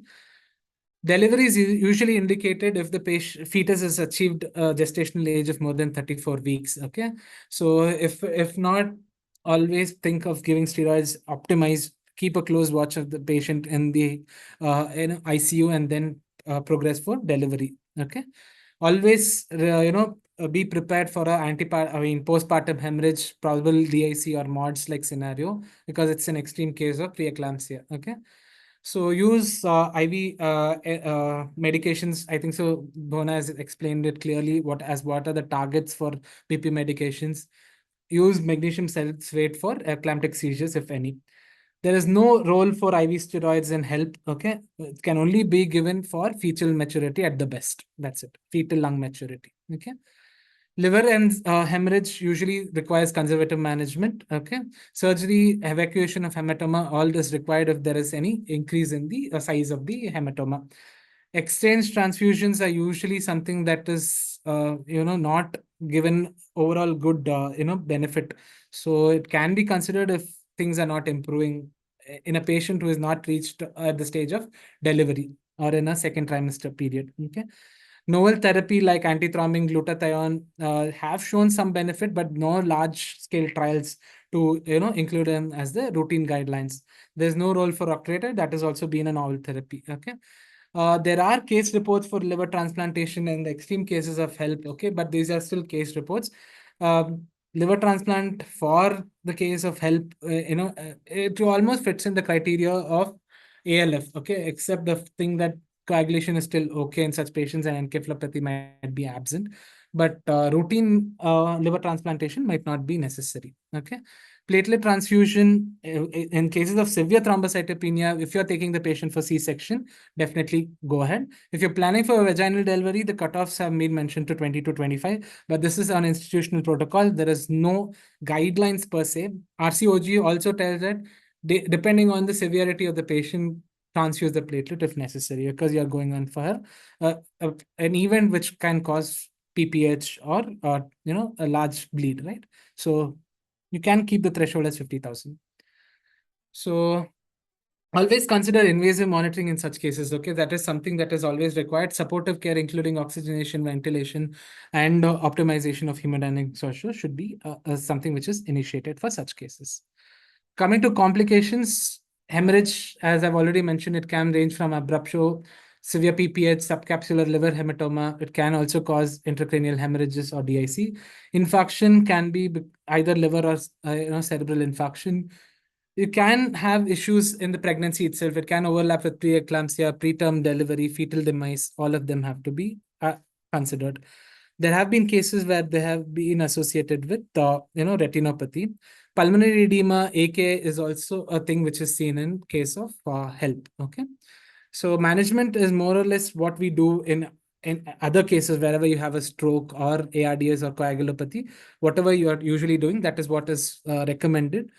Especially if you have a patient who's bleeding despite all therapies, probably use of recombinant factor 7 can be considered, or a four-factor platelet concentrate and all can be thought about, but it is in a case-to-case scenario, and you might have to use your point-of-care devices like a TEG or a ROTEM in such cases to guide your management. Okay? So that is something that is left to the institution as well as the patient's condition. Okay. So coming to the management of the pregnancy per se and HELP, you can use this algorithm. If the expected gestational age is less than 32 weeks, consider steroids. Okay. If the patient's condition is worsening on observation, deliver the fetus. Okay. If the patient's condition is stable, continue the pregnancy. If it is between 32 to 34 weeks, administer the steroid. Look whether the patient is fit for conservative management. That is, there is no overt signs which are seen. Okay. The platelet counts is probably class 1 type of an HELP. You can still wait and watch for these patients. If you feel that the patient is not fitting into such cases, go ahead and deliver. If the patient is fitting into these things, you can go ahead, admit the patient, intimate the neonatologist, intimate the obstetrician, and anyways, they'll be having a look at these patients. Give time for fetal maturity and go ahead with further management of the pregnancy. Okay. So I mentioned earlier, there is a similarities between things like preeclampsia, HELP, TTP, and HUS. Okay. The most important thing that I want you guys to have a look at in HELP is the level of thrombocytopenia when it comes to PPH. First, we'll look at preeclampsia and HELP. Okay. In preeclampsia, thrombocytopenia might not be severe. But if you see a severe drop in platelet count, possibility of HELP is higher. Okay. Along with this, usually the patient will have elevation of liver enzymes, which is usually not seen in a case of preeclampsia. So these helps us understand HELP. Along with this, hemolysis is another thing which is seen in HELP, which is not usually seen in preeclampsia. Okay.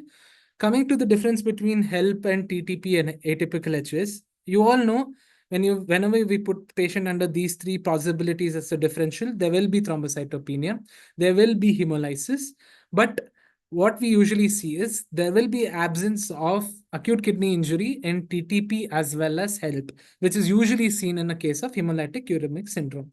Okay, so this is one of the features which can help us understand between the possibilities of an atypical HUS and a HELP. Okay, that is renal failure.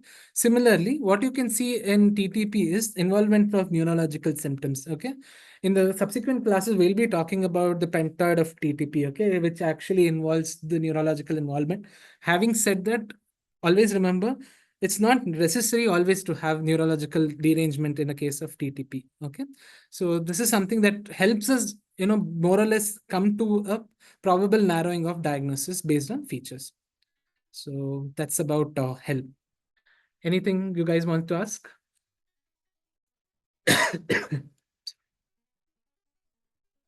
Any questions? Okay.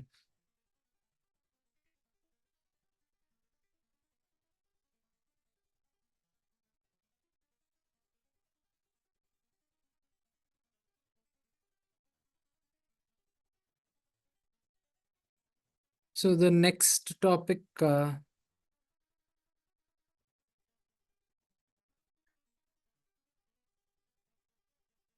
is my screen visible? I guess. Okay, thank you. So the next topic is AFLP. Okay, there are similarities of AFLP and HELP. That is one of the reasons we just wanted to finish it off. Okay, AFLP is an acronym for acute fatty liver of pregnancy. So the essentials of diagnosis of AFLP is hepatic dysfunction, with the presence of microvascular infiltration of hepatocytes. Okay, this is something that has to be present for an accurate diagnosis of AFLP. It is thought to be a variant of preeclamptic toxemia, that is severe preeclampsia. It is associated with the higher fetal and maternal mortality as high as 20%. The exact reason is still unknown, but it has been associated with possible fetal lipid metabolism issues. Okay, so often the patient develops diabetes insipidus when the patient has AFLP. So a probable issue in this is there is a thing that the fetus actually causes an alteration in the fatty acid oxidation mechanism, which causes it is caused because of the absence of long chain 3 hydroxyacyl CoA dehydrogenase deficiency, because of which there'll be excessive oxidative stress which is present both in the maternal blood, which causes a stress on the circulatory system, causing decreased blood supply to the placenta, which leads to fetal acidosis and leads to both fetal mortality as well as maternal mortality. In maternal circulation, what happens is it activates some endogenous factors.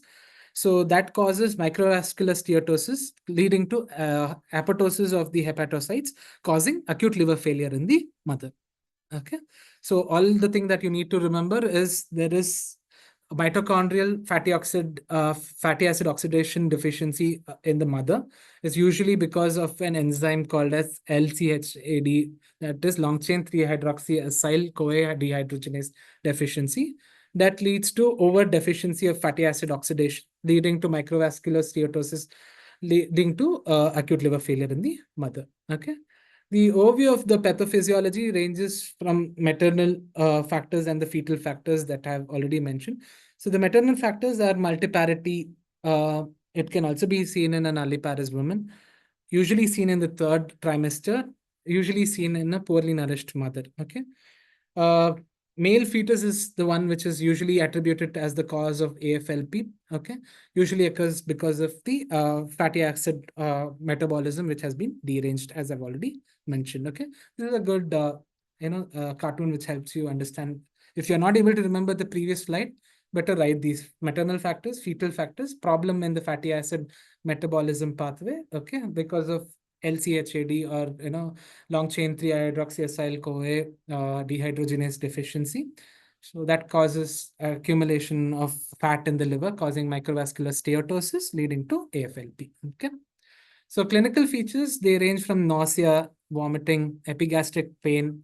Hypertension is usually seen in eclamptic patients or pre-eclamptic patients associated with generalized weakness or malaise. They can have deranged LFT, probably because of which they can end up in encephalopathy.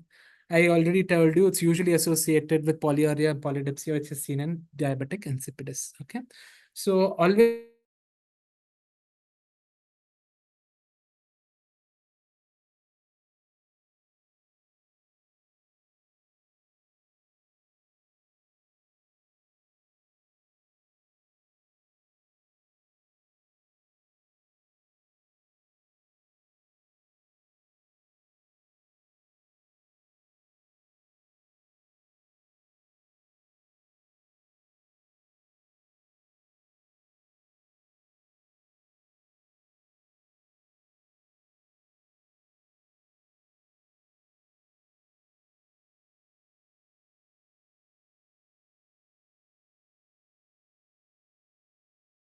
This meeting is being recorded. what usually happens is in the third trimester, there will be elevation of AST, ALT, hyperbilirubinemia, increased creatinine. I told you previously in the maternal cardiac arrest or in the slide telling that creatinine is usually on the lower side because of increased GFR. If you have a patient whose creatinine is going up, probably a patient is, having uh, severe PE, they probably might predisposed to develop AFLP. Okay. Similarly, you can see a drop in platelets or fibrinogen.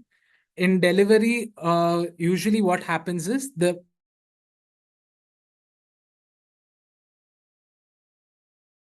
can also be associated with hypoglycemia and coagulopathy.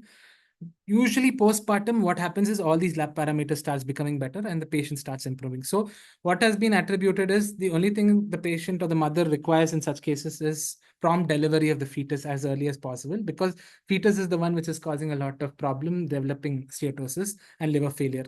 So this is the graph which you guys have to usually remember. Okay, so it's the one main thing that I want to highlight here is the enzymes, that is the AST and ALT, usually will be more than 1,000, whereas usually in HELP syndrome, it will be roughly around in hundreds, roughly around 300 to 1,000. Having said that, we also have to look at other parameters.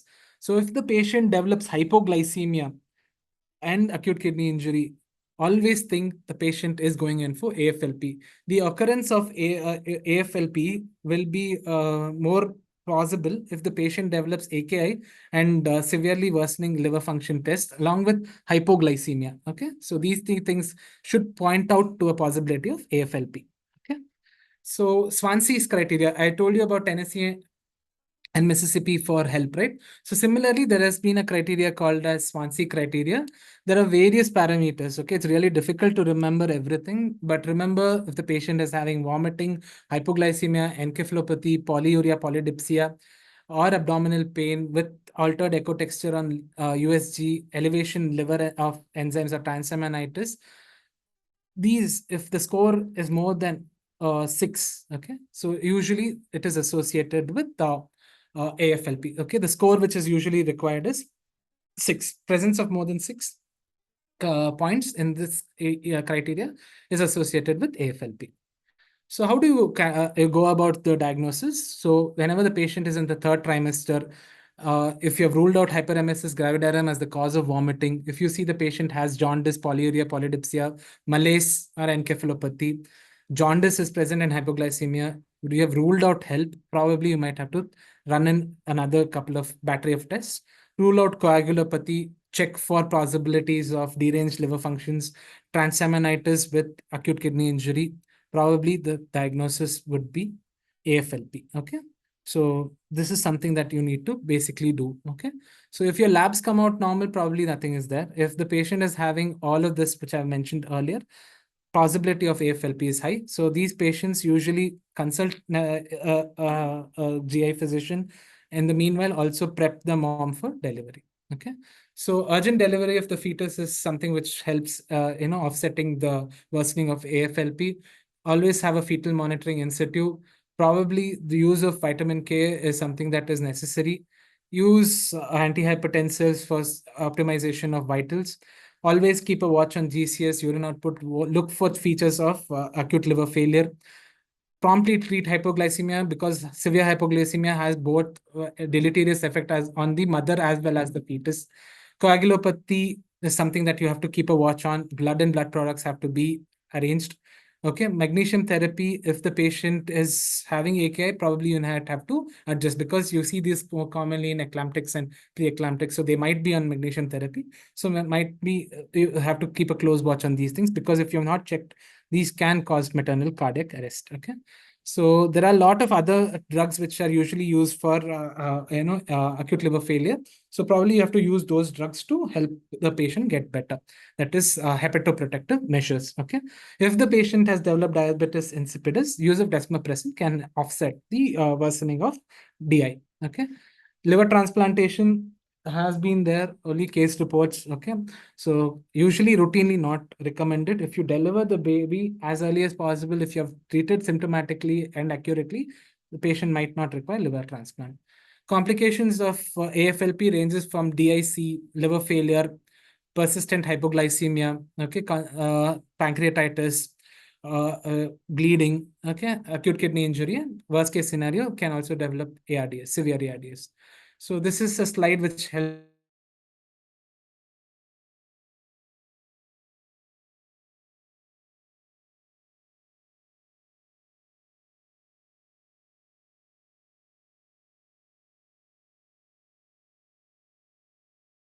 parameters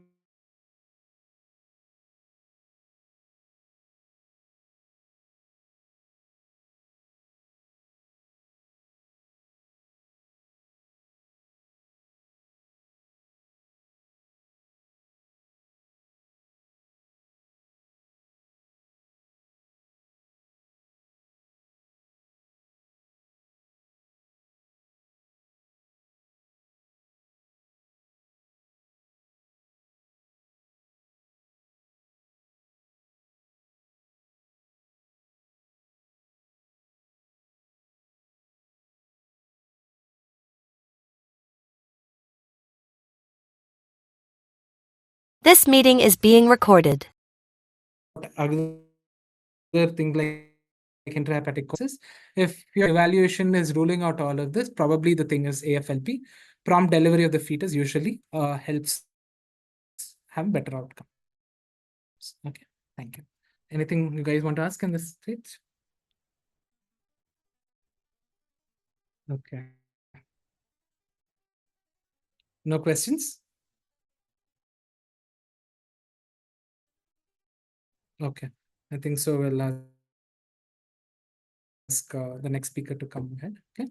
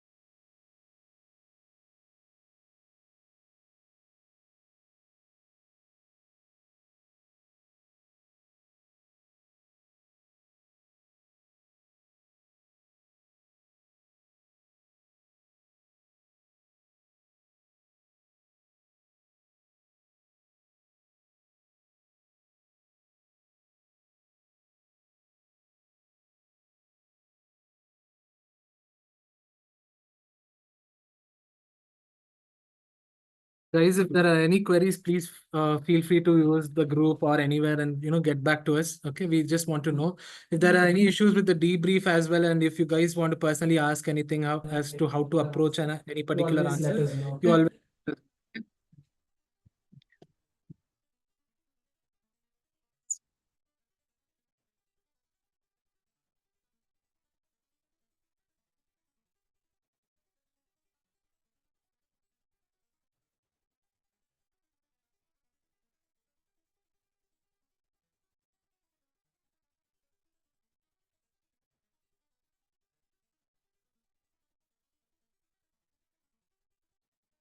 ಇಲ್ಲ ಬಂದಿಲ್ಲ ಬನ್ನಿ.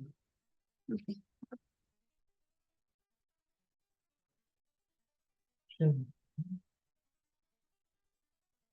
The recording has stopped. This meeting is being recorded.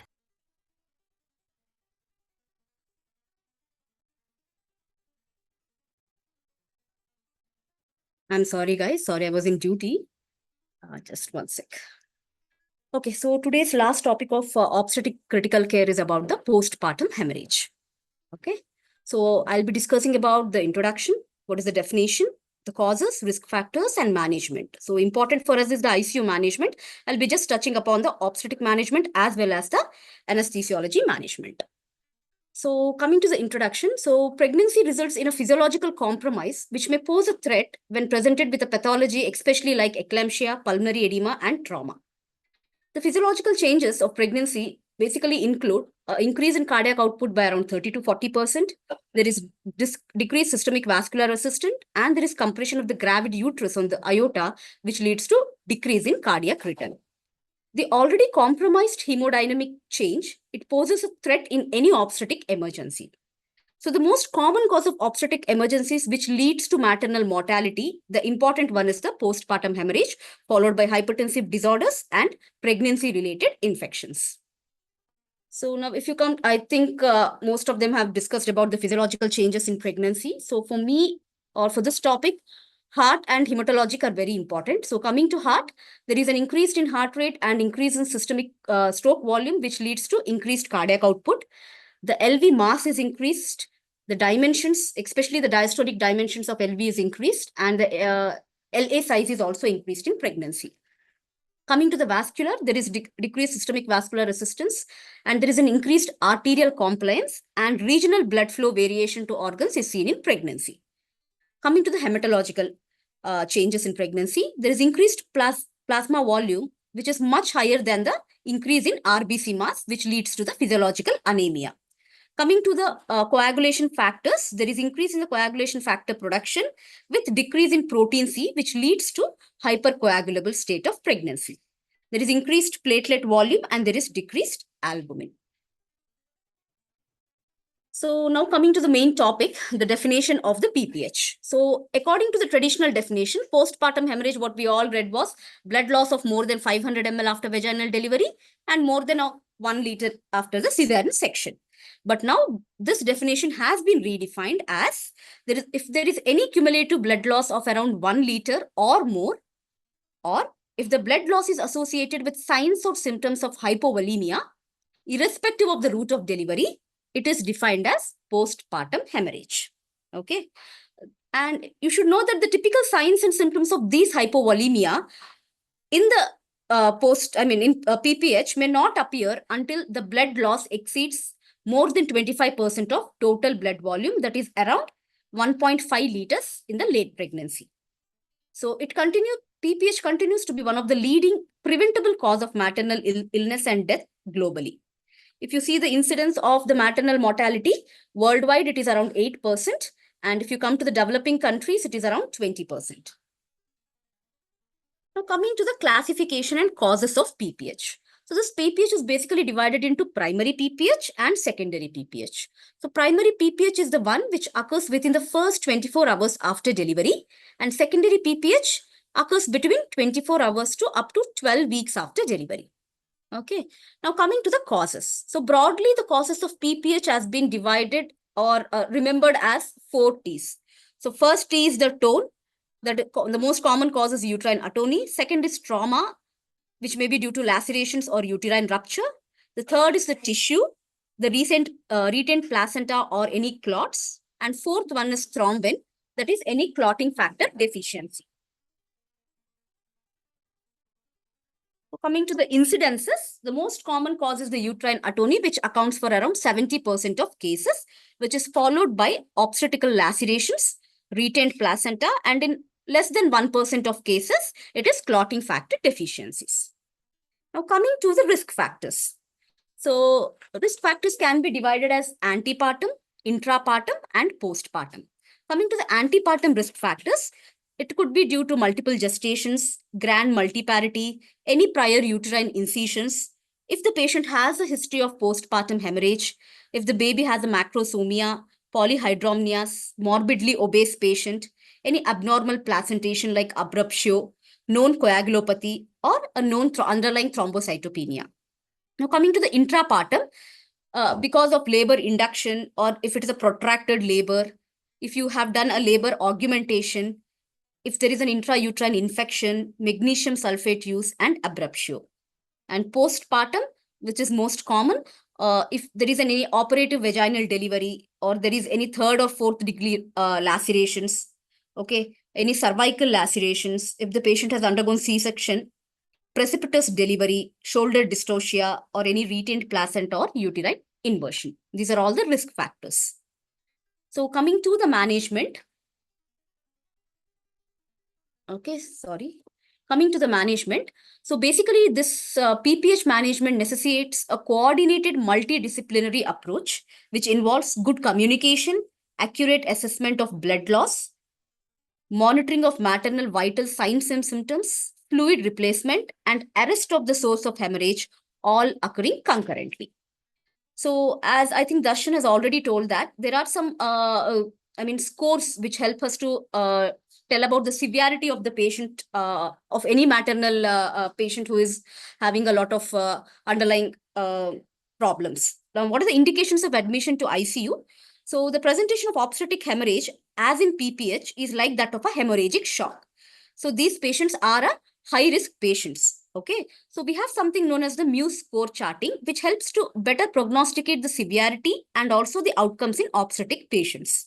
So this should be carried out at 8 to 12 hour intervals, depending on the clinical presentation of the patient. A score of more than 3 to 4 should be an indication to consider the shift to an ICU. So now this is the Muse score, modified early obstetric warning system.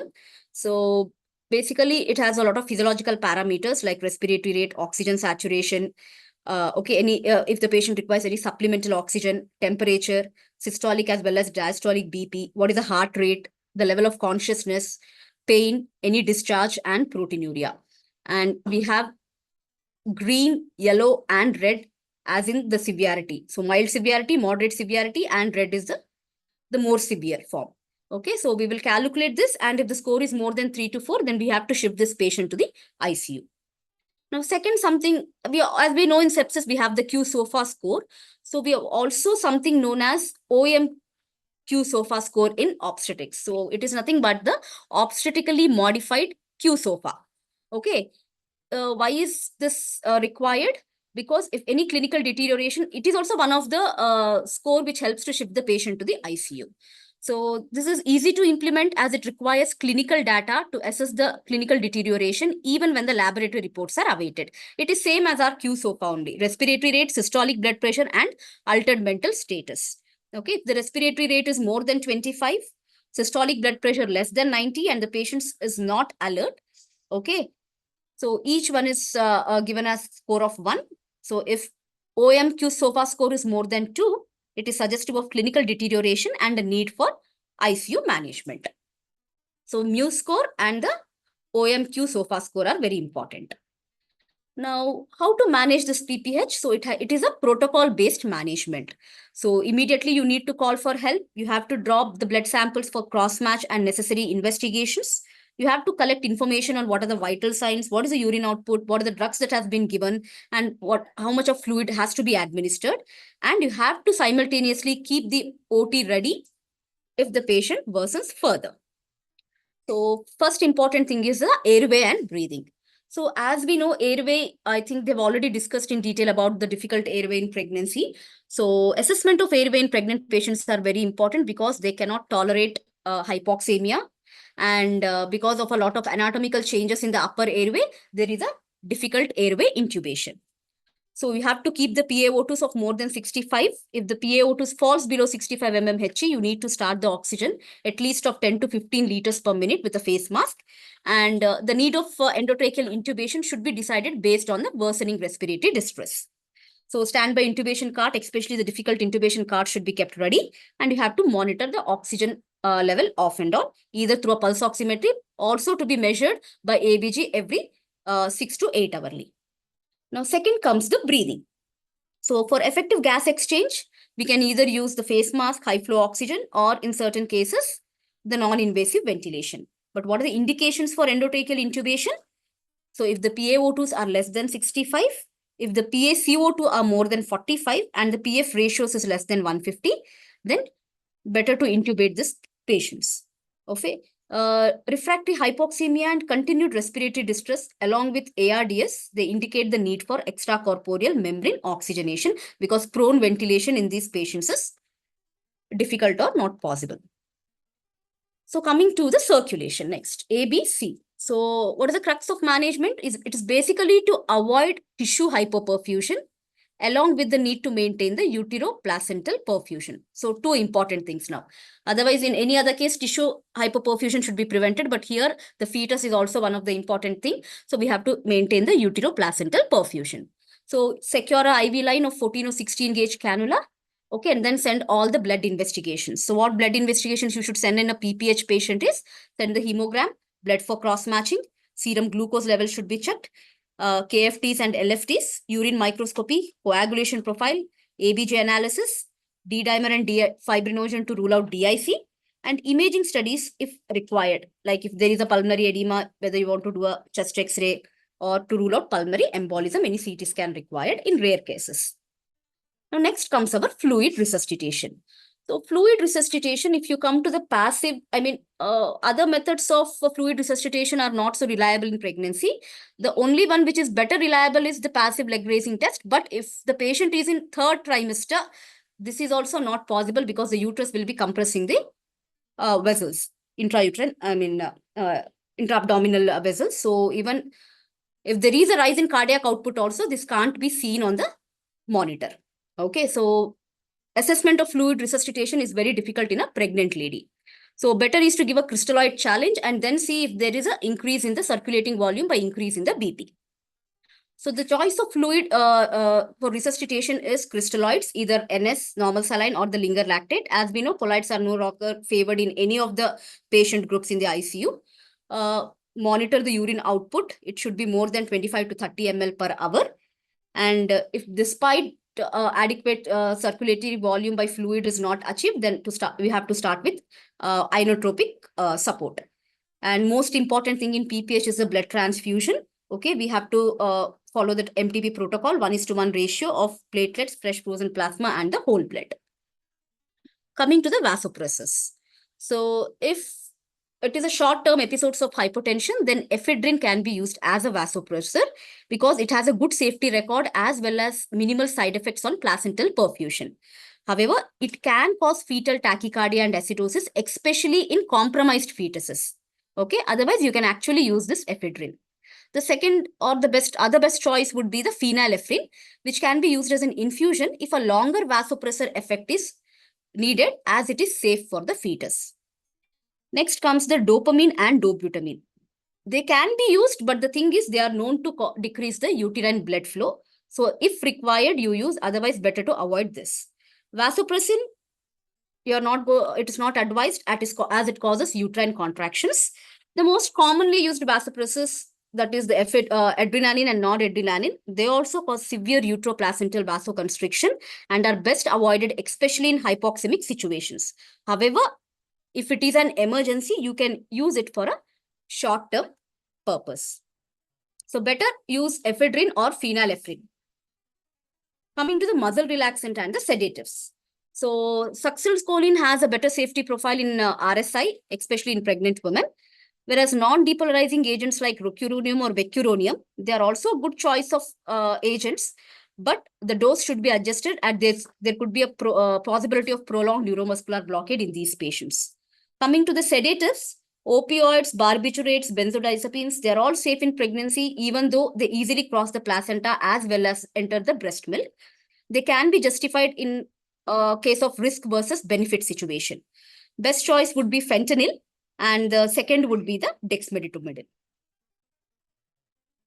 Coming to the blood products, these are very important, especially in PPH patients. So ideally is to transfuse a whole blood, but availability is very difficult. So you can transfuse a packed red blood cells. So in the event of unavailability of a desired blood group, then you can use an uncross-matched O-type Rh negative PRBC. Okay. So to restore the lost circulating volume, because it is more than around 1.5 liters, better to transfuse around 2 to 4 units of PRBCs rapidly. Okay, the use of an integrated filter and blood warmer in the infusion set will help to prevent clotting, especially when the transfusion rates are more than 100 ml per minute. You need to avoid ringer lactate while giving this fast the blood transfusion because it may lead to increased clotting due to calcium in the solution. And you have to monitor all the hemostatic parameters like platelet count, bleeding time, APTT, PT, fibrinogen every 4 to 6 hourly. And the best way is to do a TEG or a ROTEM, which is a compromising diagnostic modality because it gives a quantitative estimation of conversion of the whole blood to the clot. Now, what are the indications? When to give what products? Okay. So if you have to transfuse FFP if the INR or the APTT is more than 1.5 times the normal. Platelet should be given if the platelet counts are less than 50,000. But if you're planning for any urgent surgical intervention, you should maintain the platelet count of around 80 to 1 lakh. So if surgical intervention is required, you transfuse platelets. Now coming to the cryoprecipitate. So normally if it is less than 100 or 150, we usually transfuse in a normal patient, but in pregnancy, the threshold is little high. So if it is less than 150 to 200, then you better transfuse the cryoprecipitate or the fibrinogen concentrate. Coming to the recombinant factor 7A. So basically, this is recommended if the conventional medical management fails, and also when there is varying degree of surgical managements are unsuccessful, like if you are doing uterine massage or you're putting some sutures, everything is unsuccessful, then better to give a recombinant factor 7A. Okay, so what is the dose? It is 90 microgram per kg initial dose, and a second dose can be given 20 to 60 minutes after the first dose if there is no response. Okay. And as we all know, we have to give Rh negative mothers, the Rho anti-D immunoglobulin is recommended. Coming to the role of tranexamic acid in PPH. So what is tranexamic acid? It is a synthetic derivative of the amino acid lysine, which basically acts by blocking the plasminogen binding sites and inhibits the proteolytic function of plasmin, thereby preventing the fibrin degradation. So it has been effectively demonstrated to have reduced the need for blood product transfusion and mortality in PPH. I will discuss about the trial in the next slide. So what is the dose of tranexamic acid? It is administered as 1 gram in 10 ml of normal saline at 1 ml per minute over 10 minutes. And if required, a second dose can be given within 24 hours if the bleeding continues. Okay, it should be given very slowly as bolus injections because it can lead to a risk of hypotension. So as I was telling, the role of tranexamic acid in PPH. So this is the women trial. Okay, so which was published in 2017. So basically what they have done is they have given tranexamic acid and compared with a placebo. Okay, and they have found out that tranexamic acid actually reduced the death due to bleeding in women with PPH with no adverse effects. Okay, so if you see death due to bleeding, okay, the p-value is significant. So actually tranexamic acid helps in reducing the bleeding with PPH, okay, and also the mortality. So they are going to ask you the trial of tranexamic acid in PPH. So please do remember the trial name. Now coming to the sepsis and septic shock in PPH. So maternal sepsis, it accounts for around 11% of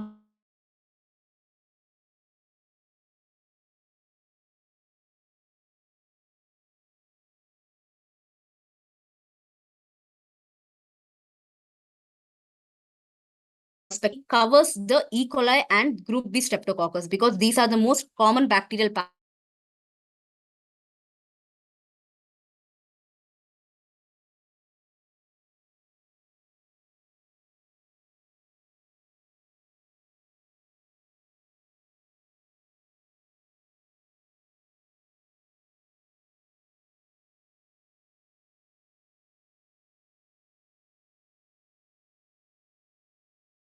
This meeting is being recorded. in delivery. So coming to the vaginal delivery, first we'll discuss about the obstetric management. So first we need to see why the PPH has happened. So rule out what are the causes. Okay, then you send all the baseline labs. And this is actually WHO given protocol. So there is some protocol known as code PPH, okay, in some hospitals. So when they announce they're going to order all these 4 RBCs, 4 FFPs, 1 platelet, 2 gram of fibrinogen and factor 7A. Okay, recombinant factor 7A, because this is a WHO guidelines, they have included this. So simultaneously, you have to give tranexamic acid and start some uterotonic drugs. Okay, the most common and the first line drug is the oxytocin. Okay, oxytocin is usually given as 5 international unit IV, then 10 to 20 international unit over 2-hour infusion. If oxytocin is not available, then you can also give misoprostol. Other drugs which are used are methyl ergometrin and in some cases, sulprostol also. Okay, so if the patient is in the early stage, the hemodynamics is okay, then you can even think of uterine artery embolization by involving the interventional radiology. So, okay, the other methods are you can do an uterine massage, bimanual uterine compression and external aortic compression. Okay, this is in the OPS. If none of this is successful, then you have to shift the patient to the OT where you can do the curettage. Okay, if there is a retained placenta or any other products. If there is a laceration or any other thing, so surgical repair of the genital tract trauma can be done. And if nothing is helping, then uterine tamponade by surgical or by balloon catheter can be done. Okay. Still, if there is a persistent bleeding, you transfuse the required blood product. Okay. And perform a laparotomy, do a compression suture or ligate the uterine arteries or the internal iliac arteries if required. If finally this is also not working, then the last one is emergency hysterectomy. Okay. So first manage it medically, okay, and externally if possible. If not, shift the patient, do a laparotomy or see some causes like whether you can do a curettage, surgical repair if required. If not, then do laparotomy and see if you can ligate any of the vessels or do a compression sutures. If not, the last one is emergency hysterectomy. Simultaneously, the anesthesia team will be actually looking about the blood product thing. I mean, what to transfuse, do a viscoelastic or a TEG or a rotum and then decide what product has to be given. Okay. So you do, as we know, we do RSI, okay, put a radial arterial line, give oxytocin, maintain some targets like MAP should be around 50 mmHg, hemoglobin should be more than 8.5, platelet should be more than 50, okay. And if further there is a bleeding, then you should order the second round of code PPH, which I've already mentioned there. Okay, so basically anesthesia part is about giving the blood products, maintaining the hemodynamics. Okay. Now the same thing, what happens if there is a cesarean section and there is a PPH? Okay. So anyway, cesarean section, the patient will be in the OR. So nothing new, just this part will be continued here. Okay. So PPH is there, you do compression sutures or vascular ligatures, persistent bleeding is there. Okay, then but the patient is hemodynamically stable, then you can think of uterine artery embolization. Otherwise, better to do a emergency hysterectomy. Okay, the anesthesia management would remain the same. Now, this is about the blood product management. Okay, so as we told that if the blood loss is more than 500 ml, you can just monitor the patient, okay, and administer first line uterotonics like oxytocin.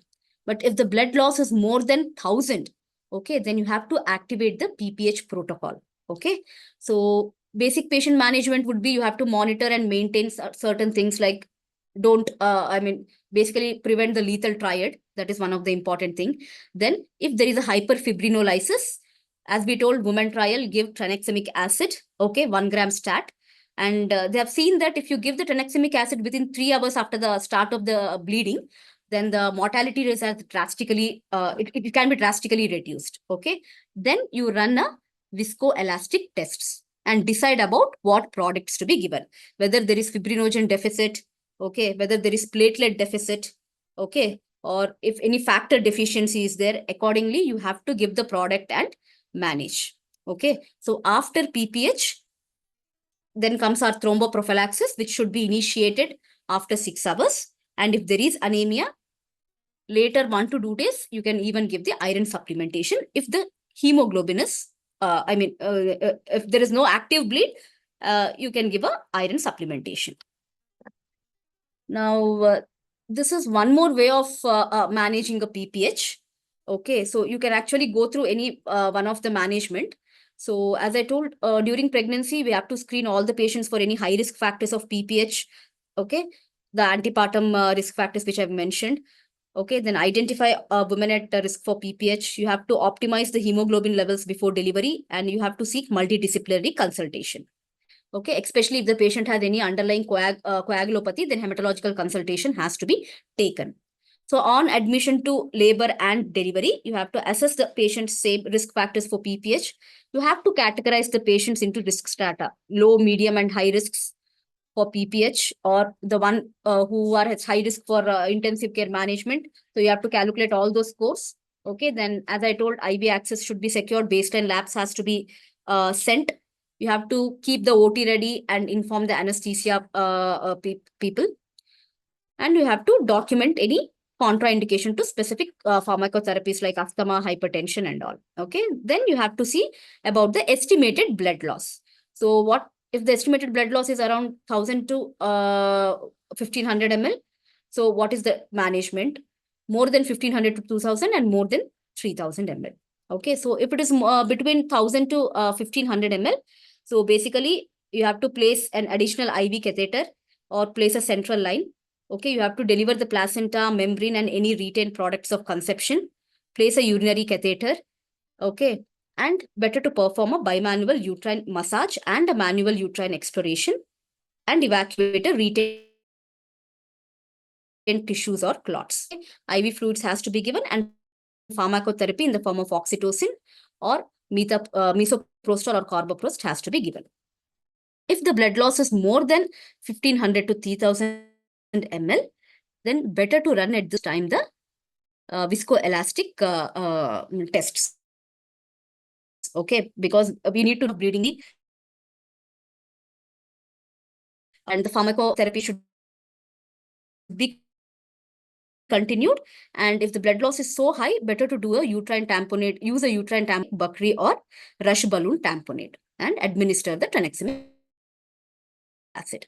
But if the blood loss is more than 3000, okay, you need not to do any viscoelastic monitoring, just announce the MTP 1:1:1 Okay.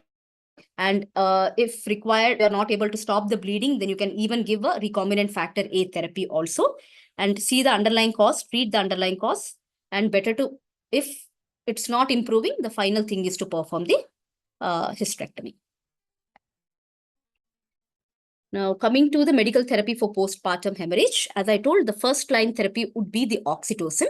Okay. The dose has been mentioned as basically IV route. You can give us 10 to 40 international units in 500 to 1000 ml of Ringer lactate solution. Okay. And then you can give it over 5 to 6 hours. And then if further required, you can give it in a the bleeding is persistent, then you can give the further doses of oxytocin. Okay, there are a lot of adverse effects, concerns, everything has to be taken care. Second line therapy would be the ergot alkaloids, especially the methyl ergoben maleate or the carboprost, which we usually regularly use this in the OT. Then adjuvant drugs would be the tranexamic acid, which I already told that it has to be given, and better results are found if you give it within 3 hours of the bleeding. The other drugs would be the recombinant factor A. Okay. If the treatment is unsuccessful, you can even give the misoprostol. Okay. So these are certain images which is showing the different methods of stopping the bleeding in the PPH. So you have the Bakri balloon tamponade.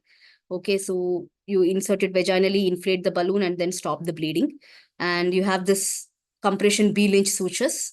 Okay, and the last one would be the uterine artery ligation. If not, then hysterectomy would be the last option. Okay, thank you.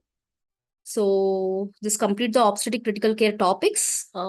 Next week, we are planning most probably the hematology and oncology. So details of which I will let you know in the next class. Okay.